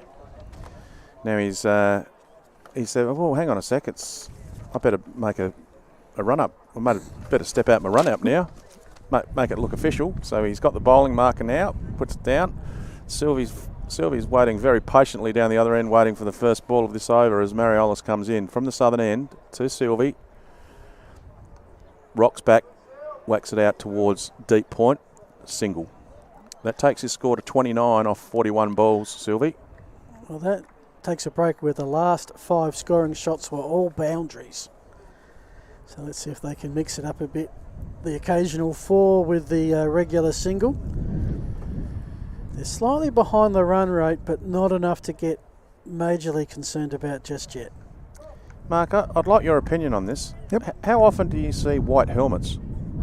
Because we've seen 2 today. I did notice that earlier on. Yeah. I thought, oh, that's come back from the dark ages, I think. But Mariolis, just a quick on his profile, his nickname is Wackar or Igwardo. Wackar is because he looks like Wackar Yunus. Yes. He's played at Fitzroy and... He's just, that's a good shot by Steele. That was That was a talented shot. It was just a helper long down the leg side and gone down to fine leg for 4. That's very talented. Down on one knee. Some of his cricket highlights is batting with pans and not running him out. Yep. Yes. As Iggy he did very well. He did not run him out. Gee, there was a whole lot of there were a whole lot of run-outs, but that wasn't one of them. No. His best bowling is 9 for 59 versus Old Scotch in 2002 before my cricket, so he can't really brag about it. Can't verify it. No. Yeah. See, we don't take that as fact. Then, if it's not on my cricket, we're not going to acknowledge it, are we? Should we? Bowler comes in, this time outside off stump, and still lets it go. I took my one and only wicket at Scotch Old College for the Pulteney Grammar 4th 11. Talk us through it. We were a mighty team with an American exchange opening batsman that could hit a full toss anywhere, but if York did struggle. And how did you get your wicket? He hit it so far it went down a fielder's throat. Bowler comes in, bowls to Steele rocks back, nice shot. It's going to be cut off on the boundary, you would think. By Battersby. Good shot, rocked back on the back foot still. Nice shot, takes him to 14 off 17 balls. And I think like this, those games were, we went there to win it. We had no talent to win it, but it was just fun to get the whites on and enjoy the game as these gentlemen in this competition. That is what it is all about. I'm not sure what Mark's got for us, but he's having a bit of a chuckle. There must be something funny on one of these player profiles that we're about to hear about in a minute. Mariollis is coming in to bowl his 5th ball of this over. Currently he's gone for 6 runs off the 4 balls that he has bowled. A few changes to the field because the left-hander is now facing. That's Sylvie. He's on 29. Goes forward, dabs it down to gully, no run. Okay, he's got here the best thing about veterans cricket. Listening to Vanders and Croft debate as to which of the two is the biggest fig jam in the uni side. And we won't say what fig jam means, but hopefully everyone knows. But ask Nathan Buckley. Yeah. Mariollis comes in. That's a great shot straight down the ground, but it's well fielded. Curbs, well done. Lovely work by Kerber. No run, and that was the end of the over for Mariollis. After the over, it was 6 off of it, and after 14 overs, the score is 1 for 64, chasing 209 for victory. Yeah, they can keep at it with the 6 and over. They'll be doing well. Run rate The run rate required is 5.58, and it's keeping under 6. And the other big thing is at the moment just the 1 wicket lost. At this stage, at 64 runs, they'd already lost. At the uni, had already lost 4 wickets. Now Crocker looks like he's going to come on and bowl his last over of the spell, and one of the beautiful things about over 50s cricket, we've been mentioning it throughout the coverage, that you retire when you're on 40 and you can come back in. So Sylvie's getting close. Once again, don't want to put the mockers on any player, but he's on 29 not out off 43 balls. It's just a nice little bit of insurance when you've got a player or two retired that you can come back in. Especially in one of the opening batsmen too. Yep. Andrew Rumbelow's padded up. Looks like he's the next player in. He's sitting in front of us. Rumble's first year of Kenzie. He's the skipper and he's done a lot of organisation to get a lot of players interested in over 50s cricket, which is brilliant. Crocker comes in from the hospital end, bowls to Steele. Steele gets forward, hits it to mid-wicket. No run. Just mentioning the crowd here too. There's a fair crowd and some people out in the outer. Yep. Just sitting in the shade over there. It's a good watching the crowd. old boys play cricket. Good crowd. Rocks back. Should we pull stop shot. Batters? Yep. Battersby gets the ball, throws it in. Just a single to Steele. Steele looks all right. Not sure about his white helmet, but he's batting all right. No, that's yeah. One of the highlights, I'll tell you one of the highlights of my cricketing year this year in the over 50s. Very shortly, Crocker looks like he's batting. He's going to be bowling to Sylvie next ball. So there's a couple of changes in the field for the left-hander facing. He comes in, and once again, respect shown by Sylvie. One of the highlights that I thought sums up over 50s cricket very well, guys, is the York Peninsula have got a team in, and it's great. But one of the highlights that I had was during York Peninsula game that we played. We had one player who came off the field for a break as Sylvie clips it down to backward of square just for a single off the bowling of Crocker. Takes the score to 1 for 66. But the player came off. He wasn't out, but he came off. He needed to swap helmets. And we were wondering why he needed to swap helmets, because you know what? He hadn't been hit in the helmet. There was nothing near the helmet. The helmet looked fine, but he had to take it off because Crocker comes in, bowls to Steele. Steele, that's a lovely shot. That is a beautiful shot for 4 runs.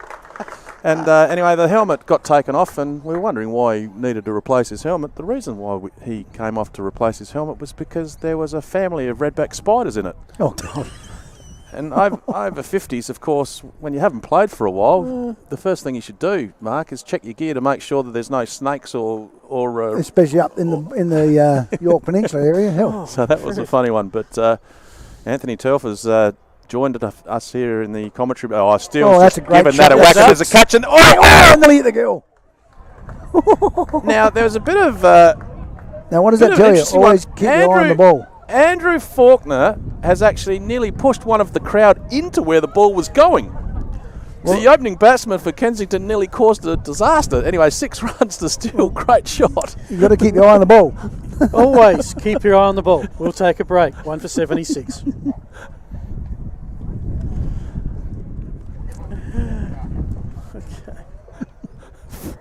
Andrew Faulkner actually pushed her towards it. Get in more way instead of getting out of the join way. us? Are you coming to join us? No, you're good? Okay.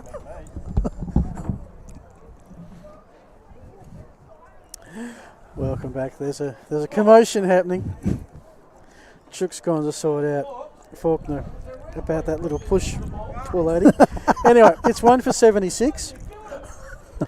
15 gone, and that's got quite a wriggle on. That's 12, and suddenly they've upped the ante. Kensington, 38 runs off the last 4 overs, and all of a sudden it's 5 and over now. Yeah, and they needed to do that after going, and after going 21 runs for no wickets first 5. 1 for 16 in the second 5, 1 for 39 in the Mariellis bowls to Sylvie. Sylvie, chance for a quick single, but decides against it. Sorry, 0 for 39 the last 5 overs. They've got the accelerator going now. Adelaide Uni got to start putting on the brakes now for the runs.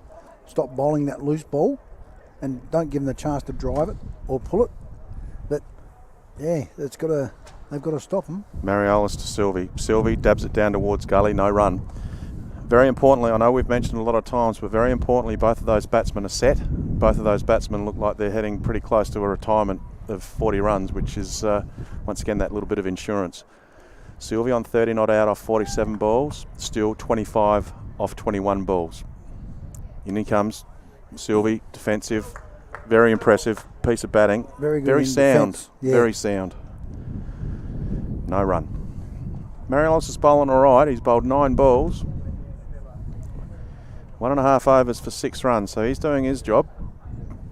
He comes in, bowling to Sylvie, the left-hander. Once again, tries to dab, just hits it into his own pad. Ball doesn't go anywhere. Dot ball. Yeah, so there's been a lot of highlights throughout the year with over 50s, and we do encourage anyone that's keen to have a bit of a hit to get in contact with a club that's in the comp, because it is a lot of fun and you meet a lot of great people, Mark. They go on the SAVCA website. Yep. And it gives them all the details. And it doesn't matter whether you're available every game or whether you play half the games. As Mariellis comes in bowling to Sylvie. Sylvie dances down the pitch for a smack. Well fielded. Well fielded by the mid-off fieldsman there. But it doesn't matter if you're available every game or half the games or whatever. Right. Put your hand up and say, I'm keen to have a go, and I'm sure all the clubs would be very keen to have as many players interested as possible. Always great fun, and just as much fun after the game as well, usually. Mariellis bowls to Sylvie. Sylvie once again advances a little bit. But once again, dot ball. Great bowling by Mariellis. I think that was a maiden, wasn't it, Phil? Yes. 16 gone, still 1 for 76.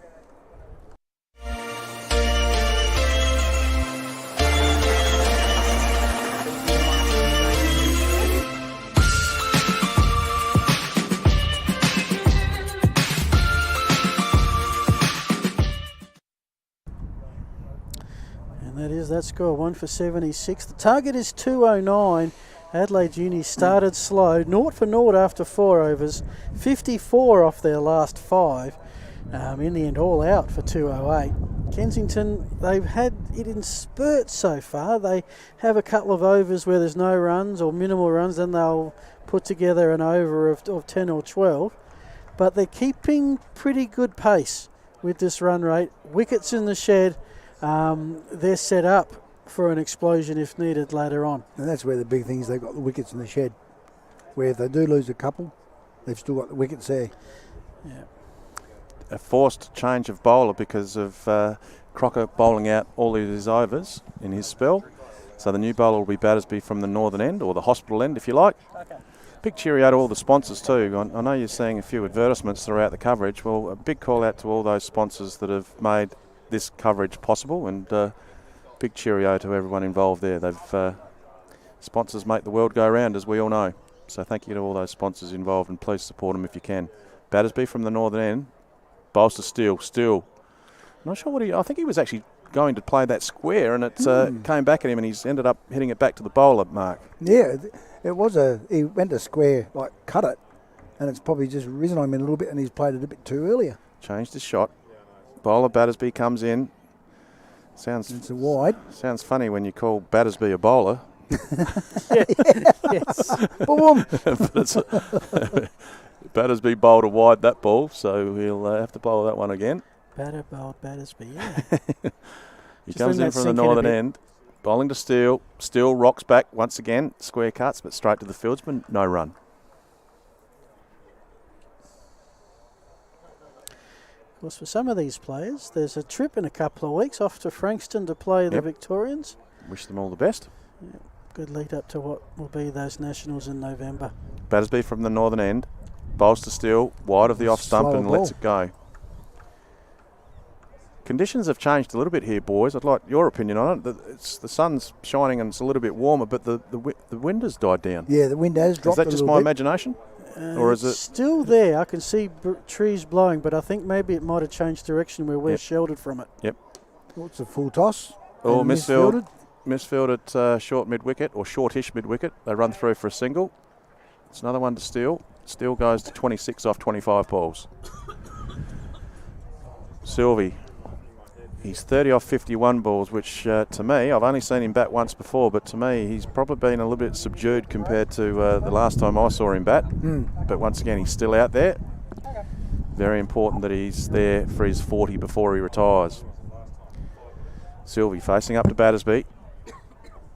Clips it around behind his, off his hip, and a quick single.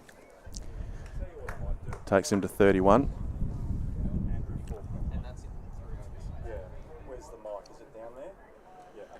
Last ball of the over from Battersby coming up. Steele will be facing. A couple of changes in the field. Obviously, right-hander, left-hander always causes that to happen. Battersby comes in.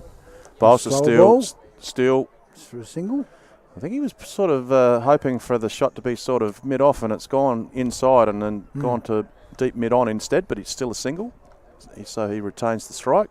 Steele remains on 27 off 26 balls, and Sylvie 31 off 52 balls respectively.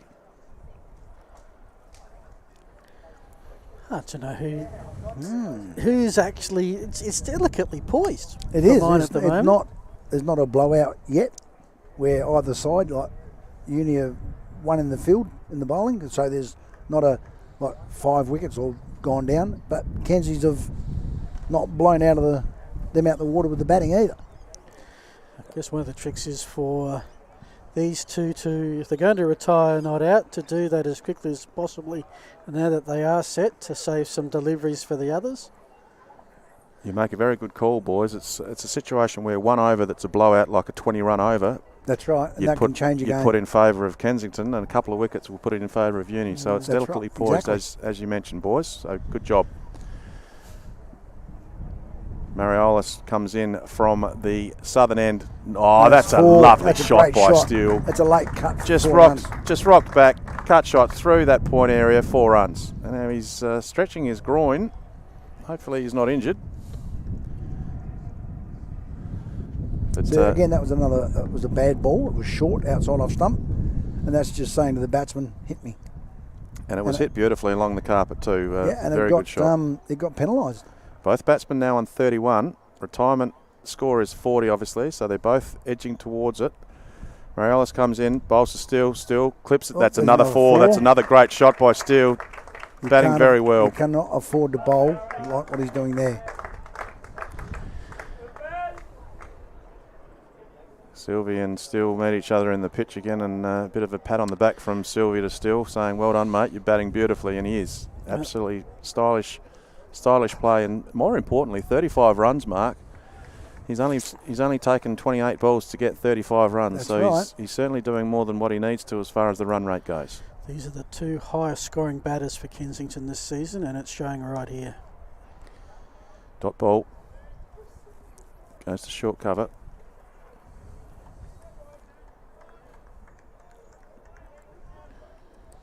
One for 88 off 17.3 overs here at the lovely Karen Rolton Oval. Marialis comes in again. Steele rocks back, another great shot. Yeah. Gee, that's a nice shot. That's beautiful. That's almost a photocopy of the one he did about 2 or 3 balls ago. Yep. All class, takes him to 39, one off retirement score. That's a class act, very good shot.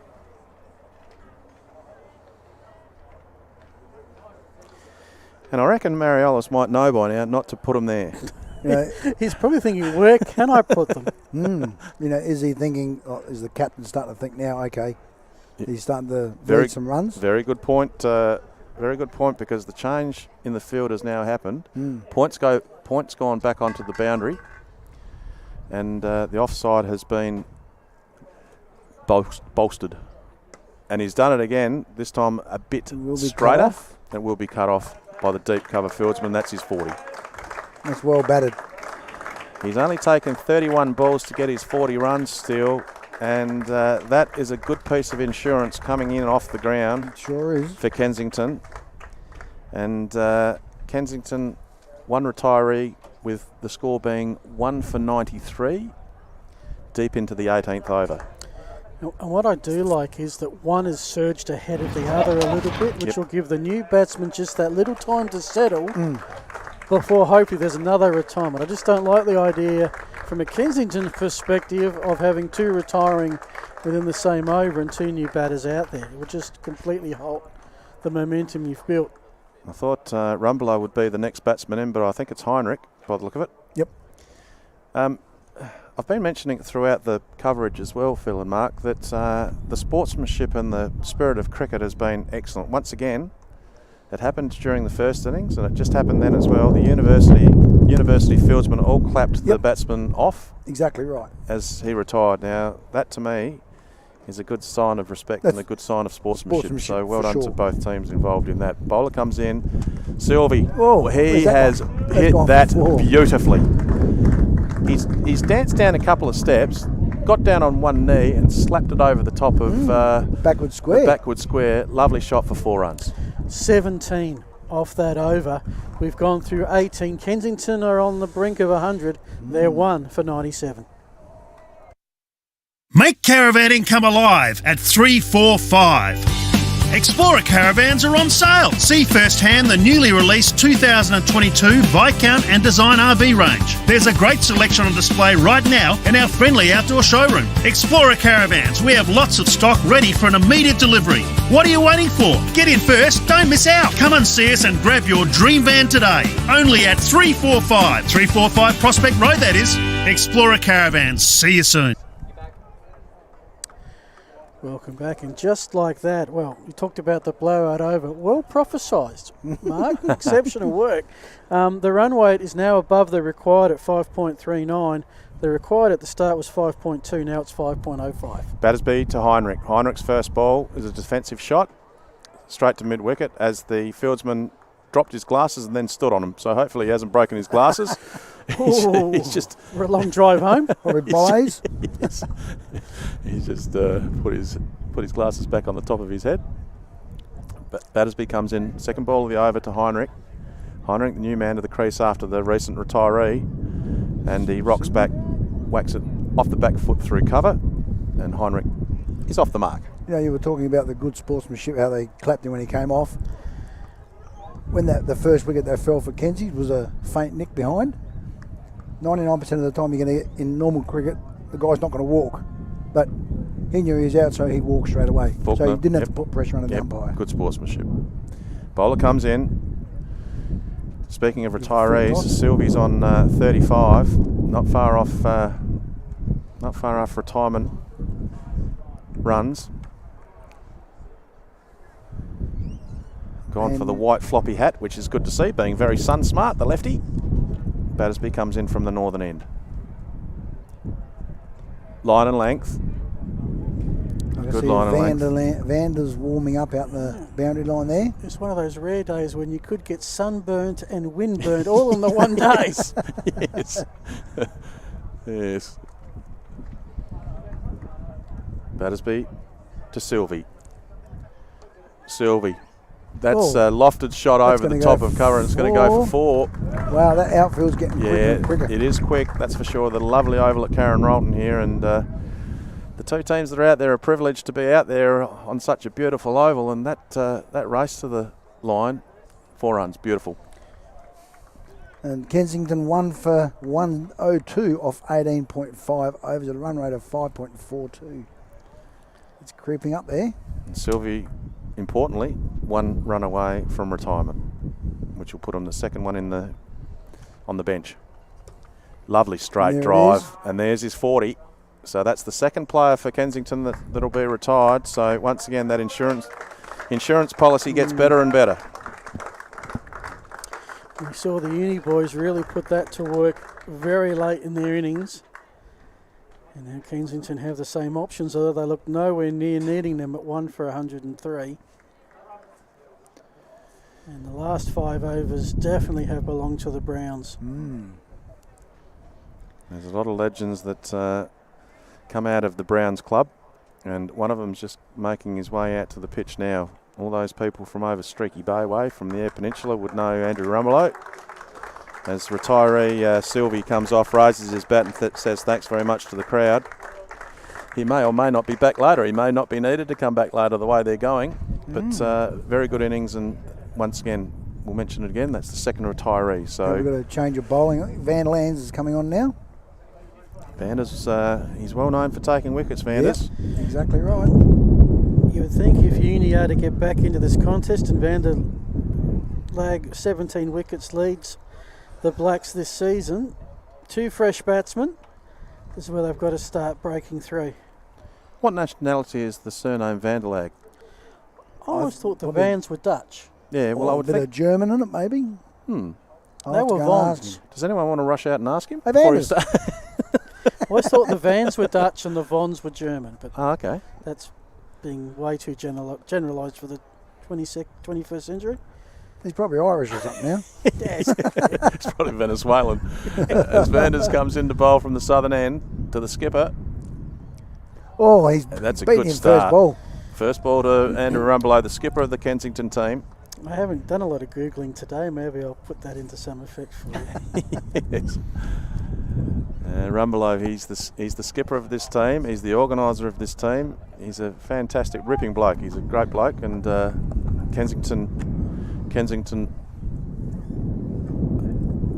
owe him a lot for all the work that he's put in, that is for sure. Vanders comes in from the southern end again. Oh, that has gone. Knocked his hat off. That has gone off his. That has gone off his pad, onto his hat. His hat's gone down and hit the stumps, but nothing came off. Oh, no bails, no bails off. That's a very interesting situation. His hat's gone off and nearly dislodged the bails, but no bails off, not out. Vanders comes in again. Interesting cricket going on here at the moment. Oh, Rumbles just that's a great shot. Clips it off his pads. Is it going to reach the boundary? No, it's not. It'll be a couple of runs for Rumbelow. I fancy getting out like that. What would it be classed as? Hit wicket, I guess. Hit wicket? Yeah, I'm not sure, but it'd be embarrassing. Oh, it'd just be unlucky. Yeah, well, lucky the ball didn't hit him in the head, or in the nose, or something, or smash his glasses. Vander's bowling well. Special guest coming up at the drinks break. Just a couple of deliveries, 3 deliveries away. Vander's a bit wide this time. Well fielded. Square cut, straight to the fieldsman. Not sure whether is Telf interviewing the opening batsman Faulkner. Could be. We might get Telf to ask Fawkes why he nearly pushed that lady into the ball as it was sailing over the fence for 6. We nearly had he wanted a story to write. Vanders comes in and bowls again. Respect shown by Rumbelow. Good bowling, good batting, good cricket.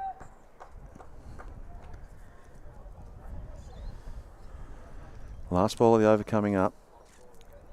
Kensington 1 for 105. Last ball of the 20th over.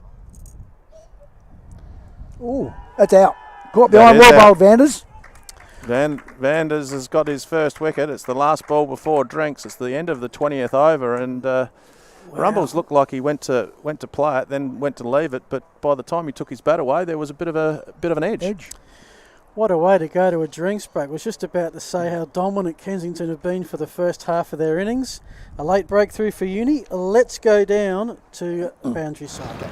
Well, a wicket right on the drinks break with Andrew Rumbelow just being caught behind. But I am joined by Andrew Faulkner here, who opened the batting and kept wickets today sensationally, I thought. And just getting your thoughts now on the game and the position that Kenzie are currently in. Keepers Union, Telf. Thanks for that. Definitely. Praise from Caesar. This is wonderful. I mean, high-scoring game, magnificent venue. Thank you very much, Telf, for getting us on here. It's an absolute privilege to play here. It's a magnificent wicket, beautiful outfield. Game's been played in really good spirit. Yeah, it has. And it looks like it's going to go right down to the wire. Yes, now obviously setting a target of 208 by Adelaide University, how confident were Kenzie in chasing the runs down? And obviously we're halfway through and we're one down, and by the way, that one wicket is you, but you got them off to a great start. Where do you think you can go to from here for the rest of the last 20 overs? Oh, look, runs on the board in finals is always really important. We do chase well and we do bat down, but you'd have to say that Uni are favourites at the moment. But we'll give it a crack. You do have 2 in the shed early though, by 20 overs, with Sylvie and also Barry Steele as well. So they can come back obviously later on if you get caught, and you can push hard right through to the end now, I guess. Sorry, there's a bit of interference in the background.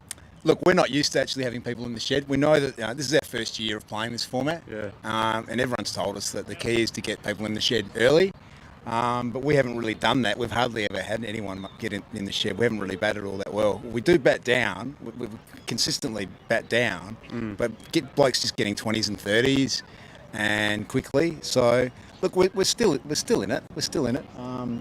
But we didn't need Rums to get out just then. That's a bit of a blow. Yeah, and obviously it's the first year for the cricket club to be involved in veterans cricket. How did you get involved, and how have you found the season so far? Oh, well, it's all down to Andrew Rumbelow. He played for the Salties last year and really enjoyed the camaraderie there and the people he met, and just the format and the spirit it's played in, and meeting new guys, playing at new grounds. I mean, the beauty, Telf, the beauty of this competition is it's just played in a really friendly way, and there's no sheep stations on it, and it's great to meet new guys. It's great to play at new grounds. We've got to play at Mount Barker's new Summit Oval this year, which you played in, which was really great venue, a wonderful place to play. It's been a really, really fun year. I've really enjoyed it, and hopefully we'll be back again next year. I'm sure you'll definitely be back next year. Forky, thanks very much for joining us today, and all the best for the rest of the game. Thanks a lot, Tel. Cheers. And back to the central commentary team. Thank you so much for that. You can see the skyline there of Adelaide. We've got ourselves a fascinating game. Kensington are 2 for 105. They've hardly put a foot wrong in their innings. Sylvie and Steele both retired hurt. To give you a comparison of where we're at with the Adelaide University drinks break, Kensington 2 for 105. Adelaide Uni were 5 for 74. But we know that Uni really got a wriggle on. Gentlemen, your thoughts of where we're at with, I guess, a quarter of the game still to play out? Well, first off, I think Fawkes has got a good face for radio. That's one. He's not alone there. That's one thing I'd like to mention right from the word go. But yeah, I think Kensington. If you were giving out the chocolates at the moment, I think Kensington's got their their hand up, I reckon. I reckon they're going okay simply because, and you made a very good point, those two reserves that have retired. They're two class batsmen and they can accelerate the score quickly. And having those two in the shed, you know that you've got a bit of an insurance policy there. So I'd say the slight advantage to Kenzie. But once again, as we keep on saying, Mark, things can change pretty quickly, can't they? Well, that's right. And Adelaide Uni now have got to really pull the reins in, like bowl tight, like Vanders has done. 1 over, 1 for 2. He bowled that tight line, and he's been rewarded. He was very unlucky 2 balls before. It was an interesting over, wasn't it? Oh, the hat fell on the stumps, and the bows didn't come off, and then Rumble sort of went to play one, went to leave it, and it sort of got the bat on the way through. So hesitated playing that shot. Yeah, so now they've got to start to really stop the runs now. Yep. Like, okay, give them 3 and over, but that's the maximum you can go per over now. Yep. So you've got to plan your field, and your bowlers have got to start using the bit of brain. They're old enough and mature enough. Okay, this is how I'm going to stop him from bowling, about making runs. So they've only lost 2 wickets, and they're both Andrews. So it doesn't pay to have a Christian name Andrew, does it? Not today. The umpires making their way back out on the ground, and we should mention both umpires. They've done a good job. And we'll name them, Craig Thomas and Kenneth Freestone. And whilst we do have a quick break, might just recognise all those sponsors that help us. Blackwoods, of course, this is the Blackwoods Over 50 competition for the South Australian Veterans Cricket Association. Adelaide Oval sponsoring our scoreboard, Nelson Teamwear, the replays, Explorer Caravans, interviews like Andrew Faulkner, drinks, S&W Seed Company, so they're sponsoring us as we speak. JK Rampage Builders, Astute Finance, Spirit of Cricket, Hodgson Print, Max Willoughby Photography, the South Australian Veterans Cricket Association and the South Australian Cricket Association. And one reminder, we are looking to do a bit of fundraising today. There is a GoFundMe page that's been the initiative of the Veteran Cricket Association up in Queensland. It's been a terrible week on a lot of fronts, and one of those has been the devastation in Queensland, northern New South Wales. We're looking to raise some money to get local Queensland cricket clubs back on their feet, and so there is a QR code. Can't live life without a QR code these days on your screen, or you can do a search, GoFundMe SEQ Cricket Clubs Recovery. We ask you to get behind a quick cheerio to all those that have been affected by the floods. Obviously the only cricket that's been played up there at the moment has been on the back of a jet ski.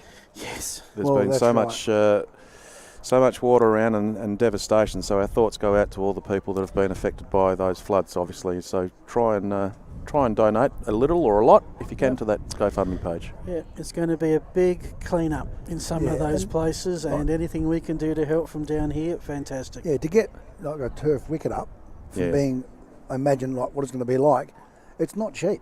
You're looking at probably over $10,000. And you know how important sport is in our life for our rest and recreation. Well, those people that have been flooded out, they're going to be looking for something that's entertaining to do to take their minds off things, because it's going to be a long time to recover. So try and support that GoFundMe page if you can. Phil, just a side issue. I think we should thank the cameramen and all the people that are doing all the electronic stuff for us. There's cameramen and there's people. He's got a smile on his face. There's a small army. I think we should thank them, because if it wasn't for them, we wouldn't be doing it. So well done to those guys that are involved. Right. Again, let me name names. John Luke on the balcony camera. We've got James, who's controlling things down our boundary side with the roving mic. Talking to Tilf. And of course our wonderful producer, who I've worked with for quite a few years now, always makes us look better than we are, Alejandro. Thank you, sir. They've done a great job, and they've got us coffees, they've got us lollies, they've got us everything. So totally spoiled. We certainly appreciate it. I'm sure everyone that's watching the live stream certainly appreciate it as well. As the bowler comes in, batsman goes forward. That won't fall, Tomo. Very forward, Heinrich. Got a big step in forward, so there was a great element of doubt in regards to the height of that ball from Battersby. He won't die wondering. Always ask the question. He comes in for his second ball of this over, fresh after a drinks break, to Heinrich. Ball. Once again, straight back to the bowler. Great work by Heinrich. Nice straight shot for a straight ball, showing a bit of respect. They can't afford to lose another quick wicket. With Rumbelow getting out just before drinks, They need to consolidate. Oh, I tell you what, that's a good ball. Close. That nipped back. No, it did nip back. That nips back at Heinrich. He went to play a cover drive and then had to quickly change his mind and come back and cut right back in on him. He might have hurt his. Did he hurt his back? Oh no, he's just pulling his pants up. I thought he was. I thought he was holding his back, but he's just adjusting the gear as Battersby comes in from the northern end to Heinrich. Heinrich. Whoa! Once again goes to play on the offside on a bit of a French cut. Wicketkeeper picks it up a few metres back from the stumps. Yeah. I did have a chance during the half-time break of the innings that to go out and have a look at the pitch, and it's. I think Shep might have mentioned it as Battersby comes in. Bowls to Heinrich. Heinrich gets forward and gets it to mid-on. No run.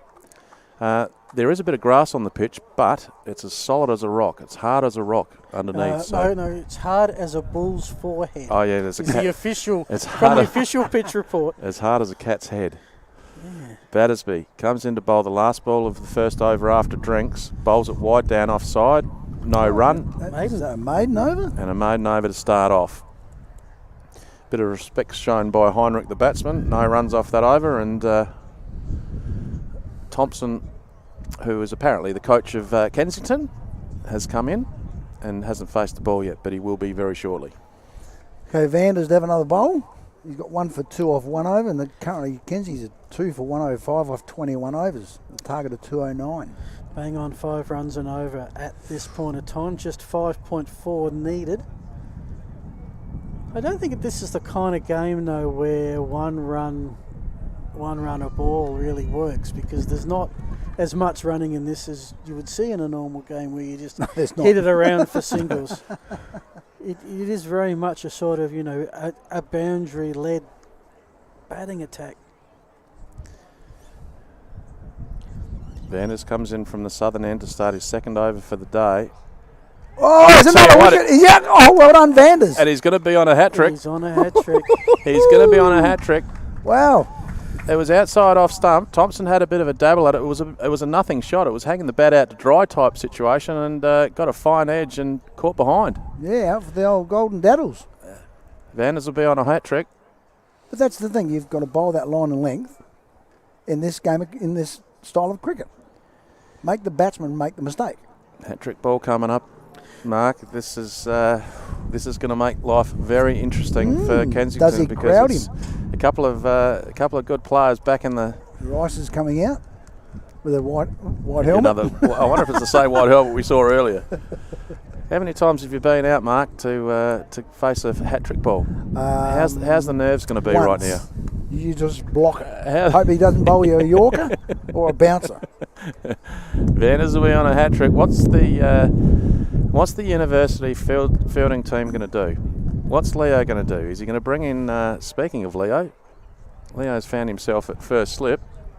Hat trick ball for Vanders. What's he going to do with the field? He's still got a deep cover. He's not going to crowd him. You'd attack it, wouldn't you? Just for 1 or 2 deliveries? He may not. New batsman? He may not remember that it's a hat trick because we've had a drinks break in between. It's been a long shot. I'm sure Vanders knows. Vanders, he does know. I'll tell you what, all the social pages will know too later on if he gets it. Hope Hookie writes us up one. We'll have Facebook going a lot. He'll trend. They're coming in now. Yep. Here we go. I think they've just realised. Yep. In comes the deep cover. Hat trick ball for Vanders. Go on, Vanders. University. Couple of quick wickets. 3 for 105. Here we Vanders go. makes his way in from the southern end. Bowled. Didn't know much about that. An inside edge that's gone between his legs. Vanders has put his hand on his head. Here we go. It's a replay. I don't know if that's the field. I don't know if that's the field I'd be trying to cut to either. To be honest. No, he tried to cut it, but it came back in on him. To say Rice is a bit nervous is an understatement after that shot, I think. Vanders comes in to bowl the third bowl of the over. Got an interesting. That's a good shot, but straight to the fielder at that's what he tried deepish to do the gully. First ball. Yeah. Vanders has got an interesting bowling run up because he doesn't use the whole length of the crease. No. You have a look at his front foot and it's almost level with the wickets. Like Rumbelow for Kensington before. Yeah, so Vanders makes his way back to his mark. He's got 2 for 2 off the 9 balls he's bowled. Once he's again, only like a foot line in and front length. of the stump line. Yep, line and length. Good bowling by Vanders. 2 for 2 off 10 balls he's bowled, Vanders. And bringing this game back into University's grasp. Well, since the drinks break, 10 deliveries, 1 wicket, no runs. Vanders. 5th ball of the over. Once again, getting forward. Rice, well played. Out through covers, single. So both batsmen are on 1. Heinrich's faced 8 balls. Rice has faced 4 balls. It's the 22nd over, the last ball of the 22nd over coming up from Vanders. His bowling figures, 2 for 3 off his 11 balls that he's bowled. Field changes, deep cover comes back out. Mid-off comes up a little bit. Not sure whether Heinrich's actually faced any balls from Vanders, so it might be a new experience for him. Vanders comes in to Heinrich. Heinrich once again. Currently every ball that's been bowled by Vanders, someone's tried to cut, I think. It's like a grenade at the moment. 3 for 106 after 22, back after the break.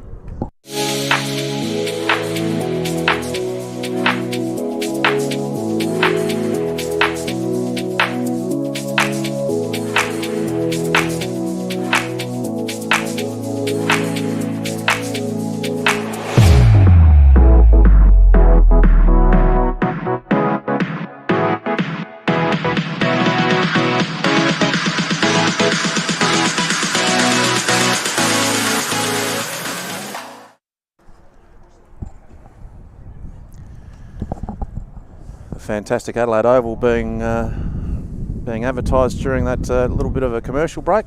Beautiful part of the world, the Adelaide Oval. You stayed at the Adelaide Oval yet, have you, Mark? No, I haven't, mate. I might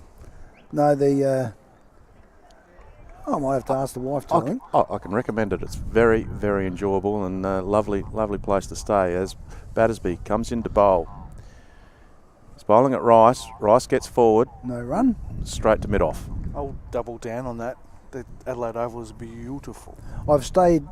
My wife actually did the roof climb up there. Oh, nice. Nah, not for me, thanks. No, not me. No. And they had a meal in one of the rooms there afterwards, one of the staterooms there. Beautiful. Battersby to Rice. Rice goes back. And leg side well taken. Well stopped. I get a nosebleed going up a flight of stairs. I'm not going to go on the top of Adelaide Oval. I'll give you the strong tip. No, that's not my cup of tea either, mate. Yeah. I don't know if the ropes up there are strong enough. Good point. That's a very good point. You want to have a good harness on you. Battersby comes in to bowl to Rice again. Rice goes forward. Oh, not sure whether there was an edge. The emotion shown by Battersby might be telling us that he might have got a nick on that. I reckon. Keeper up at the stumps, didn't have a chance to catch it. It just came too quick to him. Might have been a chance. I'll tell you what though, there has been a big shift. I was doing some roving work downstairs just before, and Battersby in again. Bowling to Rice. Oh, that was a rank. Should have gone for I think 4. That was a rank full toss, and it's gone for a single out to deep cover. Underneath there, just underneath the height for a no ball. But so we were saying that the big bowling change was when Van der Vleck came back on, and everyone in the crowd was waiting for his moment. Yep. And he didn't let us down. He doesn't let you down. No. Battersby to Heinrich. Heinrich rocks back once again out to deep cover. Single. And it's well deserved for him. He's been picked for the South Australian side. Absolutely. He's an annoying bowler to a batsman. Yep. I think I was say he's an annoying bloke. That's not very nice. Oh, that too, yeah. Battersby this time to Rice. Rice gets forward, goes out towards. That's well fielded. Towards point and well fielded. Oh, there might be a chance for an overthrow. No, good backing up by Vanders, the man we were talking about. And he says, well, I'll keep this ball because it's my turn to bowl again. That's right. Takes the hat off to show the solar panel on the top of his head. Well, he wouldn't be happy about the 3 runs taken off his overs so far either. Yeah, no, there'd be something wouldn't be quite right. Wouldn't it be his fault that there's been 3 runs? No. He'll say after the game, those 3 runs should never have been there. But I should say as well that he has lengthened his run-up considerably for the grand final. When we played uni a number of weeks ago, it was around about halfway. This was. It could have been the quality of the opposition. He didn't think he needed the run-up. and Uni put my team away easily, and yeah, he's got the figures to show. Well, whenever you get more wickets, the run-up gets longer. That's right. Makes the new batsman, it's scary because it's a long run-up. That's right. As we mentioned during his last over, a lot of the shots that have been played off his bowling has been late cuts or cut shots. That's gone through the cover area. Single to Heinrich.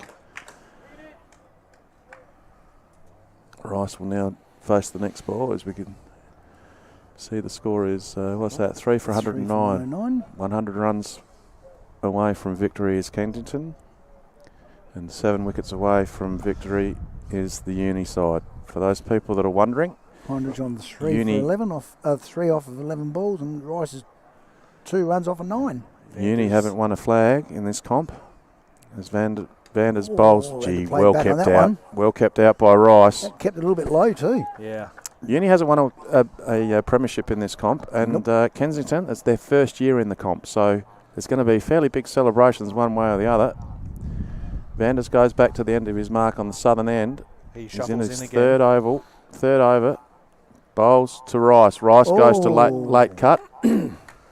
Gave the guy at Gully a heart attack because he thought it was coming his way, but he missed it, and now he's been told to go back. And now he's been told to go back.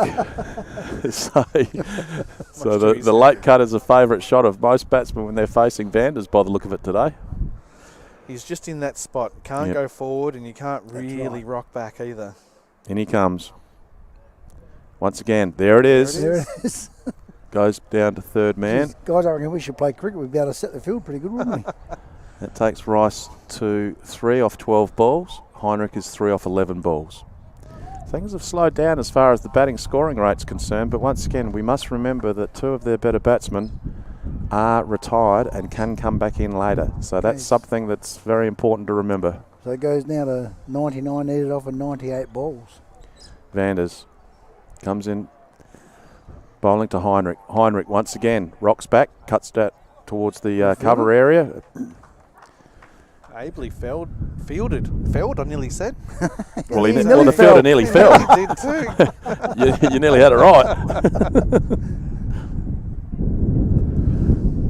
Vanders has a look around the field, make sure everyone's all right. He looks over the leg side. I'm not sure whether he thinks the ball's going to head out there because no balls have gone the leg side yet.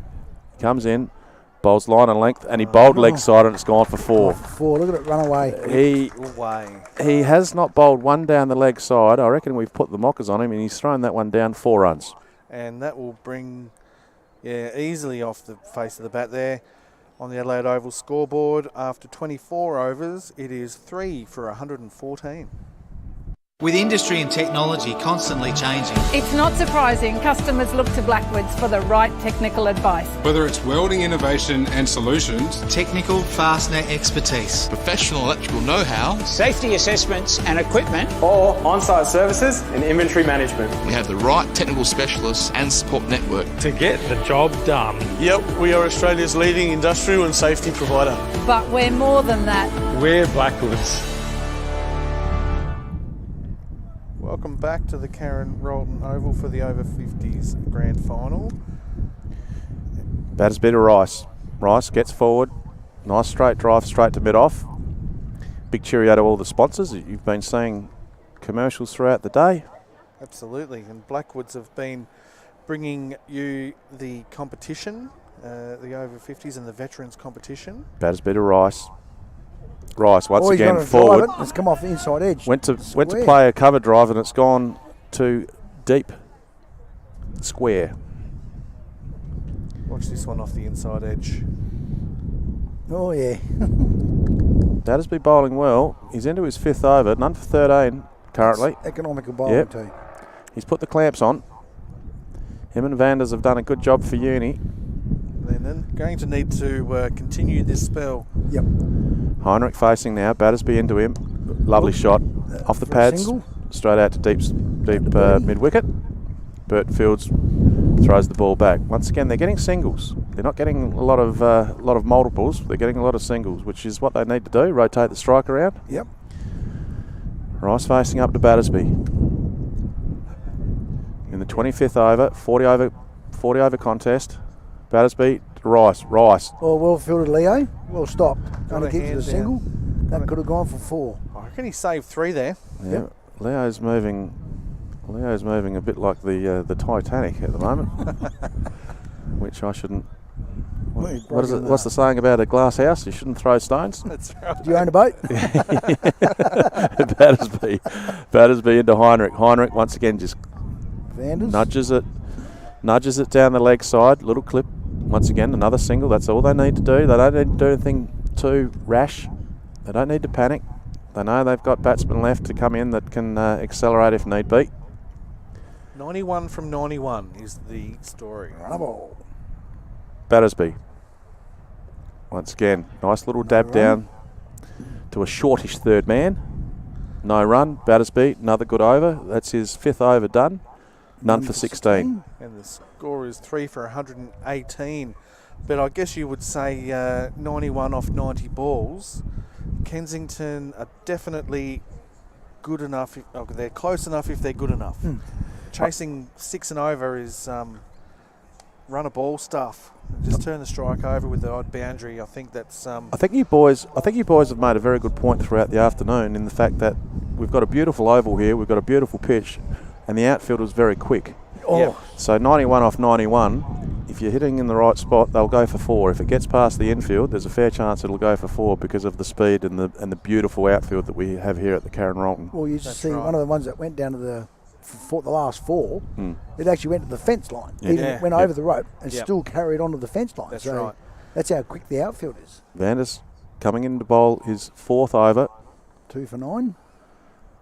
Bowling to Heinrich. Heinrich rocks back, has a look at it and says, nah, I'll leave that one alone. Goes through the keeper. And again, if you see the side-on vision of Vanders, he's one bowler that will tell you, I've never bowled a no ball in my life.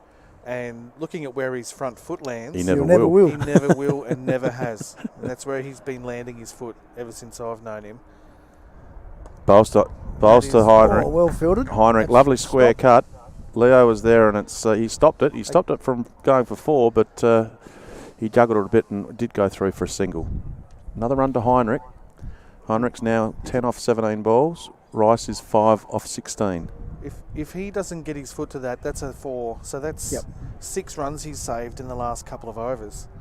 But to give you an idea of the squeeze that's on now, in the last 5 overs before this one, only 13 runs had been scored for the loss of 2 wickets. Berners comes in again.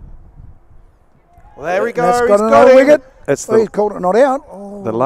The late cut is a favourite shot of a lot of players to Vanders bowling. No, Everyone was pretty happy. I don't think Vanders was all that confident because he's not shaking his head and putting his arms up in the air. Dennis was very, very confident. The uni fieldsmen are very animated in their response to not being given out. They've stood there and looked at the umpire. It's been given not out, so we need to move on. Wiki thought it was obviously out. Yep. Vanders is back at his bowling. To Vanders' credit, he's back at the bowling lineup and he's ready to bowl. He comes in and bowls. That's a great nut. He's bowling grenades at the moment. The fielders were complaining about the wicket not being given out, but Vanders didn't care. He went straight back to his bowling. He didn't argue, didn't make a big scene. Well done, Vanders. And that is the way the game's played in the over 50s. Exactly right. Gets to the end of his bowling run-up. He's bowling very economically, Vanders. Comes in again to Rice. This time Rice gets that late cut, and there it is, 4 runs. And the photographer down there, Mark Mark Willoughby Photography, is going to do the fielding for us. A big shout out to Mark Willoughby Photography. Not only is he taking wonderful photos for us, and you'll be able to see them on the Facebook pages, but he gets off his seat and helps out as well. Can I just mention that he didn't show a great deal of respect to his camera there. No. Shep, did you see that? I did. He dropped it pretty quickly. That camera's got a lens. And the lenses aren't cheap either. And he threw his camera down to go and get the ball. I think that's magnificent. But I'm glad I'm not paying for a new lens if he breaks it. That's it. No, he does a very good job. Very good job. Very good photographer. Vanders, well, square. A late cut has come in, it's gone for 4, and they've put a player on the leg side. That is interesting. Well, they've also dropped back the third man. Vanders comes in, bowls to Rice. Rice gets it away. Going to keep it to 1. And keeps it to 1 with the fieldsman out there. Bit of a misfield, but still They weren't looking or putting pressure on. No, so what they're doing, they're giving them the 1. Yeah. So they're not going to get the 4. I'm a little bit concerned about Leo being in that square cut area because that's where all the balls are going, and he's the least mobile fieldsman out there. So it'll be interesting to see whether he keeps on going out in that area that the ball seems to be coming to a lot. And he's just had a bit of motivational speech to the wicketkeeper Dennis Sester, keeping getting him up and about. Got a change of bowling, is it? Yep. You know how I said the wind had died down? It's picked up again. Come back again. Shouldn't have said anything. It's come back again. Telf must be talking. Both batsmen on 10. Heinrich is 10 off 17 balls, and Rice is 10 off 20 balls. Crawford, who made 51 in the innings for Kensington, batted very well, is now showing his all-round skills. Absolutely. So, a big moment in the game here.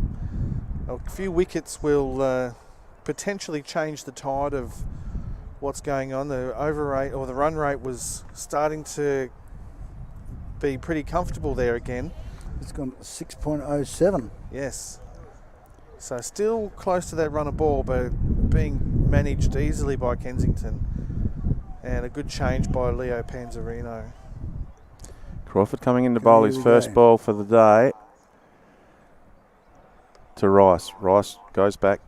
Nice defensive work, just having a look at the bowler before he decides whether he's going to try and attack or not. Just a very quick update. Australia are at none for 113 over in Pakistan, if anyone's interested. None for 113. It's Crawford. Comes in to bowl his second ball of the over. Rice advances, outside edge. Deepish gully. Beaten in flight there. It was, wasn't he? Yeah. Look, this one on the Nelson team where, well flighted. Second or third slip might have had him. Yeah. Could have been a good catch. Crawford into Rice. Rice once again advances. Going to get a single, hitting it down to deep mid-off. And 1 run to Rice.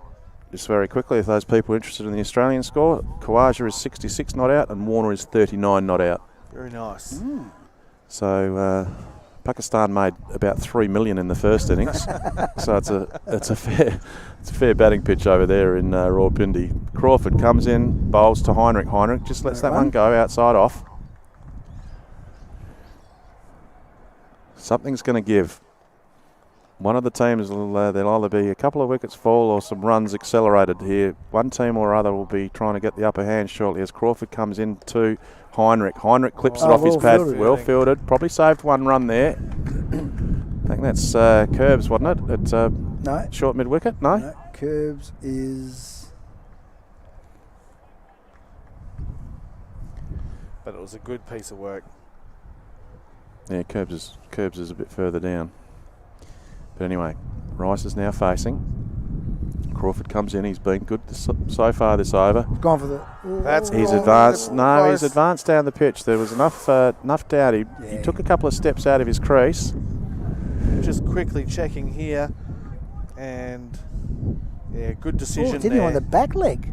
But that is 27 overs gone on the Adelaide Oval scoreboard. It is 3 for 126.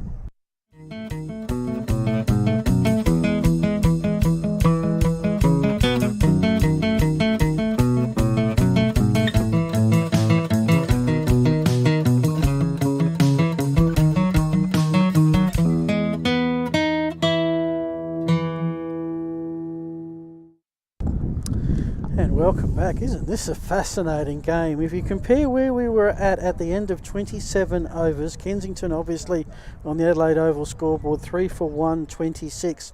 At the same time, Adelaide Uni were 5 for 110.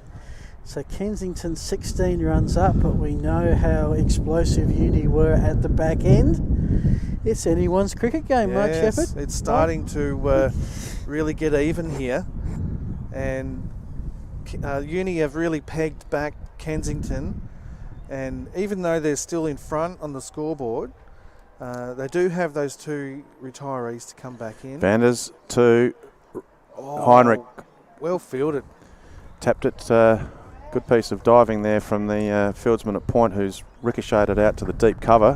One run only. Good shot by Heinrich. Absolutely, and that was a change in the field too that we predicted. I think that was you, Chook, that said that Leo wasn't really in the best position. If he was there, that's 4. Vanders comes in, bowling to Rice. Rice. It's up in the air. It's elevated. Gone. And it's caught. Good catch. That's the wicket that Uni needed. That's a good piece of work by Vanders. That's his 3rd wicket as well. Vanders is bowling very well. He was on a hat-trick earlier on in the day, and that's his 3rd wicket now. So good work by Vanders. Good work for Uni. Straight down his throat. He was never in doubt of not missing that one. Got himself into a good position and straight down his throat. But we'll be back in 1 moment. Take advantage of S&W's 7 forage wheat. It's an ornless winter wheat with plenty of flexibility and can be planted early without running the risk of running to head if the autumn runs dry. 7 wheat can fit into your existing cropping program without the need to modify or adjust your herbicide program, providing a quality forage option which allows you to take advantage of high stock prices and high feed grain prices. My name is Peter Gibbs and I'm your partner in the paddock. So 4 for 127 with 2 players retired not out, able to come back. This would be our number 8 batter, former boss of mine I reckon, Richard Hockney. Oh. And I guess the trick here, Chook, is with those players in the sheds, you really don't get the runs or get out almost. Yeah, it's a bit early maybe. Yeah, maybe a bit early I think, Phil, but yeah, you're right. I mean, we're talking probably another 3 or 4 overs until we need to worry about trying to the old party time. But yeah, it's a really interesting time of the game at the moment, and yeah, looking forward to seeing how it all pans out. Just a quick cheerio as far as people saying g'day. One of the actual sponsors, g'day to Rammer, Andrew Ramage. Absolutely. He's tuned in and saying g'day, so hello Rammer, and thank you for your support, as we thank all the supporters and of the people that are sponsoring. Certainly appreciate it.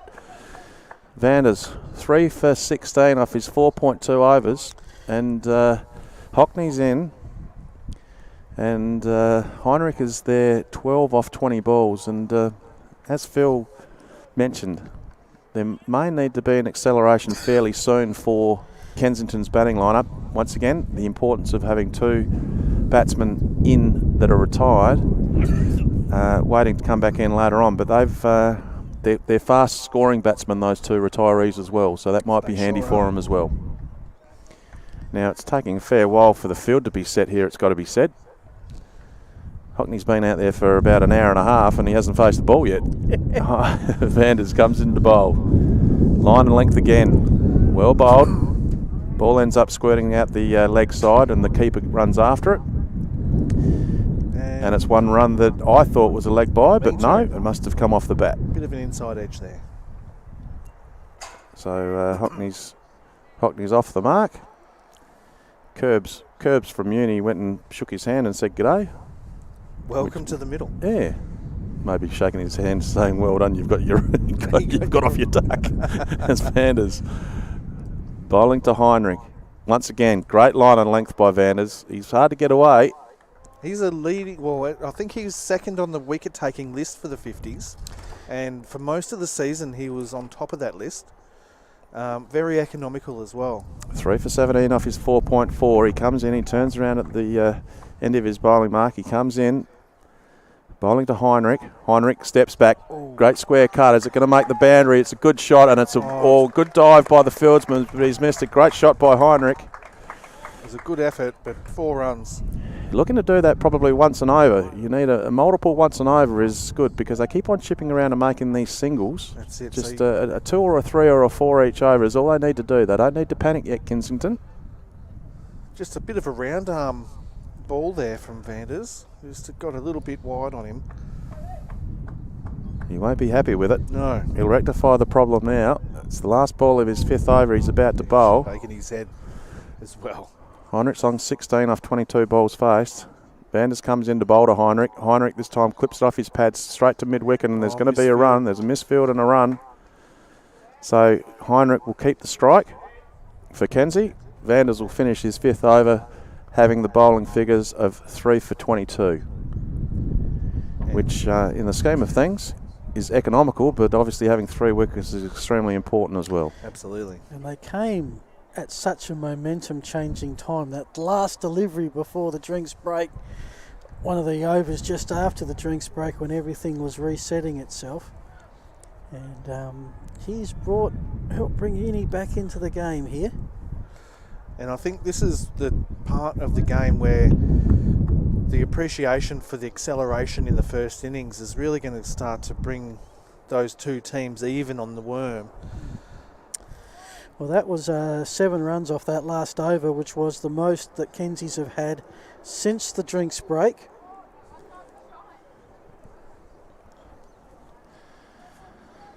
Bowler Crawford, his first over went for 2.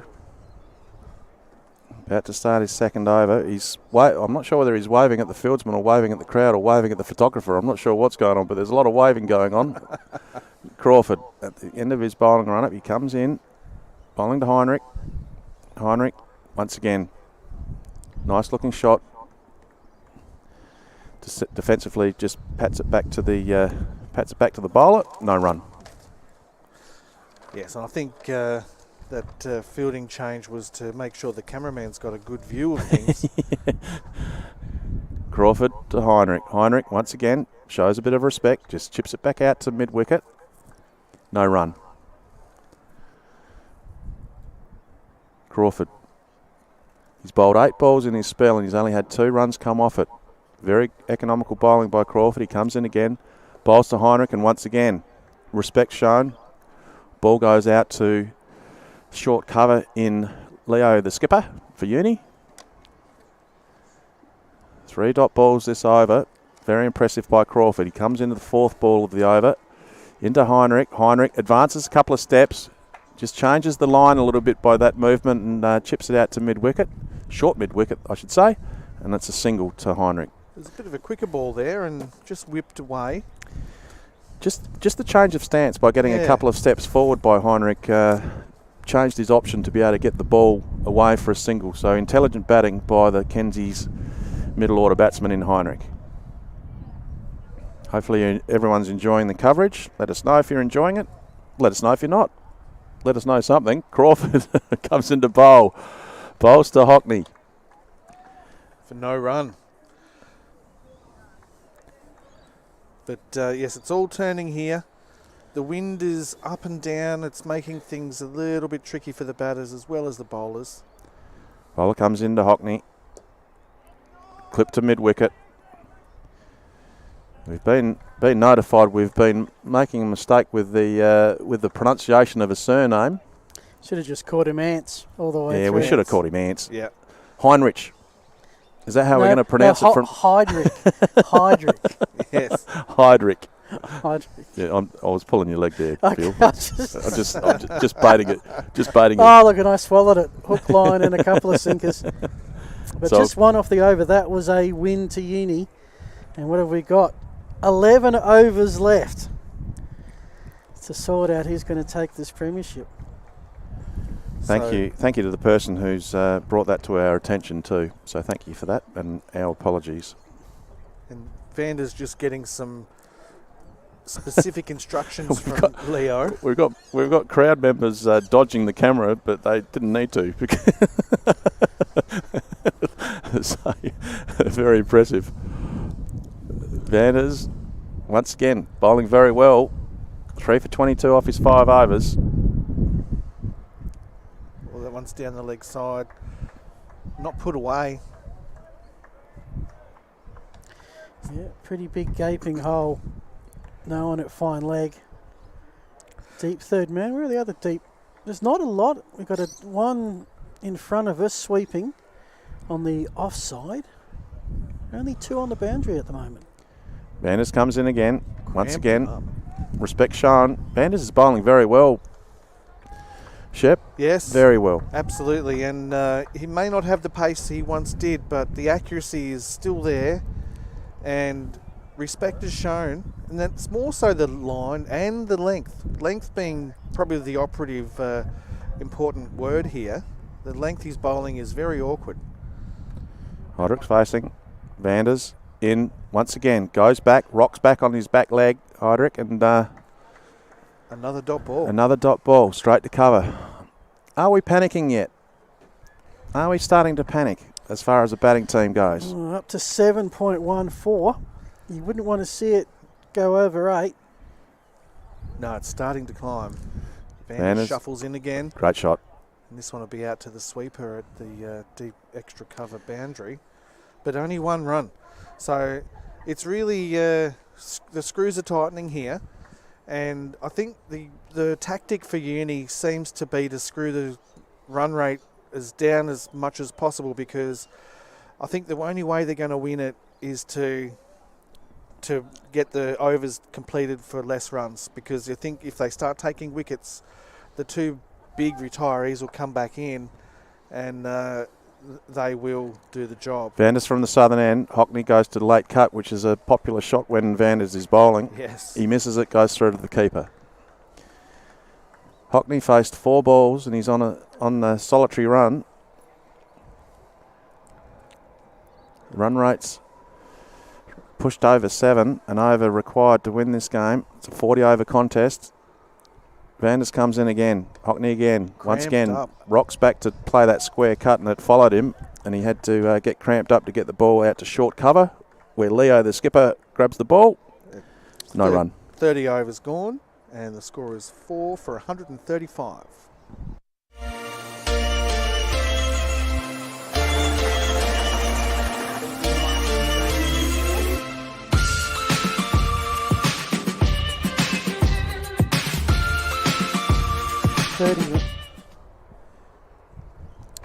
Welcome back, everyone. 10 overs to go, and they were rampaging at the drinks break. 2 for 105. 10 overs later, 4 for 135. That's just 30 runs from the last 10 overs. And they're going to need another 74. 7.4. 7.4 the run rate. Certainly gettable on a beautiful Sunday afternoon on Karen Rolton, which is looking superb. The crowd is gathering. Absolutely. It's a great crowd. And it's a little bit hushed at the moment because I think everyone realises how tense it's getting. That's right. They're on the edge of their seats, and Crawford in again. Yeah, that's a good shot. Down. Heidrick's got that away down fine. It's going to go for 4. That's a great way to start the over. He has hurt his back. I jokingly said earlier on in the commentary that Heidrick, when he first got out there, was hurt his back, but he was pulling up his pants. Well, I actually think he has done something to his back. I hope he didn't do it while he was pulling up his pants, because that'd be a tragedy. So Heidrick goes to 23 off 32 balls. I think he had a bit of a conference with Hockney in the middle of the pitch and said, hey, listen, guys, we're going to have to do something now. Yep. So I think he needs to accelerate. And that's exactly what he's done. First ball, 4. Yeah. They need 7.4 and over. Second ball of the over from Crawford. And there it is. That's a great whack, but it's gone straight to the fieldsman. He's dropped it and it's gone for 4. That's a drop catch on the fence. It's gone for 4. It's a missed opportunity there. I think is that Burt that's dropped that? Yep, and I think he was a little bit casual with his approach. He just got around there. He was about waist high with the chance, and he didn't really get himself into position. It went straight through the hands for a boundary. Crawford in again. 2 4s in a row off this over. Heidrick, he has hurt his back. He's not moving that freely. He is not moving freely at all. He has hurt his back. He's on 28 not out off 34 balls. And Crawford, interestingly, after the first 2 overs, he'd only had 2 runs off his bowling. Last 3 balls, there's been 9 or 10 hit off. Oh, that's a great shot by Hockney, and well fielded. Great fielding there in the outfield, deep mid off. That's 3 runs saved. I reckon there might have been Crocker out there doing good diving save for Uni. 10 off the over, 2 balls to go. Heidrick, who we've been calling the wrong name, or I've been calling the wrong name all game. So if you think there's a Heinrich and a Heidrick, well, There's only one of them. I've been calling the wrong name all afternoon, so I apologise to the Heidrich family. Lucky he can't hear me. He'll listen back and he'll send me a nasty text. You better keep a low profile. I think we've already got one of those, haven't we? Crawford into Hockney. Hockney kicks it down towards deep mid-on. Nice hit. Now that over had 12 runs from it. Yeah. Not a dot ball to be seen. No, and Crawford was very unhappy with that. He threw the ball away in disgust down towards Vanders, who is adding his DNA to the ball and getting it to do all kinds of things. I never really wanted to think about it that way.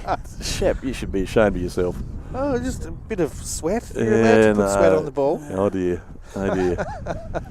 As preparations are being made for the end of game presentation, I see Telf down there with the big sign to say champions. He's not sure who it's going to be because it's a very tense game here at the Karen Rolton Oval.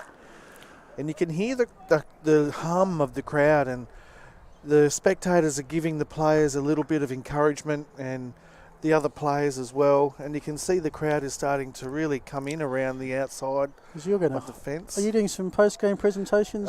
Yes, I'll be doing the post-game. Okay, so when you leave, it's not because you got upset, it's because you've got duties to do. Heidrich's on 29 off 35 balls, and he during this break between balls being bowled and overs being changed over, he's been stretching his back continuously. So keep an eye on that, guys, because he's not moving that well. He's hurt his back somehow.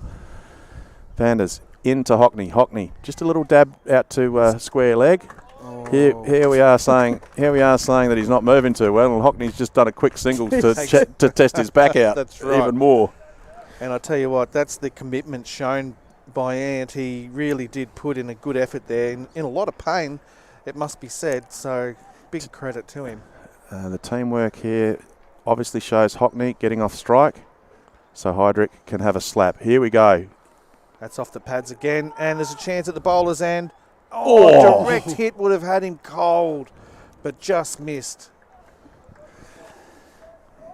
Yes, the old get me on strike, and I'm going to have a slap type situation. It's nearly party time now for Heidrich by the sounds of it. Yeah.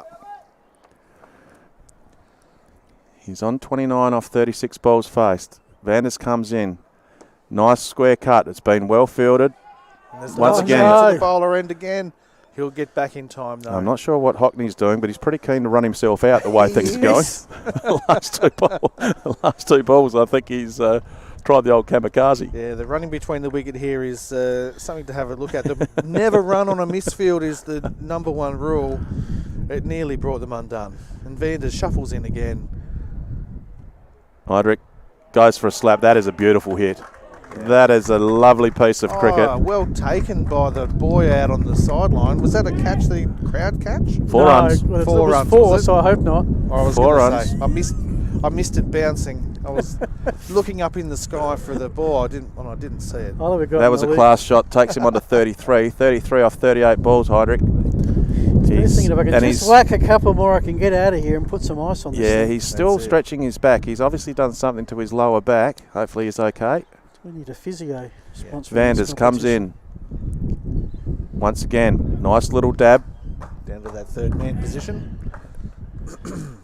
Heidrich's batting very well. He's got a sore back, but I don't know about you guys, but something that I've been meaning to mention throughout the whole day in over 50s cricket. Do you find that you always stiffer the second day after you finish playing rather than the first? 100%. Always the second day? Yep, the second day is the worst. If you play on Sunday, you're always stiffer on a Tuesday than what you are on a Monday. Anyway, Vanders comes in, bowling to Hockney. Hockney goes forward.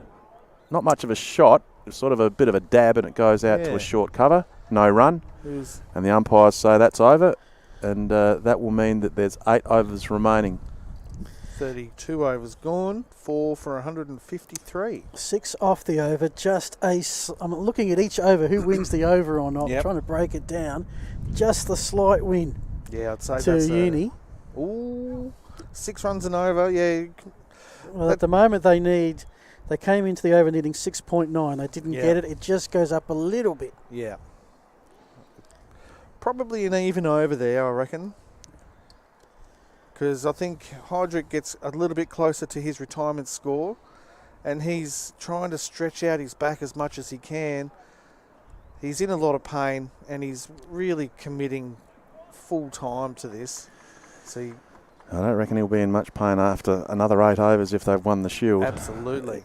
He would have done his job. He'll have a bit of medicine to make sure that he's okay, I reckon. Yeah. He advances. Once again, smart cricket. Just dabs it down to deep mid-on. Shuffles down for a single. Takes his score to 34 off 40 balls. 39 balls, I'm sorry. No, sorry, 35 off 40 balls, sorry. Still using his feet with a sore back is impressive. Hockney now facing.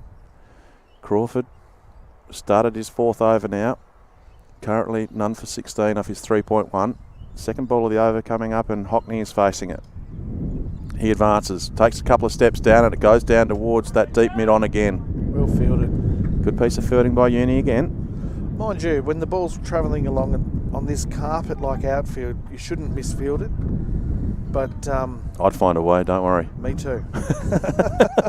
Crawford into Hydrick. Once again, nothing silly needs to be done just yet. Oh, a misfield, but they're not going to go back for 2. That's the commentator's curse right there. Sorry about that. Just chipping away at those singles. What's the run rate there, Phil? What's the run rate required? I'll tell you at the end of the over. Crawford in, bowling to Hockney. Hockney advances. Oh, this time he's got it a bit squarer, but there's a fieldsman out there. Single only. But it's 4 balls, 4 runs at the moment. If they do not score for the rest of this over, the run rate is 7.43. It was 7 when we started the over. Yep. Bowler comes in, Crawford.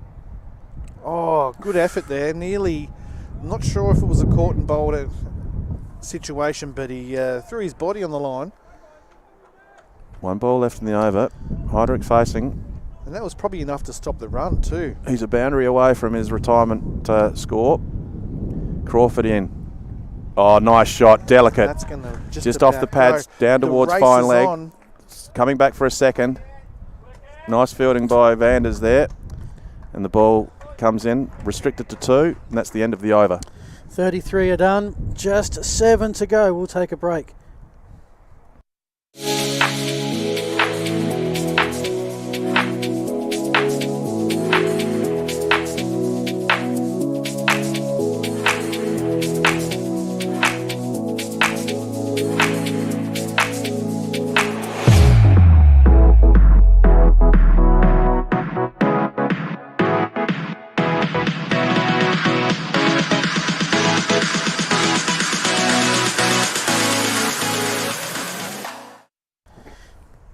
Welcome back, everyone. We're at the pointy end of the season. Grand final day in the Blackwoods over 50s. And after Adelaide Uni put on 208, Kensington are 50 runs away from the win. But they've got 7 overs to do it. Can they do it? Plenty of questions coming up. Oh, beaten the outside edge. Awkward there for the keeper, Dennis Sester, and he's done well to get his body behind it. And that's another dot ball, which is valuable at this time. So, yeah, they're worth their weight in gold at the moment. Hockney looks lively, but he's got an injured player as his partner at the moment. Short ball-ish. Oh, that's 4. Yeah, a bit too short there from Vanders. And this is his last over as well. So, if there's a time to have a crack at him, it's now than in his last over. Yeah, a little gust of wind there nearly blew us off our seats. But yeah, the moments of the game happen. First big one regarding the result was when Vanders was first brought into the attack, brought some wickets along with him, and he will finish his spell after this over, and then we'll see what Leo has up his bag of tricks. Vanders shuffles in again. Fuller ball this time. It's been squeezed out to that man at deep mid wicket. So they had the mid wicket in, went over him. Yeah. Put the mid wicket out, just tap it and take the run. I mean, they can do this now. They've got the boundary. Just tap it around for a run every ball. They win the over. Yeah. Hydrick's on 38. 2 before he can retire and have a good, well-earned massage, I'd say. And that well played. That's going to go all the way. Great way to finish. Great shot. And dance down the wicket and punch the ball through extra cover for 4 all Nine the way off the along, all the way along the carpet.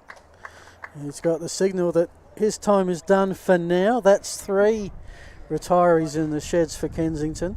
And just as we saw with Panzerino for Adelaide Uni, there's a few guys out there playing hurt. Yeah. They want to win that premiership. Absolutely, but this looks like Russell Thompson coming in now. I think, I could be wrong. Let's find out in a second, but Hodrick's batted well, 42 or 44. Injured for most of that innings, and you can hear by the round of applause that, no, this is not Russell Thompson. Left-handed batsman. Yeah, that's definitely not him. I can see Russell down the bottom there. He probably won't be playing. Andrew Watson, possibly? We'll wait. Score will could tell be, us yeah. in a second, yes. So, yes, left-handed batsman. Because in essence, 4 wickets, that's 5 and 6 out there. Throw in the 3 in the sheds, that's 9. So it's the number 9 batter. Yeah, so now I think Uni want to really keep the runs down and maybe not get wickets. Take wickets. That's Absolutely. Right. So it's all tactics now.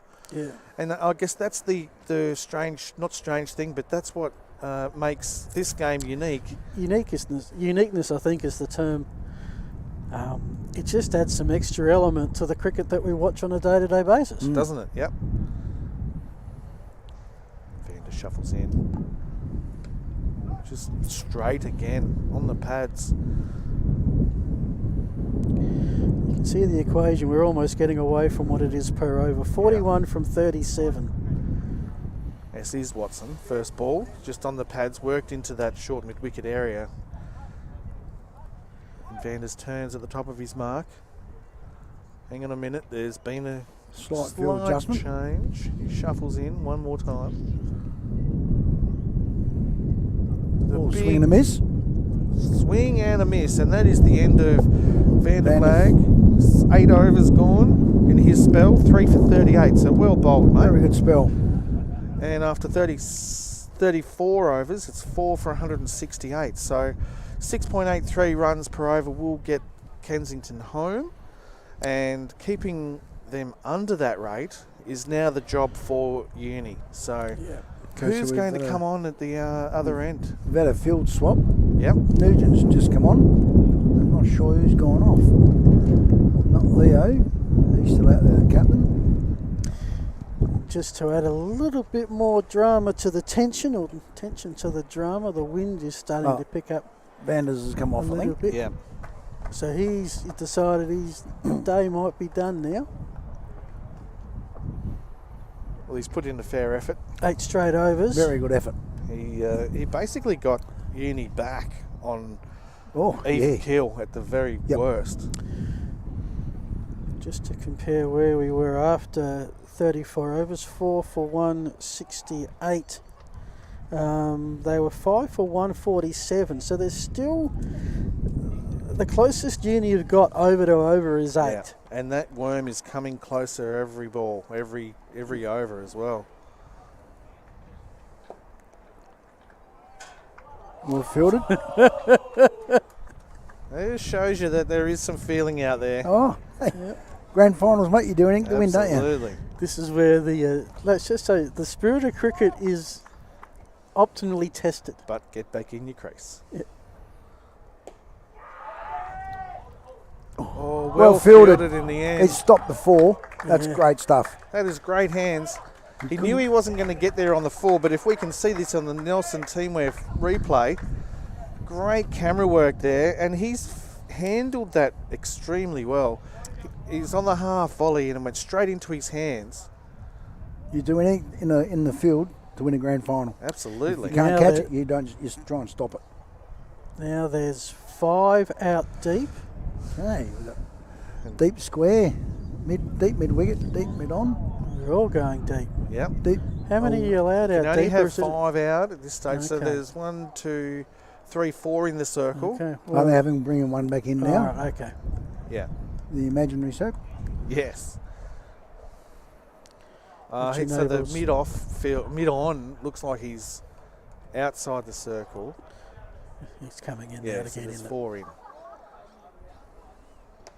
Oh, This where's one's that gone? high. That's gone straight up, and that's gone for the maximum 6. That's over the rope. That's huge.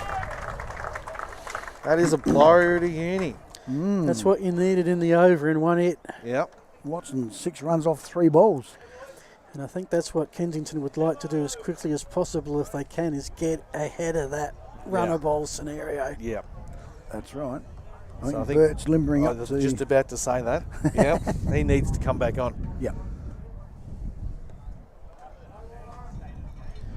And he knows he's got the runs he needs off this over, and he's going to be playing safe, you would expect.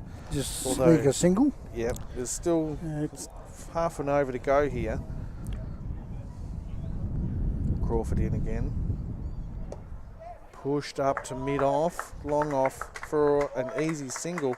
And that's the other thing with the field back is you get your boundary earlier in the over, and then you can push the singles and rotate the strike. Yep. Correct. And turn a 6 run and over into a 9 over. Yep.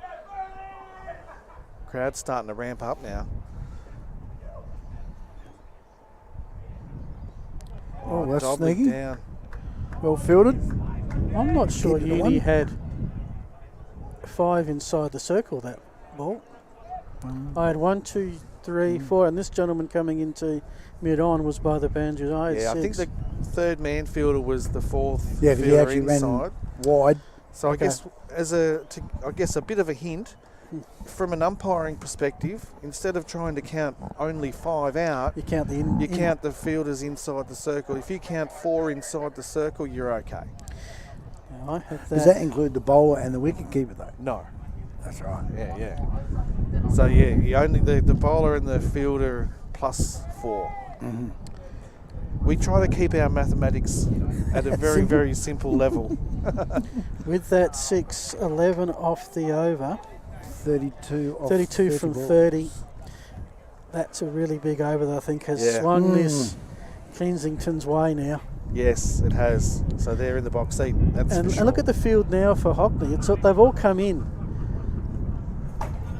Yeah. Oh, now they're going back out again. They're sending Mojo out to... That's it. So they're sending the third man back down there. That's a Dob type shot down there that's been quite popular today. That's just there to stop before fielding position. Okay, Bert's coming back on. Yep.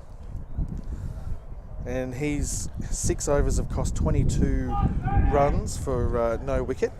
But he will come charging in and he'll be attacking the stumps. I think that's the name of the game from Leo, is to attack the stumps. I would bring the deep third man a bit finer. Yep.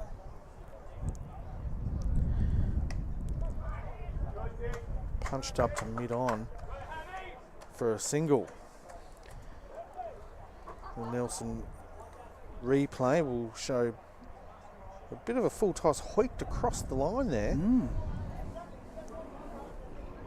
Now the left-hander Watson's on strike. He's 5 balls so far, has wielded 7 runs. So he's come out and wrested that momentum away from Uni back to Kensington.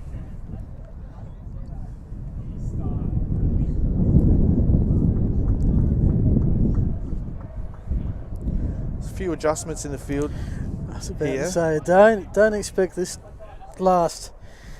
What have we got? 29 deliveries to be Yeah, no, they're be all taken quickly. That's right. Now this might take a little bit of time because Leo, the captain, wants to get this right. There's Oh, look at the gap now on the onside. Yeah, there's just a sweeper out here, and it's been smashed over the top. That's just like a pitch and run, isn't it? Sandwich. Yeah, that's just stopped. So it got quite high. Bit of a top edge there. Only for 1 run.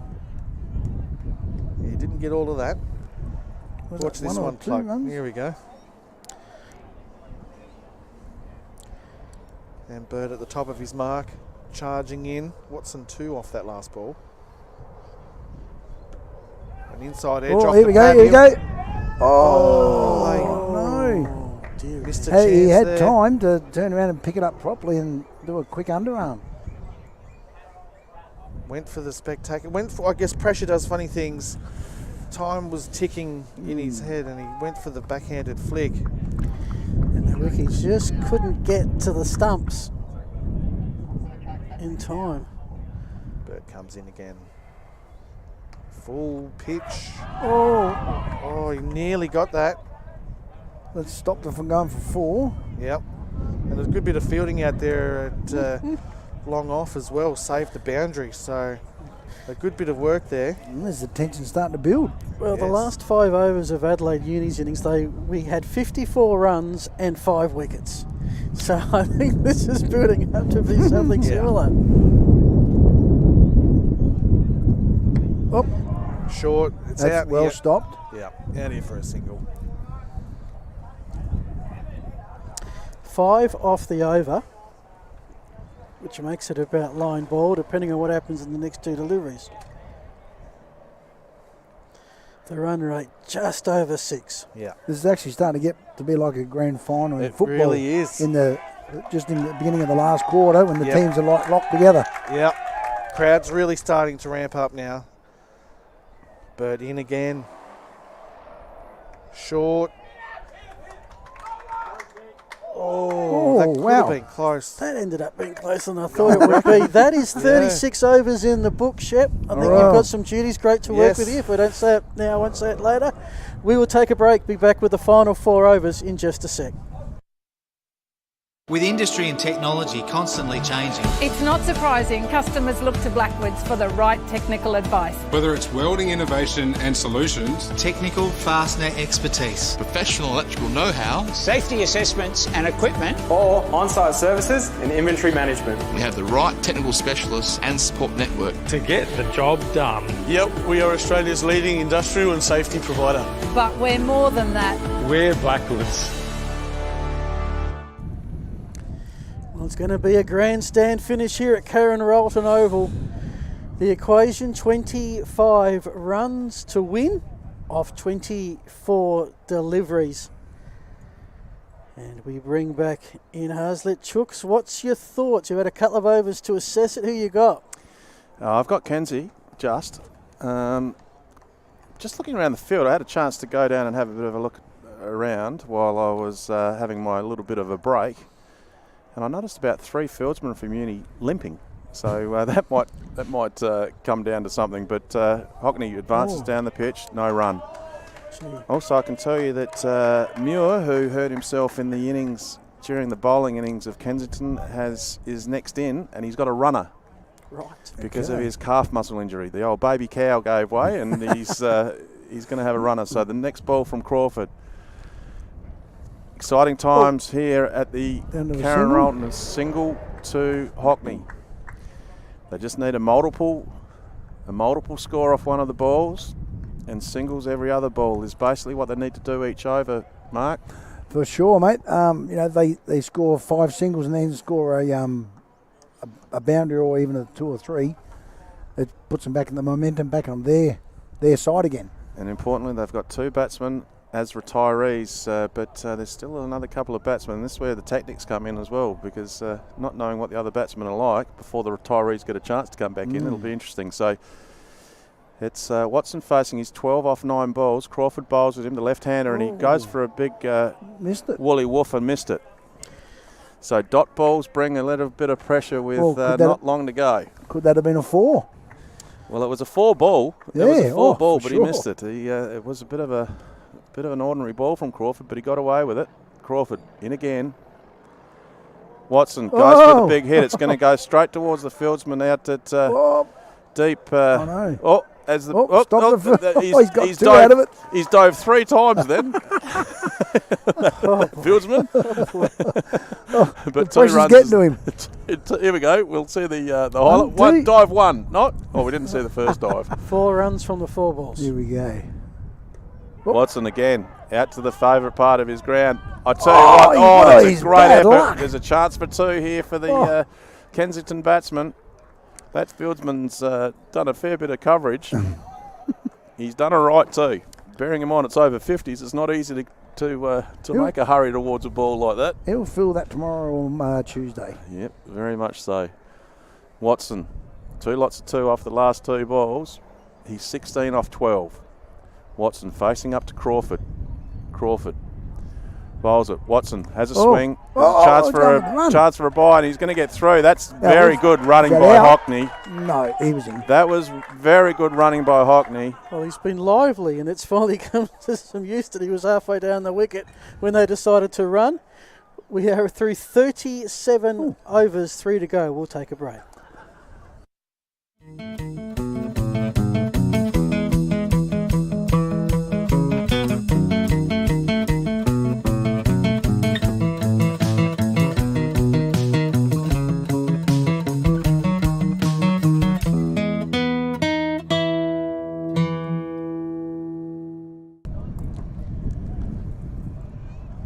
As we see an ambitious single. Ooh. Very cheeky. It wasn't. He was lucky he got his bat down in time because he didn't slide it. But a crucial he run. He just got his bat down and he hit the stump. So 19 runs, 18 deliveries. Interesting situation because Bert's coming to bowl his last over, which means there'll be 1 over left this end that someone will have to bowl that hasn't bowled for a while. And that'll be the last over of the game. I'm glad I'm not the bloke who's going to be handed the ball for the 40th over because it is tight. Big crowd here at the Karen Rolton Oval. Just quick cheerio to all the sponsors. Cheerio to everyone that's made today possible. Cheerio to Telf for all the work he's done. And a big cheerio to all the players because it's been a great game. Bert into Watson. Watto's hit it down. It's gone straight. It's gone long. It's gone 4-4. A great way to start the over. That's what they need. They need a multiple, and that's what's happened. Watson, once again, bringing the chocolates to the table. That's his 20th run off 14 balls. Good strike rate. Taking the run rate down to 5.29 now. It dropped by a run of ball, just a run and over just with that shot. This is a good point to maybe remember that Kensington's wins, 5 of them, have all been decided in the last over. Bert to Watson. Watson waited for that one. It was a slow ball. A single. Oh, no. Might be a chance for an overthrow. No, they've decided against it. And the reason I bring that up is that all season, when they've been in a close game, they've won it. This is obviously it's higher stakes right now, but this is just a normal Sunday afternoon of the over 50s cricket for the Browns at the moment. That's right. For those people that love their cricket, it's always good for a nice close game. And once again, I'm going to say it with tongue in cheek because we're all over 50, but the experience of Kensington is showing they're doing this run chase beautifully. That's right. They're timing it right. They're not doing anything silly. The slow clap has started. Yeah. It's starting the crowd involvement. Bert to Hockney. Hockney gets it square. Oh, well fielded. Well fielded. No run. None for 34, Bert. His bowling figures have certainly been better than that. He's probably deserved to get a couple of wickets, to be honest. He has bowled well. He's bowled very well. Particularly early on. 7.3 overs, none for 34. He comes in from the southern end, bowling into Hockney. Hockney 16 off 22. Nice cover drive. Goes straight to the fieldsman. Good piece of work. I don't think the keeper had the ball. No, I don't think he did either. No, you're right. So a quick single there to Hockney. It's easy to say this, but I think the fieldsman actually went to the wrong end. I would have gone bowler's end, to be honest, but once again, when you're in the heat of the battle, it's hard to know what to do in a hurry, that's for sure. Watson will now take face. Bert gets to the end of his bowling run-up, turns around, looks at Watson. Watson turns away and walks away from the crease and says, hang on a sec, you're changing the field. Let me see what's happening. And that's exactly what he is looking at. Leo, the skipper of Uni, have changed the fieldsman over for someone who's a bit quicker on the boundary line. And Bert comes in to bowl to Watson. Watson, big swing. That's 4 runs. That's a great shot. A bad ball. That is a very, very good shot by Watson. And I reckon that's just about put one hand on the shield. Still now 9 off 13 balls now. Burt very disappointed with himself. Gave him a full one, and Watson good enough to turn it around the corner to go for 4 through the square leg area. Great batting by Watson. Unfortunate situation for Burt. Burt comes in, last ball of the over, finished his spell, and Watson just chips it around his pads, goes down towards fine leg, and will be a single, and he'll keep the strike. Good batting by Kenzie, good batting by Watson. 10 off the over. Not what Uni needed. So it's 8 from the last 2 overs. A bit of dejection there from the Uni players after that over, but once again. Should mention that at the conclusion of this game, we will have a presentation ceremony, which we will stream as well. We'll include some Spirit of Cricket awards. I think there's a most valuable player in there as well. And of course, what everyone is here for today, the awarding of the Premiership medallions. And at the over 50s, is it a cup, a plaque, a shield? I haven't seen the trophy for this competition. I'm pretty sure it's just a plaque. Yeah, I think it's a shield, but we'll find out. I guess I should remember, shouldn't I? Mind you, I didn't want to bring up last year again. We're over 50s. We're over 50s, so we've got bad memories as well. Well, I've played in 3 grand finals and never won one. Yeah, what was your name again? Or so many experiences, you can't tell which one's which. Crawford about to bowl his 7th over for the day. He's very good with the bat, and he's bowled all right too. Number 35 off his 6. A little bit expensive, but once again. Needs a maiden. Watson facing. The left hand has been batting well. Oh, that's the big heave-ho. It's gone straight up in the air. Cover fieldsman comes underneath, and it's a great catch. Wow. He didn't show a great deal of confidence under that ball, but he's caught it beautifully. That wind swirling around Absolutely. That's a very good catch under the circumstances, and a good innings of 26 runs off 17 balls, off 18 balls, I should say, for Watson. And with that strike rate, put Kensington into a good position, that is for sure. Knock. Yep, absolutely. Right man for the right moment. Now, this epitomises over 50s cricket. Yep. Good quality cricket, and it's also epitomises cricket in the sense that we've got a batsman coming out with a runner because he hurt his calf muscle while he was bowling. Yeah. And that can be a hindrance for him when he's batting as well. Absolutely. You can't play your proper striding shot. Absolutely. Where you've just got to try and slog it. Well, he's not. I don't think he's too sure what he needs to do with the runner because he's just going to talk to the other batsman, but he's going to have to come out to the square leg umpire. Could we have a super over? I was going to ask, are we at that point where we consider what happens if it is tied up at 2:08 after a 40? What they should do is go from one end of the pitch to the other one, line all the guys up who can get the quickest without injuries. Yes. Okay. There's the plaque. The first one to get there can have it. Either that, or just have a fatigue test. See who can run the most laps after the game. Last man standing. Anyway, good wicket to Crawford. Hockney will be facing due to the fact the crossing of the batsman during that sky ball. Good catch by the Uni fieldsman, and as I say, Watson batted well to get the strike rate down. Now, from somewhere, Kenzie have got another run here. They've got 8 needed. Crawford into Hockney. He's been stumping the wicket. Wow. He has been stumped. Well, game on. He's on a hat-trick. He is on a hat-trick. I'm not sure whether Hockney needed to do that. But anyway, the excitement level increases once again. Good bowling by Crawford. He batted very well, and he's bowling well in the death. It's fantastic. He's pretty happy with himself. And rightfully so. Just repeating, those people that are tuning in for the first time, that Kensington have still got 2 batsmen that have made 40 that retired that can come back in. So right now for Kensington, with 10 deliveries left and 8 runs, they're so close. They have, in theory, their worst batsman, their number 11, and a batsman who needs a runner. Yep. Just repeating, I said 2. There's actually 3 retirees. 3 retirees, that's right. So if they get to 7, the retirees come back. Yep. So is this almost where you sacrifice, if you feel you can't get the job done, to sacrifice yourself to bring in those guys? That's a very long question with a very short answer. Yes. Yeah. Okay. That's well, you don't want to be doing it deliberately, Phil. No. But yes, I'm picking up what you're putting down, Phil. You're very good assumption, and yes. And where the guys have retired, they were early on. If they come out of bat, they may be a little bit stiff. Yep. Hat trick delivery here. I'm You know, on a yeah. hat trick Yes. delivery, and I'm just wondering how attacking this field's going to be.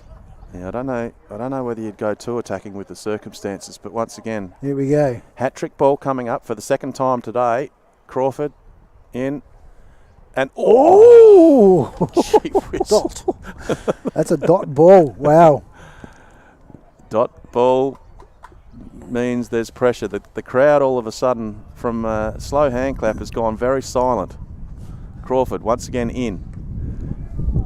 Once again no another run. dot ball.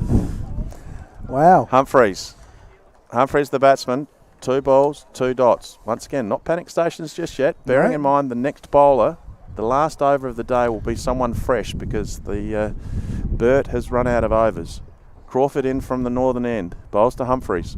Oh, no hits it. run There's there. a chance for no. The short fine leg fielded it. The tension is building. The crowd, there's part of the Kensington cricket team that has been playing aren't watching. Jeez, They've got their eyes covered because they're very concerned about the circumstances that we're now in. Kenzie's like bringing to the last over, don't they? Crawford, last ball of his over. And it's well done. Good piece. That could be He's close. done- He's that's a great piece of wicket keeping. Backhanded stomping. That is a great piece of fielding by the keeper. Gee whiz.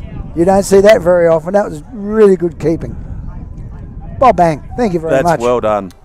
Good umpiring as well. Yes, very good umpiring. Very good wicket keeping. We're down to the last So- over, Phil. You wanted a close game, I- Phil. oh, We've got one. So Whoa. if this was over 60s, that would have just been the end of the contest. But it's over Wow. 50s.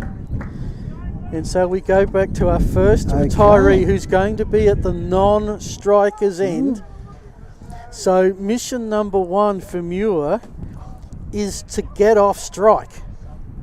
Can I just replay or rewind a little statement that I made earlier on in the day, and the fact that the ramp shot was brought in with a couple of balls left, Phil? Were those opportunity for a couple of runs extra for Uni? No, it was the 5th delivery of the 40th over. They finished the ball early. Yeah, I suppose. It's only one ball, but it might be a very Well, important one. The problem with, and this is whatever sport, Yep. a close result leads to 100 what ifs. Yeah, absolutely. Coulda, woulda, shoulda. Yep. But Good call, Phil. coming to Now, who this- are they going to use for the last over, boys? Battersby? Yes, they are. Looks to be. But, you know, like just the way the game's been played today, it's so close. Where it's not a blowout for either side. And it's been a really good game. Really hope that our viewers are enjoying the coverage. Oh. Still comes back in. He retired on 40 earlier on in the day. As you can see by the strike rate, he's made his 40 and 31 balls, so he knows how to hit the ball all right. So And they've put the right batsman back in. he batted beautifully. But he's at the wrong end. Correct. So what they've got to do now is just bowl Yorkers so they can't get that run. And just emphasising a rule that we mentioned earlier, Phil, is that the retirees, there's 3 retirees, they had to come back in the order that they retired. Yeah. So, Okay. so you can't pick your batsmen that No. are retired as to the situation you're in. So it is still coming in coincidentally, and it's probably the best choice for someone to come in, to be honest. And has the lactose built Yep. up in their muscles Yep. where they're going to be stiff. Geez, you're starting to get serious now. I know, mate. That's very, that's very I'm talking from experience. Dr. B Double here. And it does. Lactose plays a big part in that. There's a lot of tension. The Kensington players on the sidelines are biting their nails and turning away and can't watch. There's Nathan Bassett looking down on the ground there. He's limbering up. Muir's going to be facing. Muir has not faced a ball. This is the last over. 8 runs to win. Battersby has bowled 5 overs for 16 runs, so he's been economical. Not He much comes pressure on in the batsman. from the southern end. First ball. Goes to square leg. Oh, that's where he's got the runner. He's got the runner, and the runner makes it easily. 1 ball, 1 run. 7 to win, 5 balls remaining. Wasn't the most convincing square cut I've ever seen, but it's got the job done. It's got him off strike. That's right. And it's got the batsman in steel on strike. Once again, a big cheerio to anyone who's been involved in getting this coverage up and about, because it's been a great game of cricket and hopefully all our viewers are enjoying it. Battersby comes in for the second ball of the over. Still the batsman. Still. Oh, he goes high. It's going to be safe. The wicket keeper's after it. They're going to get at least 2. They turn stumps and still gets back easily for 2. Good piece of work by the wicket keeper. 5 from 4. A boundary to tie it. How's your nerves, boys? Are you going all right, Phil? I'm thinking of the second over. I have super no. over. I mean, look, my first job in cricket, I was the scorer for the Adelaide Uni C grade, aged 15. That's my entire association with these two clubs, and I'm as nervous as. I want a super over. Battersby comes in to bowl to Steele. Steele, big swing, goes out towards the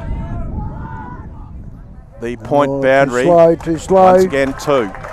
2 to Steele. 2 to Steele. And now it goes to 3 off 3. 2 to tie and get your super over. 3 to take the title. 3 balls left in the over. There's been a change of fieldsman. The person who just threw the ball in hurt his shoulder, so they've changed over fieldsman on the boundary. 3 balls left in the over. 3 runs to win for Kensington. First year into this comp. Maybe a premiership. Steele hits the ball straight down the ground. Deep mid-ons there. They've kept it to 1. Okay, so then they actually need a dot ball now. That's not a bad result for Uni, I reckon. They need a dot ball. They've still got 2 retirees, but they're not going to need them both, obviously. There's 2 balls left. 2 runs to win. 1 run to tie. Battersby bowling. And the field's come in. Skipper's done the right thing. The fielders have come in. They've still got a deep third man. I'm not sure whether I'd have him down there. As we speak, he's coming in. Yep, I'd be saving the single. Yep, the deep third man's wandering in slowly. He's not coming in all the way, which is interesting. No, he's going to be short. You'd keep everyone in close, you would think, cutting off the single. No, Leo wants him back. Interesting. On the boundary. I'm not sure. I'm not, because it gets past him. It's going to be a win. Battersby comes in, second to last ball of the game. He comes in, bowling to Muir. Big swing, hit him on the pad. Here we go. An appeal, a shot at the stumps.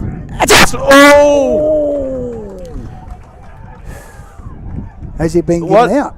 Has the umpire given him out? Yes. He's walking. Yes, yes. I'd like to see that again. So If we can get that replay again, keep an eye on it, boys. If we can get an eye on the replay, to the naked eye, he might have been just I thought he was home by the naked eye, but we'll keep an eye on that. But anyway, you know what? You were talking about a super over. You might get one. Well, a single. What have we got? A dot ball, Uni win. 1 ball left. A single super over, 2 Kensington win. The Karen Rolton Oval is alive and well. Don't you worry about that. There's a huge crowd here.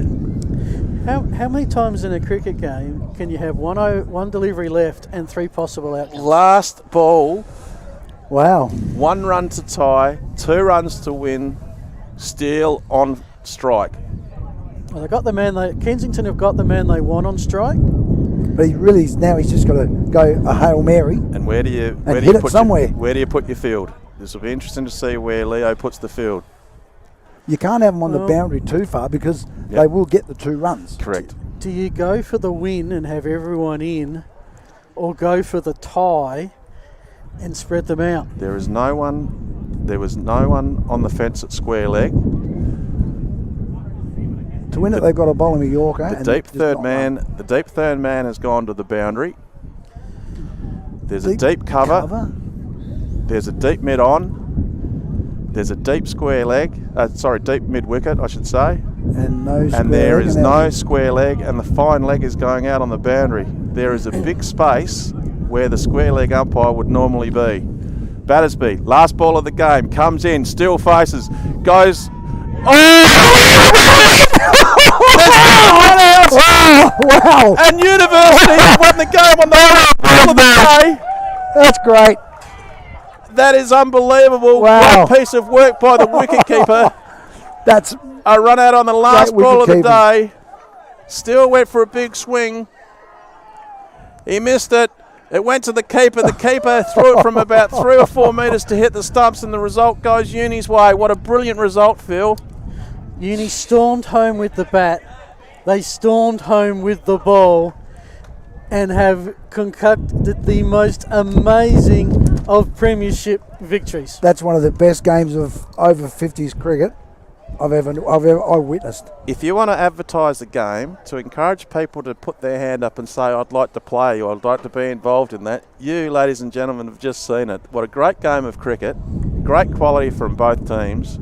A great result. In fact, probably the best result we could have had would have been a tie, because both teams deserved to win, to be honest. But what a great game of cricket. And, gee, I tell you what, throwing down the stumps from 3 or 4 metres. That's pressure. With gloves on. Yep. Very good, and you can see the celebrations from the Adelaide University players. Great sportsmanship by both teams. Once again, there has been all day. The Kensington boys going out to shake the hands of credit to them. Shake the hands of the winning team at Adelaide University, and they haven't won a premiership. They've been in the comp, but they haven't won a premiership. They've Phil. been bridesmaids twice, and there was numerous occasions when they looked like they might be bridesmaids for a third time. Not to be. Congrats to them, and look to Kensington, who, to say they fell into the finals would be not correct, but they were such underdogs coming in. They beat the unbeaten team. Yep. And then they took the second team to the very last ball. But, Just a special mention also, sorry to cut you off there, Mark, but a special mention to Ryan Burt too. He'd come in cold. Yep. He'd come in cold to bowl the last over because he hadn't bowled from that end for a little while. Battersby. Battersby, sorry. Burt when he came in for his second spell. And Battersby, I should say. I'm sorry. Come in and bowl that last over. He would have been doing the proverbial. He would have been panicking like anything. And absolutely brilliant performance by Battersby to bowl the way that he did. The wicket keeper, the run out, excellent. And once again, sportsmanship being shown by both teams, shaking hands. Everyone's shaking the hands of the umpires who did a great job. And what a great game of cricket. And you know what? If you want to play over 50s cricket, that's the sort of game. That's the sort of game that we're going to be watching, because it was a very good game and a very close game and very entertaining. Yeah, all credit goes to Kenzie's the way they've played the game. There was no animosity through the finals. Normally there's some bit of animosity, but it was just a great game to watch and be involved in. A big crowd here that have enjoyed a very good game of cricket. So well done to Adelaide University and well done to Kensington as well. It's their first year in the comp, and they've made the grand final, and they've basically lost on the last ball of the day. So as Phil mentioned earlier, Kensington should. I know they wouldn't feel like it now, Phil, but they should hold their heads up high and be very proud, because first year in making the grand final and not losing on the last ball is heartbreaking, but they should be very proud of their efforts. Heck of a first impression. Yeah, Can't wait to see what they do for an icon. And the thought that I've got in my head is back to that Adelaide Union is that was crumbling at the drinks break. Yeah. And the captain came out, Leo Panzerino, and took it and led the way. I bet that Achilles is feeling pretty good at the moment. He won't feel anything in about 2 hours, I don't reckon. No. We're going to go down to Shep.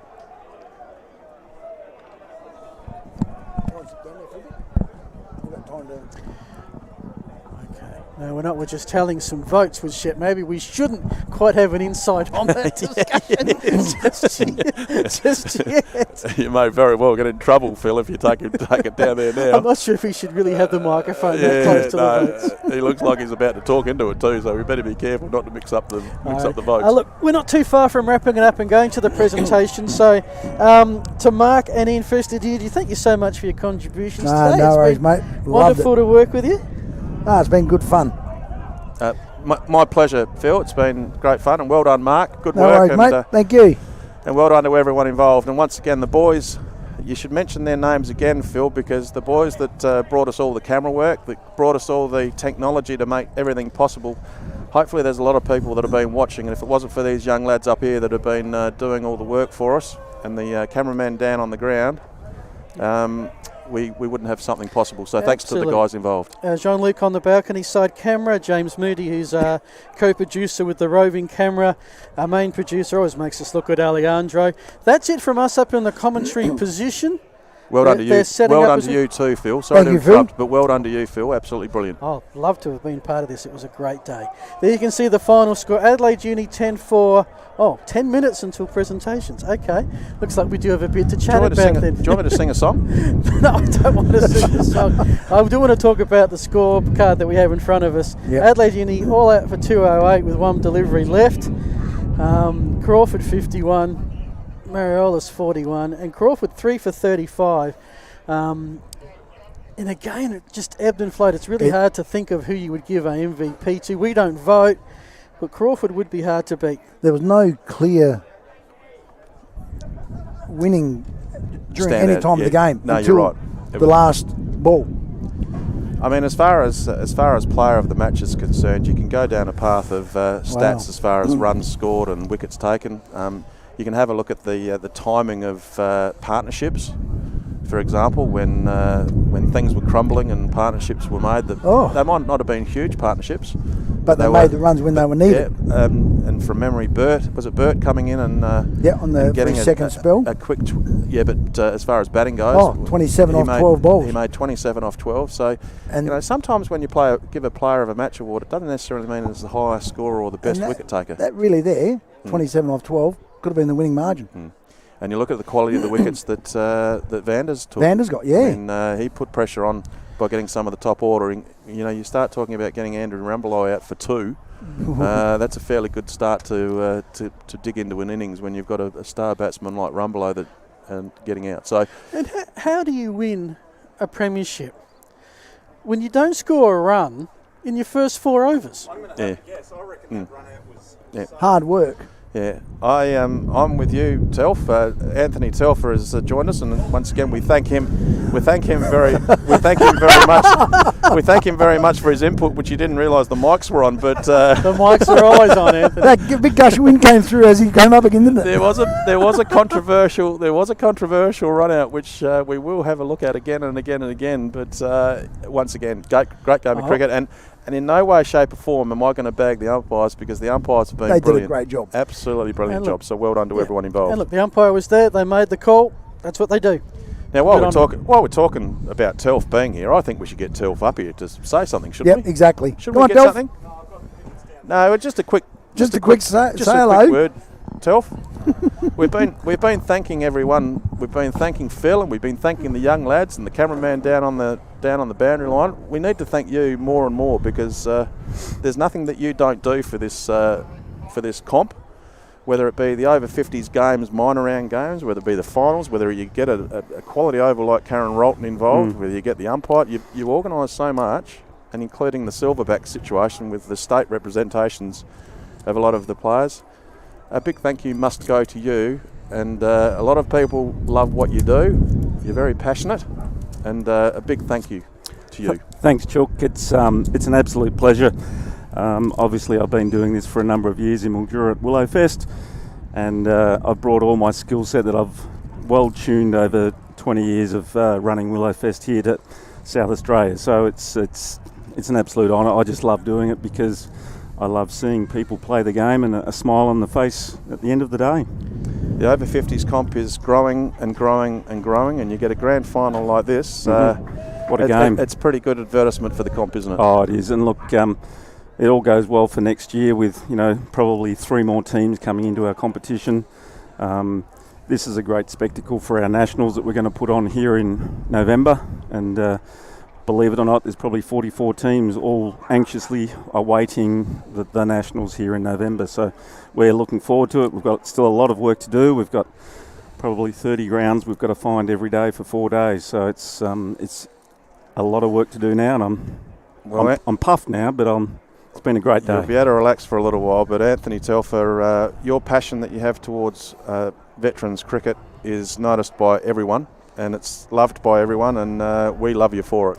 What you do for us as old farts that want to play cricket is absolutely second to none, and I know I've got a microphone in front of me and talking about you publicly. There's a lot of people that love the game of cricket over the age of 50 that would love to have an opportunity to thank you and appreciate what you do for us, mate, because it's outstanding what you do. Thanks, Chook. And look, thank you to everyone that's helped out here today. The boys from Dartfish, all the commentators, the umpires, all the spectators, and all of the people that have been tuning in over the last 6 hours of cricket. Hope you've enjoyed the day and what we brought here to veterans cricket. So thanks again. I'm going to go down and help with the presentation. So Anthony Telfer, you're a champion, and we thank you for it. Thanks, mate. Good on you, mate. Thanks, Anthony.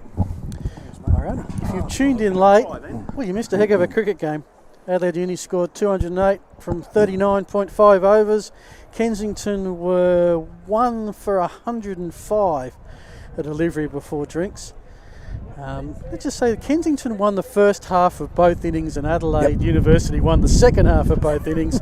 And when you put it all together, it came down to the last ball. One hell of a great game. That's right. Well, Mark was talking throughout the whole afternoon. What about a super over? What about a super nearly over? got there. We nearly got there, didn't we? We did. We did indeed. A great game of cricket, and as mentioned with Telf, great advertisement. And looking down under the balcony that we were on doing the commentary, there's the uni boys having a beer, there's the Kensington guys having a beer, they're mixing in together, and you know what? It's what it's all about. All these guys are mates on and off the field. They play cricket to win, but they're also in a situation where they're good mates and the spirit of cricket is alive and well, that's for sure. And that's where the camaraderie comes back in again now. Absolutely. Now, they've played against these guys, they'll be mates for their life, because they'll say, hey, I remember playing you 30 years ago in a grand final, we beat you. It's not all about winning. No, winning's great, but it's not all about winning. These two teams have been showing their sportsmanship all the way through the afternoon and all through the year. And the funny thing was, Adelaide Uni finished second. Yep. Kenzie's finished fourth. Yep. It wasn't the top two, the top side and the third side didn't make the grand final. I wish it was. Well, we're in a way as the boys, because you came to come and join us for the afternoon. We're not too far away from the presentations. Thank you for bearing with us through that, as both teams I just wanted to have a bit of a celebration, which is fair enough, and I think that they will continue long into tonight. Good crowd here too, Phil.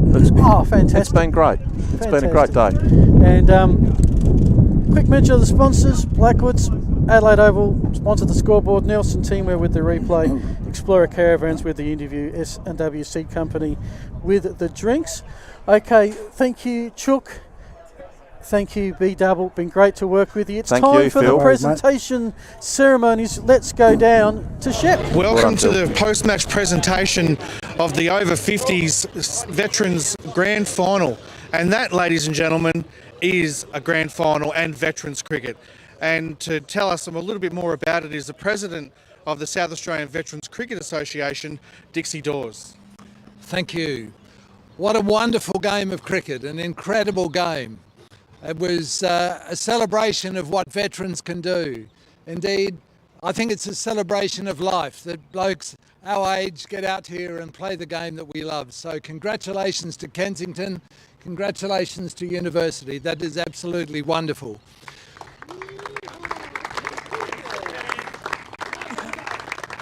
There are many people to thank, all of you supporters who've come out and supported the teams.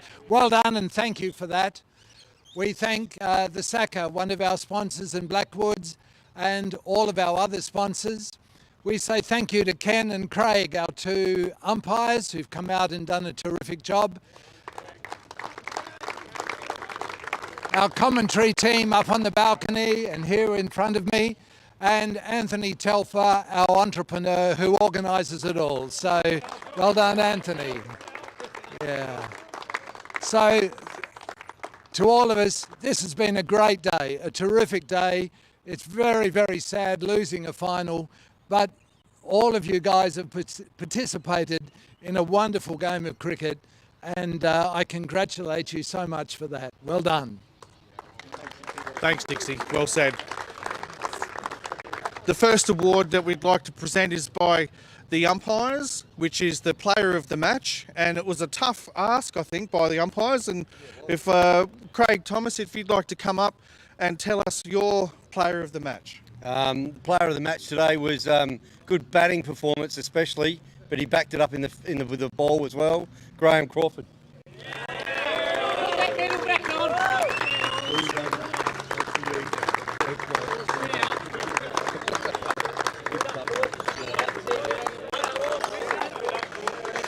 Unfortunately, with a great game like this today, there has to be a runner-up, and I'd like to introduce the runner-up captain, Andrew Rumbelow. Commiserations, Rumbles. It was an absolutely brilliant game of cricket. It was. Really befitting the spectacle that is veterans cricket. You guys put in an awesome performance, but just couldn't get the job done in the end. No. Well, Uni played really well. That's why. So I'd like to congratulate the Uni boys. Like an awesome game of cricket, and everyone's a winner. To be honest, I think that days like this, I'm looking forward to in the future, because it's just great to play with a bunch over here that are amazing bunch of fellas. But today the Uni boys were too good. So Leo, to you and your boys, great game of cricket. But I feel we won as well. So. Absolutely, you won, and the spirit of cricket is alive and well, especially in veterans cricket. And part of the post-match presentation, not just of the grand final, but during the whole season, is that each team gives each other a Spirit of Cricket award, and you guys have chosen your Spirit of Cricket award, and who have you decided? Well, can I hold that? Yeah, sure. Is that all right? Yeah. Look, our amazing scorer, team manager, everything that he does for us, Roscoe, has actually slipped up for the first time probably in his life, I suspect, and he forgot it, so he's off getting our bottle of wine. Yeah, that's the award. We don't need to go and get a bottle. He's gone to go and get a bottle. Look, I didn't know there was a Player of the Match award. We would have given it to Crawf, the Spirit of Cricket, because I thought he dominated the game and played really, really well. But I think now that there's a second award, I'm not going to go Crawf, so it's not anything more than, for this one, sharing the love. I'd like Leo to accept this because, he played incredibly well with a crook calf, came out and changed the game around when I thought we were on top. But he does so much for not only the Uni blokes, but for cricket in general. And he's a really deserving Spirit of Cricket person. So, Leo.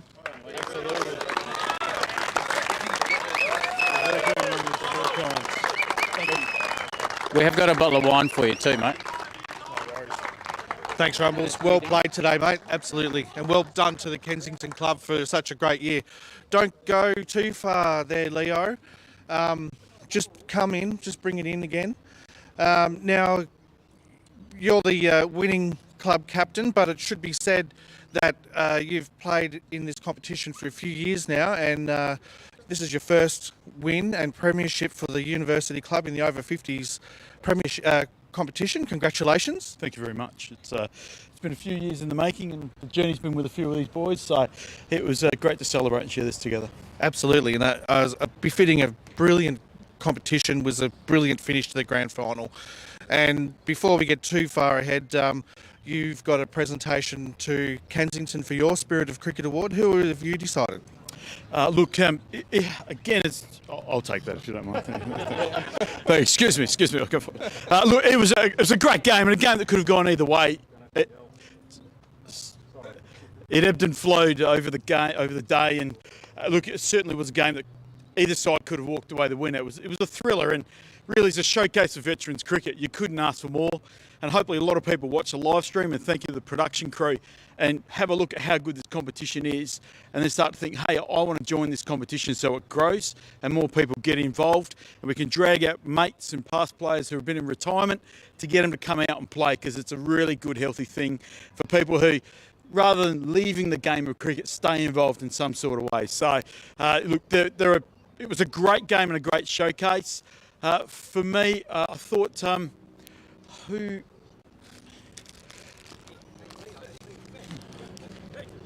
Oh, and we have a bottle of wine.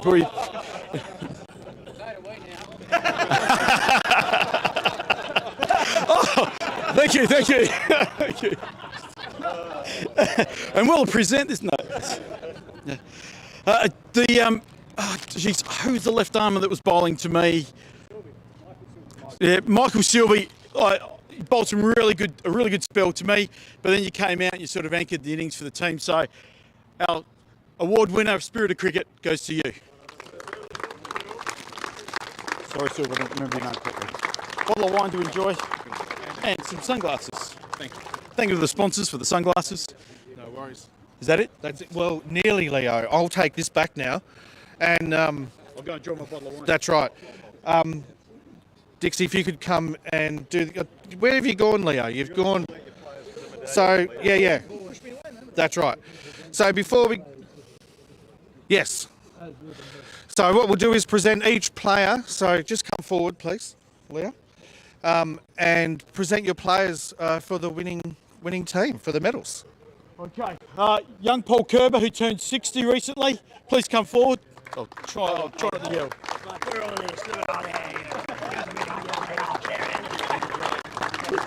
There's much love in this team.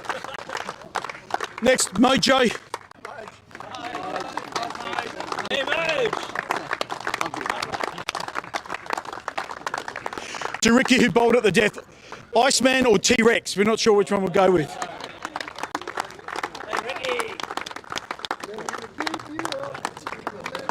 Next, has many nicknames, Vanders, the statue, but Rolls Royce, please come forward.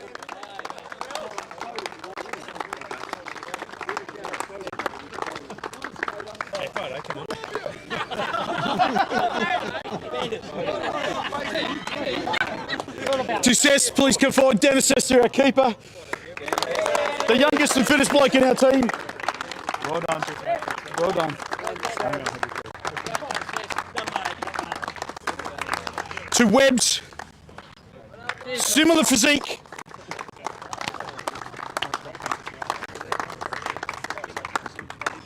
Gravesy Johan, or the magician.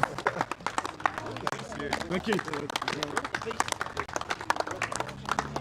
To Nug.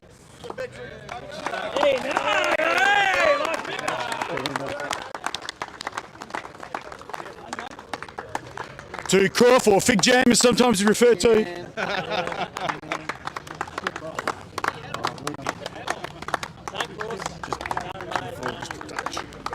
I'm getting pushed around a lot here. To Riguardo, a man I've played many games of cricket with over the years.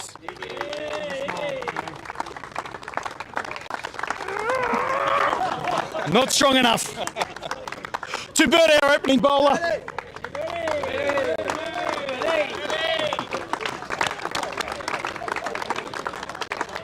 To Strunky.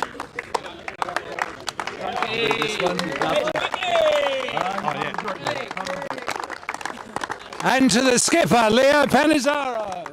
And to Reno. Close. There's one more thing to do. Again, thank you to everyone involved. To Telfer, who is the modern godfather of veterans cricket, driving the competition. To SAVCA for letting us use Karen Rolton and continually driving the sport and the game. To all the Kenzie boys, to Rumbles, thank you very much. And thank you to the umpires and everyone involved over the year. To all the supporters, to the uni boys, to all the Kenzie people that came out. To my wife, because she'll kill me if I don't thank her for letting me play cricket and coach cricket. And to everyone who's been involved over the year, thank you very much. Thanks, Leo.